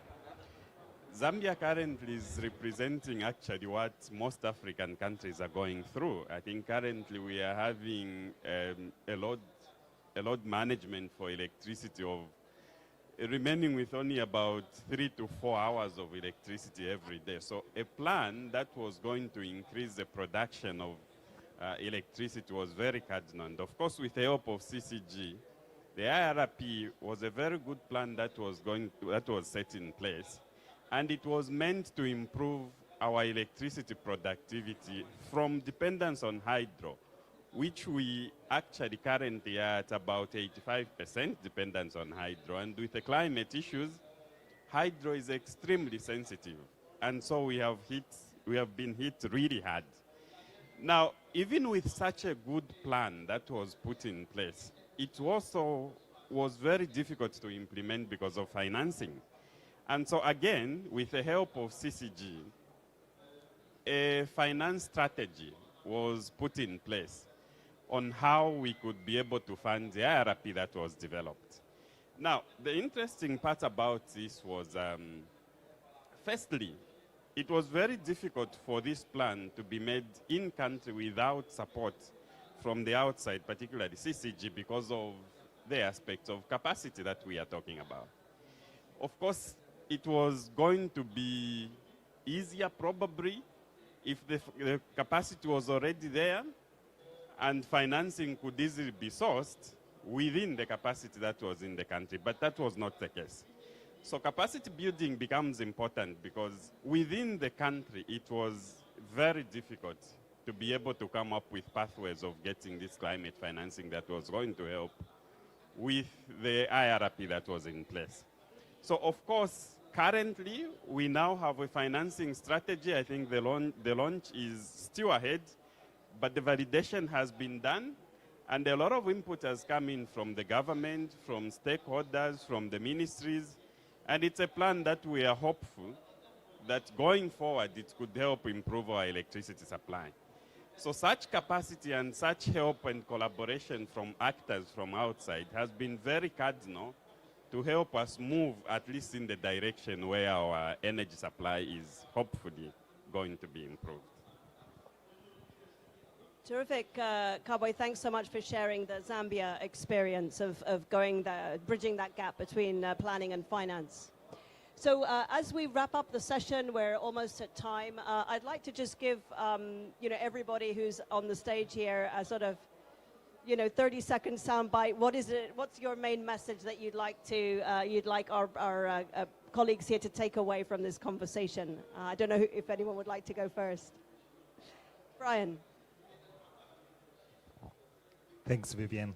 I wanted to go first because I also had 2 questions for my co-panelists. So hopefully they can incorporate the answers in their responses. For Joseph, who worked at the Mission 300 and now works with artificial intelligence, I'm very curious how African countries can leverage this opportunity that, there's these hyperscalers who are demanding more energy, but they're demanding farm energy. but the Mission 300 is focused on renewables. So how do they bridge this gap between the need for farm energy and the renewables that are being advocated for in order to tap into the need and the opportunities that exist? And for Joaquim, I was curious how the NDC partnership is approaching and ensuring a balance between transition planning and the development imperatives, which sometimes is a bit of a tension. Some countries might have resources. Mozambique wants to build out its oil and natural gas. How would you go about helping them think through how to balance those two imperatives? And so I'll give my third. Thank you. His answer is actually quite pertinent with my one soundbite. The money to unlock Africa's electrification is in private sector. Everything we do, including the concessional capital we have, must be used extremely efficiently to support private sector unlock. Mission 300 is about electrification, which includes natural gas, which is farm power. But there's enormous amounts of hydro, geothermal as well. For example, Kenya is setting up a 1 gigawatt data center with Microsoft that is using geothermal power. So yes, it is possible to have farm power that's renewable, that serves the big demand for AI. Thank you very much, and I think it's an excellent question. So I think probably a few things. The first one is that the model of the partnership is one that is very much anchored in the national priorities. So we don't tell the government what to do. The government tell us what they want and how they want to do it, and we look to mobilize support for that. So one of the things that we understood and we've been working a lot is the point that I mentioned before in terms of building capacities to do the analysis, the planning, to understand what are the bottlenecks, what are the challenges, and how to overcome them. And I think what we have been hearing more and more, I think across the globe, especially in Africa, is not about climate or development. It is climate and development, because it is linked, both in terms of long-term planning for mitigation and for the energy sector, but very importantly in terms of like adaptation and being ready for the changes that will come. And maybe I can just say the final point. I will be very brief. I think there is, it was mentioned a few times in the panel, I think it's collaboration. We cannot do alone. No one can do alone. At the national level, at the regional level, at the global level. So we need to work together. And the second one is coordination. So it's not everyone working together. It's how do we work together in the best way possible so we can deliver this huge challenge that we have in front of us. Thank you. I think you kind of stole my thunder, so I can't say those same things. That was what I was planning on ending with. Is there? Oh, sure. Okay. But if I may, I'd like to kind of maybe chime in on the question that you were asked, because we often hear this as well. You know, when we try to advocate for the energy transition and, you know, harnessing the power of green growth, etc., we usually come across, but you know, we didn't cause climate change. Africa only emits 4%. A lot of our countries don't even have basic energy. What are you telling me to transition from? My people can't see. They're studying in the dark with a lamp. So why do I have to be open to, you know, green technology, etc.? And the one thing that we say is, you know, the African Common Position on a just and energy transition, when we co-wrote it with the other regional institutions a few years ago, was very clear. And for buy-in, you know, it was very clear in terms of Africa needs to use all the energy at its disposal. And in the short term, that might mean gas. Gas, to a certain extent, even Germany has called it a green food. So to meet certain imperatives, I think you can't just say transition overnight, and nobody's asking Africa to do that, of course. So in the short term, there might be some room for fossil fuels. While I'm a greenie, I'm very anti-fossil fuels, but that is the reality, correct? But I think the most important thing is if you have that pathway where you understand that the world is heading to a green future, electricity is going to be the medium through which all this is going to happen. Therefore, if you have a strategic plan of how to locate yourself within this new dynamic and make sure that you try to harness opportunity, because there are opportunities. You don't have to sacrifice growth for climate or climate for growth. So your entry point is not so much to save the climate, especially for African countries that are not really causing the situation, but it's what opportunity can I harness to be able to grow through this, help the world decarbonize, and head towards a green future by growing my economy. And climate and development and green growth together can work because we've been seeing those faces. So I think the most important thing and the takeaway for me is to be able to finance and mobilize those investments that we need. We really need to figure out strategically, each country has to really map out how they could harness this opportunity that's there to be able to head towards the green future and grow through it. So I think that is the task at hand. Not an easy one, but that's the task at hand. Thank you. I think for my final thoughts, considering the situation in Africa, capital is important. Finance is important. But I think building the capacity to access that capital and that financing is even more important, because I think this is one of the areas that we are heavily lacking.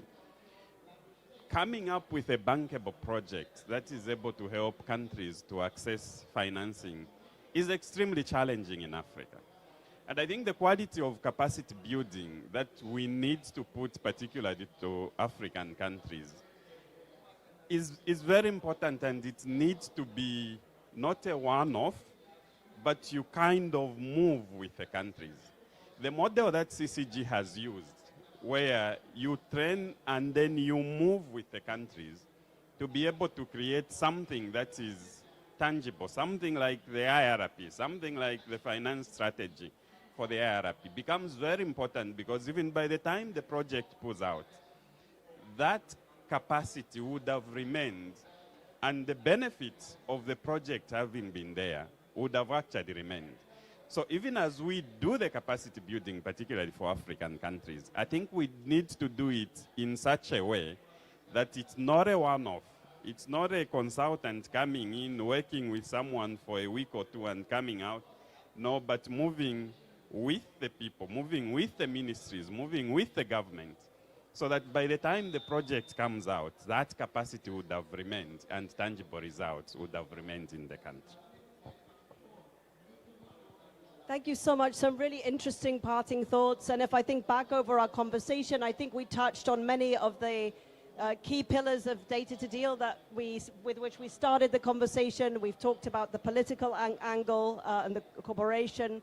We've talked about aligning development visions. We've talked about stakeholder engagement. We've talked about capacity building, as well as modeling policy reform and finance.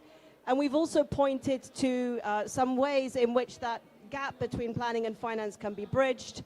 We've talked about the need for translation, the need to bring in financial analysis into the planning process, and the need to focus on developing bankable project pipelines, all with suitable capacity building and technical support. So we hope that you take away something useful from this conversation. If you would like more information about the data to deal, I think we have some brochures at the front. Do take some time to check out the best practice guidance on our website. We'd love to hear from you if you think this approach could be relevant to your country.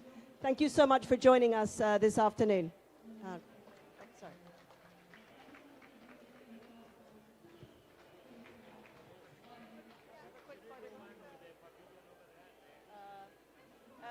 Tom?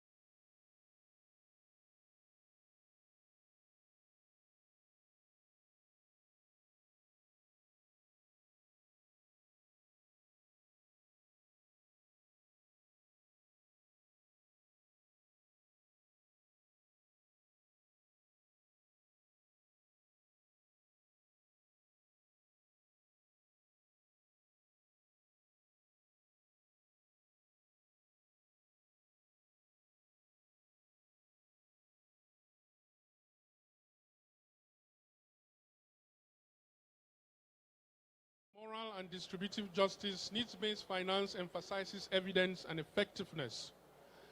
And this gives you a snapshot of the differences between all the different approaches that we currently have. There is, for example, the commitment-based approach, which is what is now dominating the discussions. Doubling of adaptation finance, for example, 100 billion annually for climate finance, 50-50 parity between mitigation and adaptation. Those are all commitment-based approaches to try to deal with the adaptation finance gap. And they focus on delivering and accounting for commitments that have been made, particularly by parties from the North. The problem with this principle is that there is no link to actual country needs and there's limited ambition, and the evidence is there. The second is the fair share approach, which is one that looks at the distribution of responsibilities for adaptation finance based on responsibility, historical or current responsibilities for emissions. And it's really focused on burden sharing among developed countries. The problem with that is that it defines who should pay, but does not say how much is needed and to whom. It only focuses on who needs to pay, but doesn't define who should receive. The needs-based approach, which we offer as a solution to the challenges with the first two, is focused on allocating resources according to assessed vulnerabilities and adaptation priorities. And the focus here is to match resources to actual adaptation requirements. But also it has its challenge in that it requires very robust needs assessment, which would demand additional resources. So there are four interdependent pillars that can help anchor needs-based finances. The first one is tailored, so the finances must be tailored in that they have to be context responsive and locally defined. The finances must be targeted. They need to be directing resources where they are most needed. It must be sufficient, aligned with the scale and urgency of need. And finally, it must be just in that it promotes fairness, transparency, and inclusion. All right, now the screens are playing games with us. There's supposed to be some text. There's supposed to be some text here, but this screen is not displaying the text, so I'm just going to talk through it. There's some core principles that we need to bear in mind. About 7 we have identified. One of them is that it has to be country-driven, so a needs-based approach is country-driven. It can't be donor-driven. The basic idea is that we are experiencing a shift from donor priorities to country priorities. There are principles around inclusion. The communities must participate in design and determination of adaptation priorities and so on and so forth. So there are a number of core principles that are required to make this work.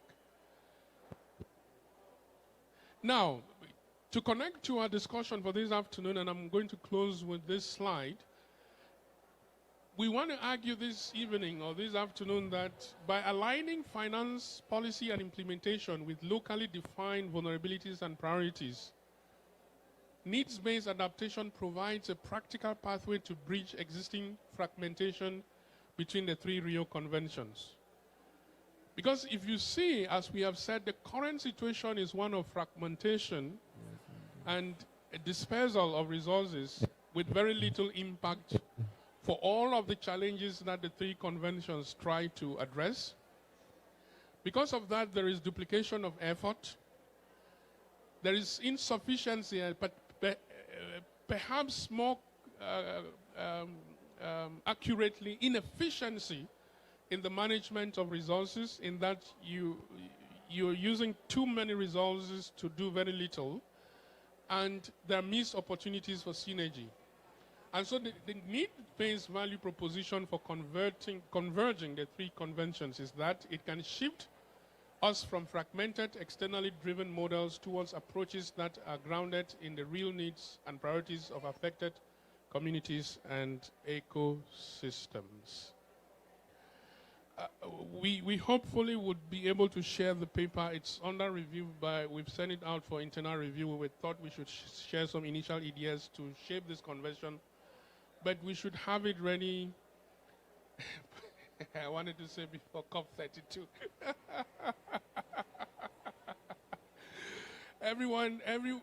Every appointment now is in Addis. No one is talking about COP30, 31.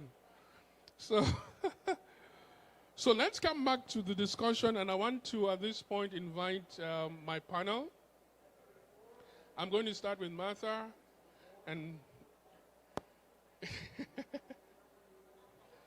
please come up. I'm lost in my notes. Just give me a second.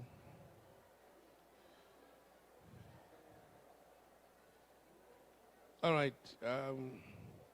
Christina, I should not be looking up your name. Huh?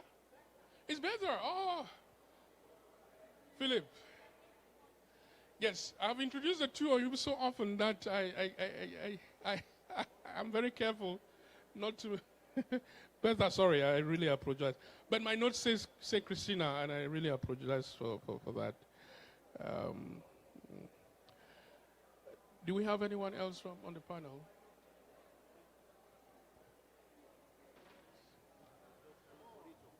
Okay.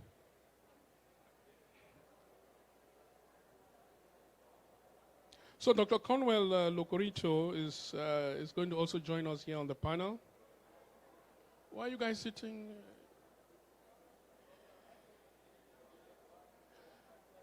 Dr. Harry, you can sit here.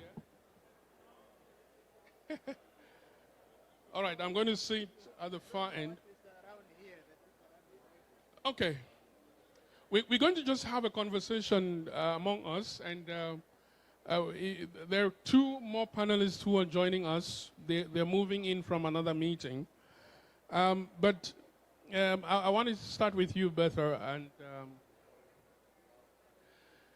and just get us started with why you think it's crucial that these three conventions speak to each other, and how we can begin to achieve that. Oh, there are many microphones. There's one here. There are microphones on the seats. If you can. Okay, thank you. I mean, I think I can start by saying that and I think you've highlighted this as well, about when you spoke about the silos and the way we think about it in silos, is that at the local level, there are a lot of synergies between these three conventions and how they can be implemented. I mean, a lot of adaptation and adaptation action is linked to ecosystems and biodiversity, not only in protecting biodiversity, but also in using biodiversity as a solution for adaptation and mitigation. And obviously, desertification is also quite linked to the climate crisis. So when you think about the implementation at the local level, and when you talk to people at the local level, it is very difficult for them to, to think about this in a separate way, right? So if we are defining our interventions based on needs, then the separation of these three conventions in different topics does not make sense. But I want to focus on the finance, because I think that's where all of this was going. So what I think has happened at the finance level is that there has been a very strong need to ensure that all of these finance, climate finance, biodiversity-related finance, and so on, is additional to each other, but also to traditional development finance.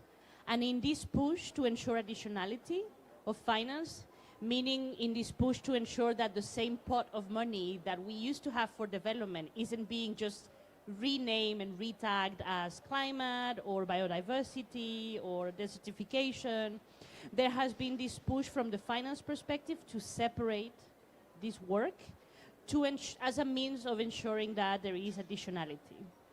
And So, I want to chip in. So, this is perhaps what I see as the problem. For the purpose of separating the financing streams to ensure that we are not relabeling existing finance or finance that was meant for other development needs, what we have seen is also that there is a sort of splintering of the resources that are available, and what we have found ourselves with is an ineffective and inefficient scenario. Absolutely, and that's exactly it, because there is no real technical way of ensuring additionality. Additionality, in a sense, I mean, you can do additionality from the reporting perspective, but really, what we need in order to ensure additionality is an acceptance by those that provide this finance, that this finance need to respond to the needs, and that's why I like your framing, you know, so that it's not, there's no temptation to use this retagging and reshuffling of the same finance. What we need is a recognition of the obligations of countries to provide enough finance to meet the needs, so that we don't find ourselves in the need to make these artificial separations in order to ensure additionality. Because indeed, it has been quite ineffective. And the additionality has not been ensured, and the finance has been retagged. And at the end of the day, what we have, and this is why I like your framing very much, is this silo projectized thing in which one thing is tagged as a project for this, and then when in reality what we need is a view that is integrated across the three, right? In many cases, I mean, there are moments in which climate, it doesn't intersect with biodiversity, but in many cases it does. And what we need is this intersection. And so what I think it would be interesting to also think about as a complement to what you've already proposed is what kind of mechanisms of channels and instruments of finance would actually fit into this idea of a needs-based finance assessment. So, because, for example, the way we do finance now, which is through different funds, different bilateral providers, different mechanisms that are all dependent on project-specific finance, will not work. Yep. And so we need to think about a new way of delivering finance that actually responds to this local reality, whether that is, for example, by just directly putting this funding into the budgets of developing countries and allowing them to implement their own policies, which is something that has been discussed, for example, in the context of the Loss and Damage Fund, the Fund for Responding to Loss and Damage, of direct budget support.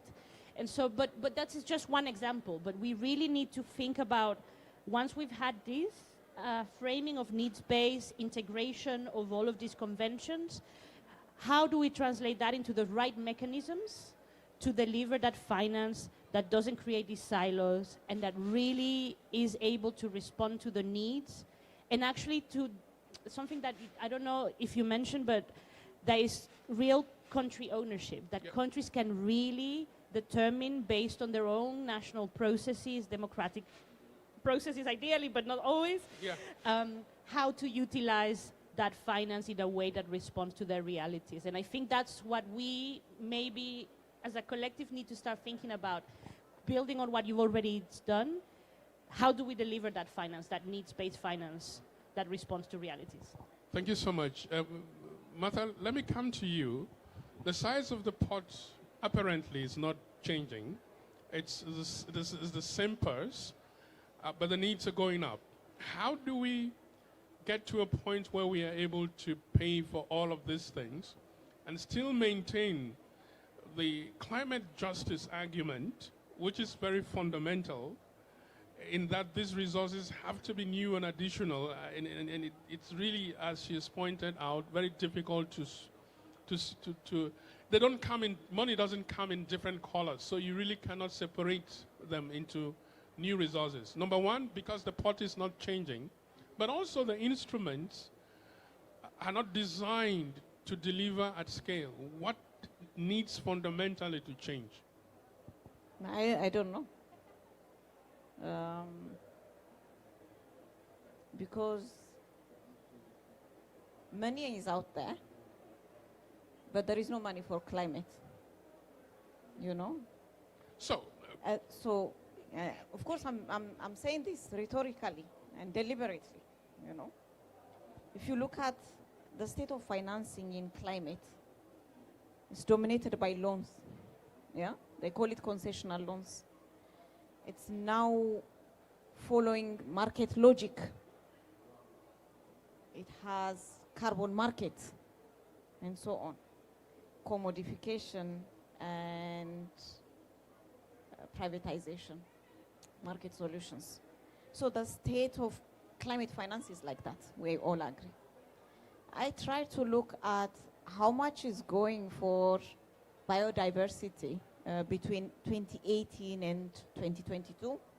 I can tell you for biodiversity, I found 95% of it is coming in the form of grants. So that is biodiversity. If you look at biosphere protection, 98% of it is grants. Environmental policy and admin management, 87% of it is grants. Site preservation, about 62% is grants. So you see, these are two distinct financing landscapes that we are talking about. However, if you look at how much is coming for biodiversity, it's negligible. We have to know that. So the pot is still small, but the features are different. However, I want to remind us that there seems to be convergence, at least a move of market instruments, because as you have carbon markets, what you have now here is biodiversity credit markets. So there is a beginning of convergence in the marketization, in the solutions. We have to remember that.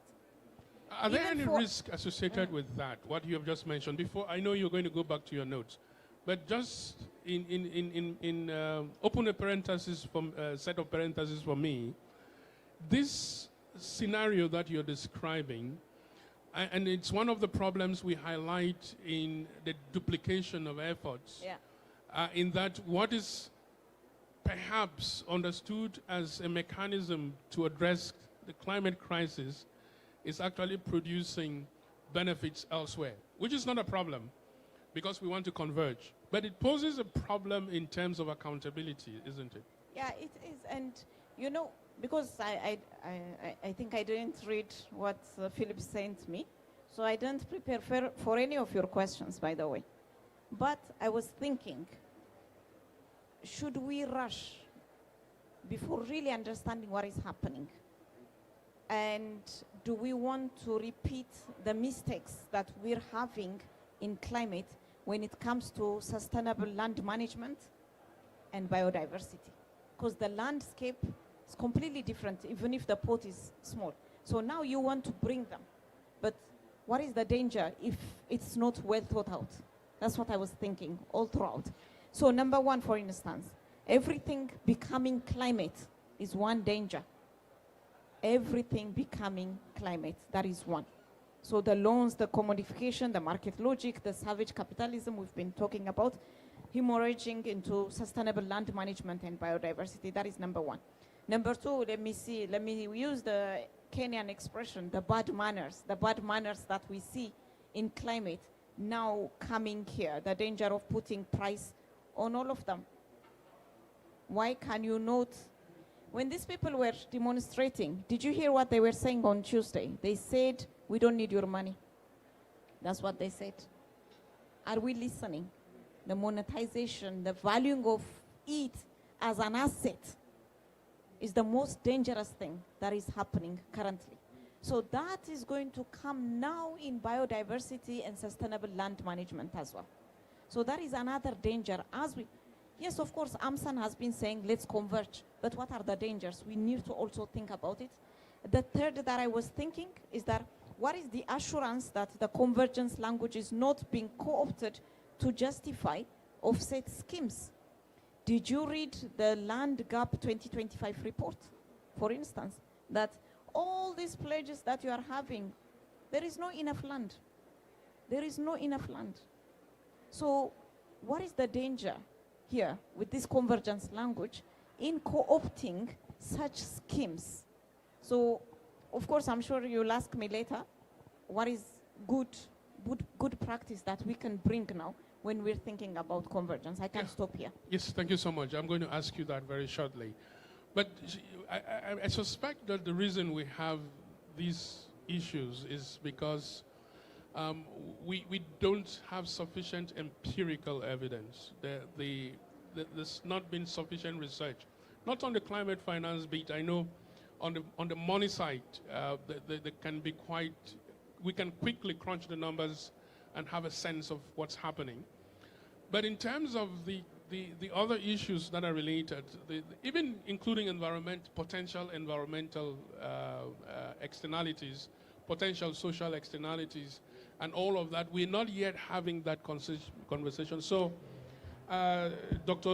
Lukori, my question to you is, how do we then look at closing this gap in empirical and science, and make sure that the policies that are probably already emerging are informed by sound science? Thank you very much, moderator, for this very interesting and challenging question that you guys carefully crafted for me. Yeah, to perhaps put me into the spot. Yeah, but all the said, I want to start by saying that the conceptualization of the 3 Rio Convention was fantastic, in my view, because it did embrace a systemic approach to problem solution by fragmenting the environment into workable units. However, we seem to have missed out on a point which makes us look at the trio in unison. I think that is what we missed. We left them to run as separate entities.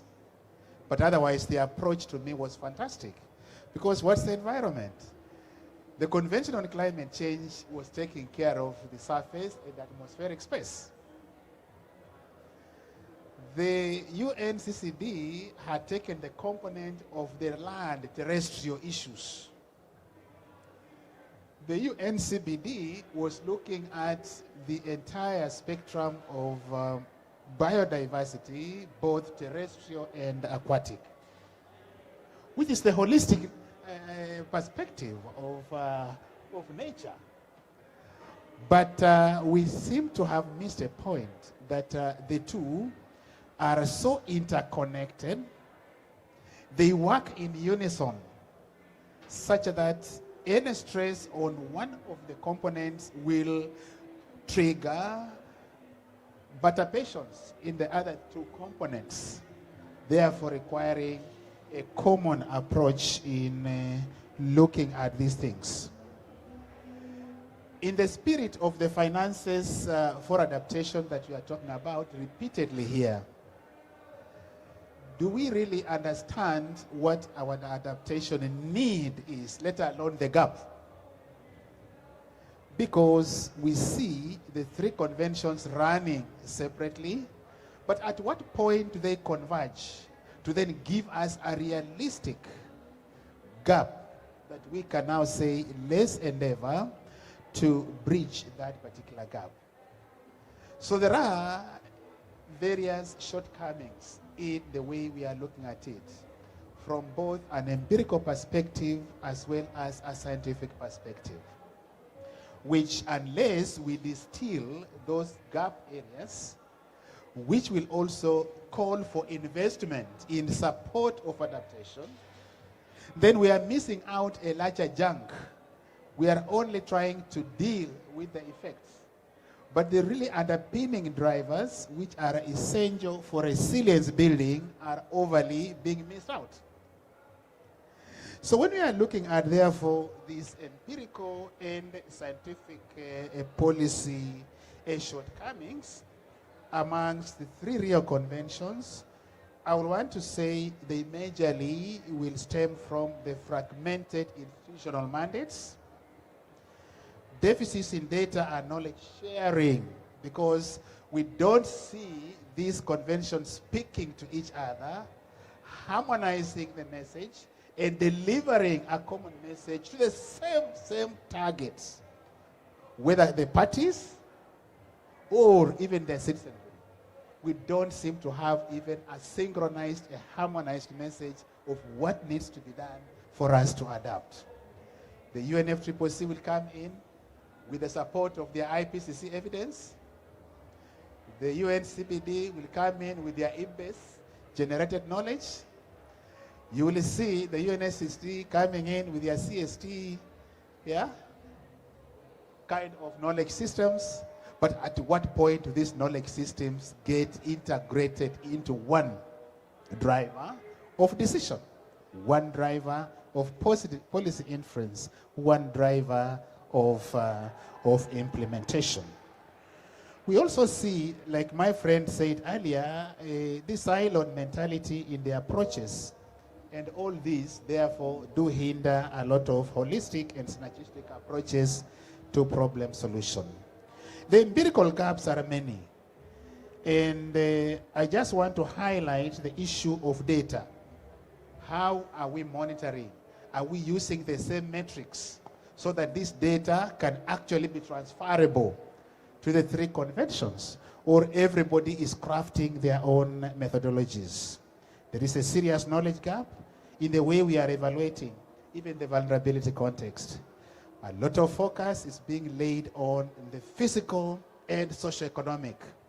But we are leaving an essential component within the biological realm, what I call the biological vulnerability context, which then brings in humanity as well as the support ecosystems and biodiversity.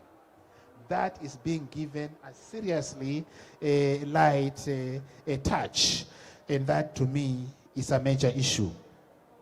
The scarcity of explicit empirical analysis on how actions promoting one convention either are complementing the other conventions or inadvertently could be introducing risks to other conventions, right? That we don't seem to be stopping to see how we bring this particular issue into one common thinking. The requirements for science research, the requirements for the policy process, of course, will require data on different time frames. How we taken trouble to bring in this gap closing on the mismatch between the timelines, because then we can have data which can be universally applied across these particular issues. From the scientific perspective, I want to also underscore the significant policy gap coming in when we are looking at national policy systems and international policy frameworks. We are taking too long to really synchronize them. We are looking at even this one of the UNFCCC as being a demand to nations, right? We have an obligation to be reporting. Why can't we look at it as an obligation to integrate these global frameworks into our national level processes so that we don't look at it as an extra burden? That way, it's going to help us manage the meager resources we have, not duplicate any effort in reporting, but actually doing these things very conveniently. Look at the technical aspects.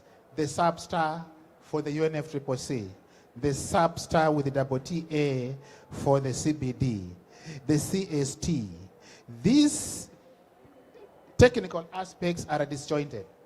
I don't see a framework that brings them all together on the same platform. So what are we doing? If the service is to the same countries, and yet we are coming from different perspectives in terms of what we feel works best for country A in time T. So that, again, is a major issue. challenges around this, the science policy interface in terms of the management of that process is indeed a very, very crucial area which we cannot be able to avoid. So in terms of the gaps, in terms of the framing, I think there are those glaring gaps which we must invest in trying to see how we get back to the first principles that brought in these three conventions. I complimented the people of the time. They had a good approach, but they forgot that they needed to bring harmony. Yeah, they needed to make this particular system synchronized so that they are not looked at as separate entities, but sub-components contributing to the whole. Okay. Now, just picking up from the last thing you have said, have we gone so far apart that it's going to be difficult to come together? One, because it seems that it's also a game of interest. The pot is small. Everyone wants a piece of the cake. If we come together, it might mean that I'm going to lose a little more to allow for others. Fine. In fact, that has been an issue, and I've not been wasting my time and energy trying to push an agenda of collapsing these three Rio conventions into one. It will not work. The reason being, we have those specific interests. People are looking at these conventions as their lifelines. But where we feel we can be able to make these conventions work together is if we can have them speaking to each other. For us in the IPCC, which is a technical scientific think tank for the UNFCCC, we are now forging very close collaborations with the UNCBD IBES. And this is being coordinated at the chair level. So we are having a lot of common workshops on critical issues so that we can have common approaches towards doing that which we were mandated to do. So I don't advocate for collapsing, but I advocate for synergy, that these particular conventions must find a way which will have them get better coordinated, if we can have a coordination mechanism, but it's work in progress. We are seeing the IPCC and the IBES, and I am desiring, and I'm going to mention this when at the panel meeting, that can we loop in also the CST for the UNCCD, so that we can have common approaches, because we are doing the same in a fragmented way. Thank you so much. Now, let me come back to you. Would it become irrelevant that at the global level there this compartmentalization, because at the national level, the national policy is a little blind to these differences. Development in forestry, in water resources, in addressing the challenges that you should address as a country, these separations become irrelevant. Should that be where we focus our attention?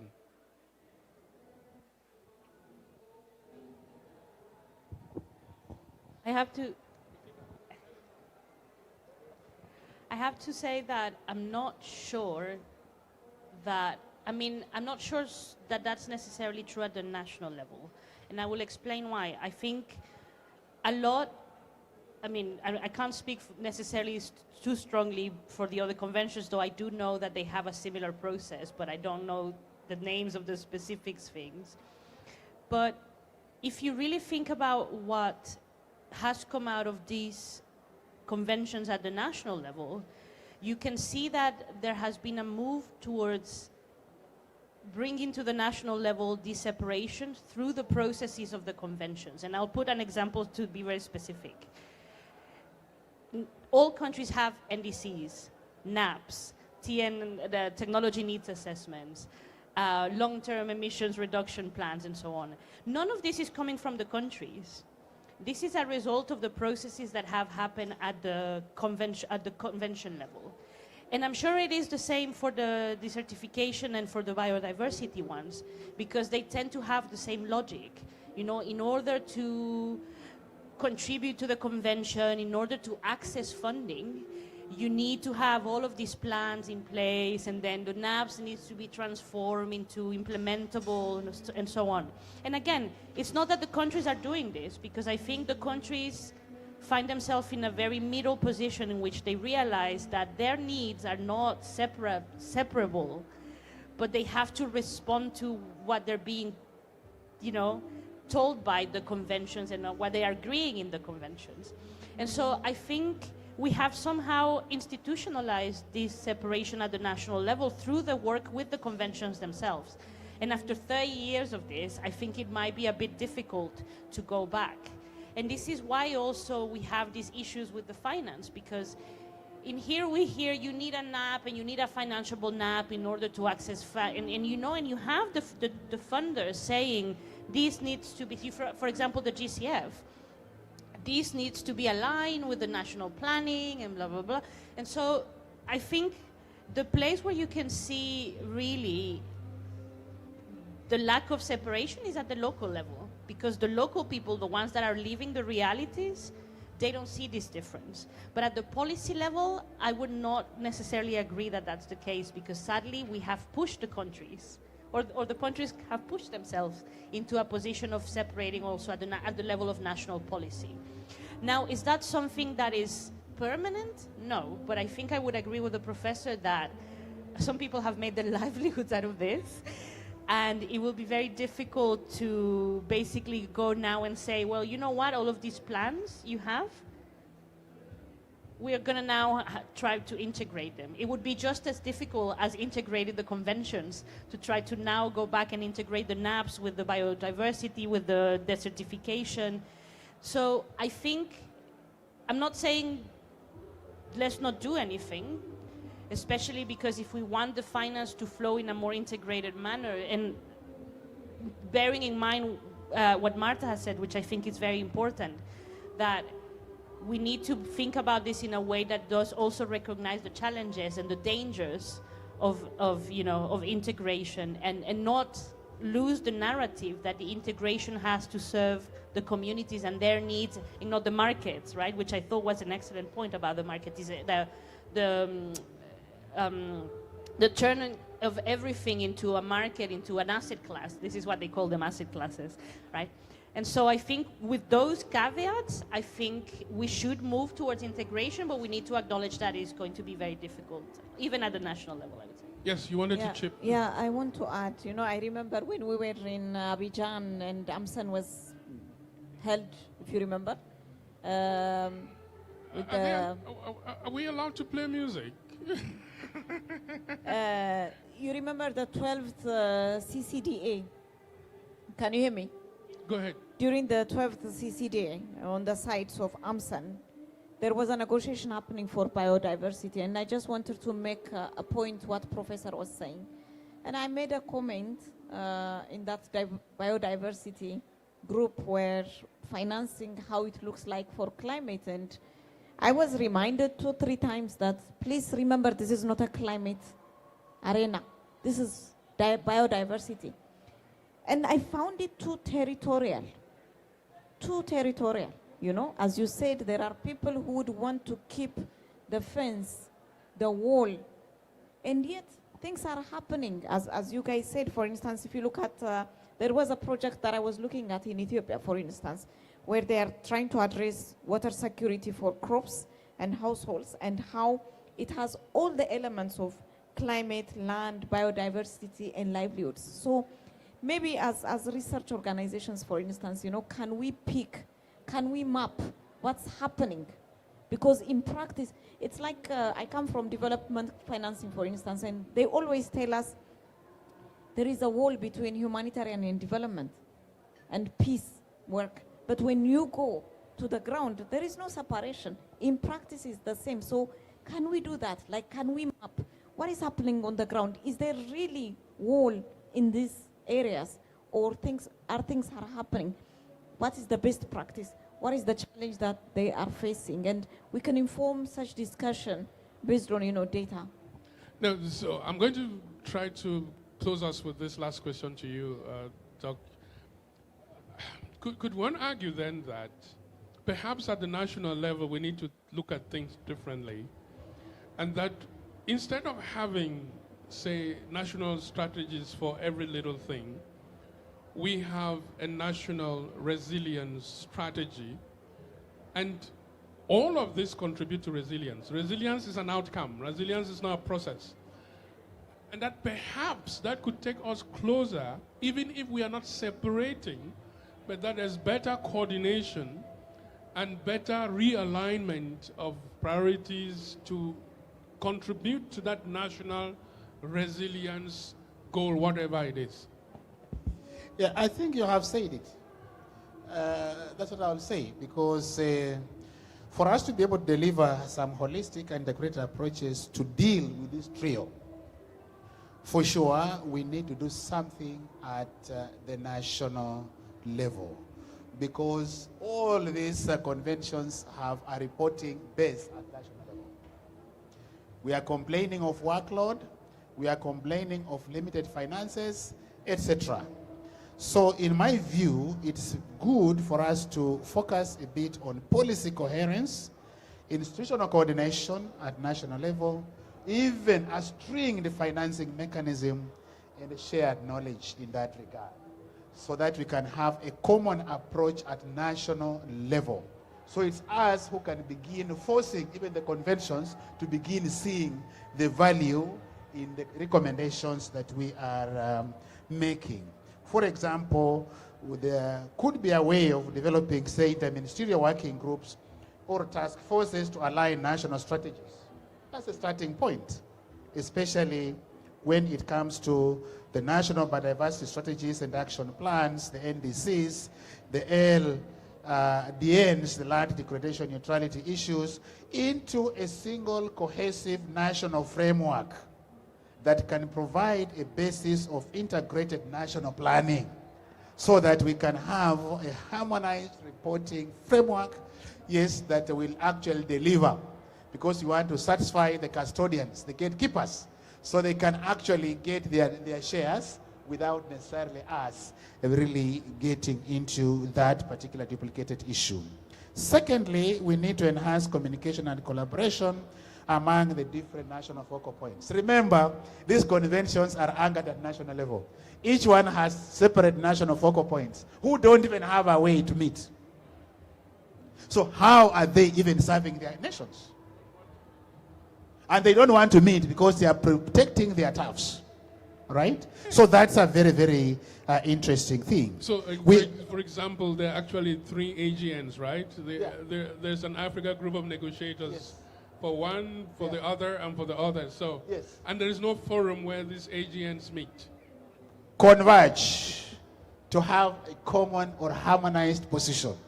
You will see this even the AGN itself. Yes, having the LDCs who will take on a totally opposite direction from the rest of the developing country parties in Africa. I think we have a problem. In the one way is for us to look at it critically in terms of this issue. And in so doing, we also need to establish some shared indicators and unified processes for monitoring, evaluation, and reporting on progress across conventions. Because these conventions are supposed to serve the same humanity. Why are we having different reporting frameworks? How do we even evaluate the progresses we are making across the 3 conventions? I think that becomes a major, major challenge.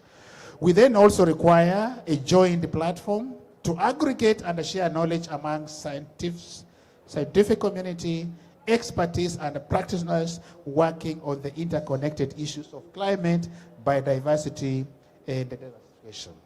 Because they cannot appear like they are just neighbors. We are actually addressing a common problem.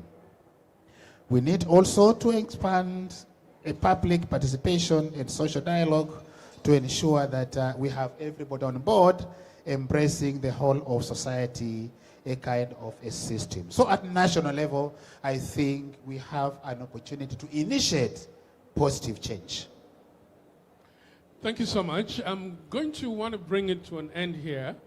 And just to say, and my own final thought is that the way I see it, it's a system, which means that it's a single system with different elements speaking to each other in different ways. And how they interact and would determine how long that system stays stable. So perhaps our focus should be on managing the interactions between the different elements of that system and try to minimize the potential negative externalities of that interaction and enhance the positive one. And whether we end up having a situation in which these conventions are talking to each other or they continue separate, but they're still part of that system, and by some means we can survive. I would like to thank the handful of people who have stayed with us to the end. I wish we could have had this around a coffee table, but this is how COPs are. So thank you so much for coming. Enjoy the rest of your evening. Oh, Philip wants to say something. I think the rich conversation that has been there, what we can actually do is to do a policy synthesis, a brief policy synthesis, and the team can actually enrich the policy synthesis, and we can send it to AUC to guide further conversation, because it's important. I think there were richer points coming out of that. I can attempt to pull the pointers that I add, and then the team can enrich, and then we panel beat it into a piece that goes out. Over to you. Okay, thank you. Giving us some assignment at the end there. Yeah, thank you very much, Philip. I think those are very good insights. And for us to trigger change, we must be proactive. So that out of this talk, if there were any pointers that can trigger positive change, then a policy, a brief to the higher level in the continent will be, in fact, quite critical. So I'll be happy to share my talking notes so that you see what you can take from it and concretize that background paper, which can now be submitted to the higher level. So because for us, we feel that that fragmentation is doing us negative. Do we have a drafting team? Well, I will be very happy to be part of the drafting team. Thank you so much, and we're glad if you lead and coordinate us. So thank you so much. Thank you.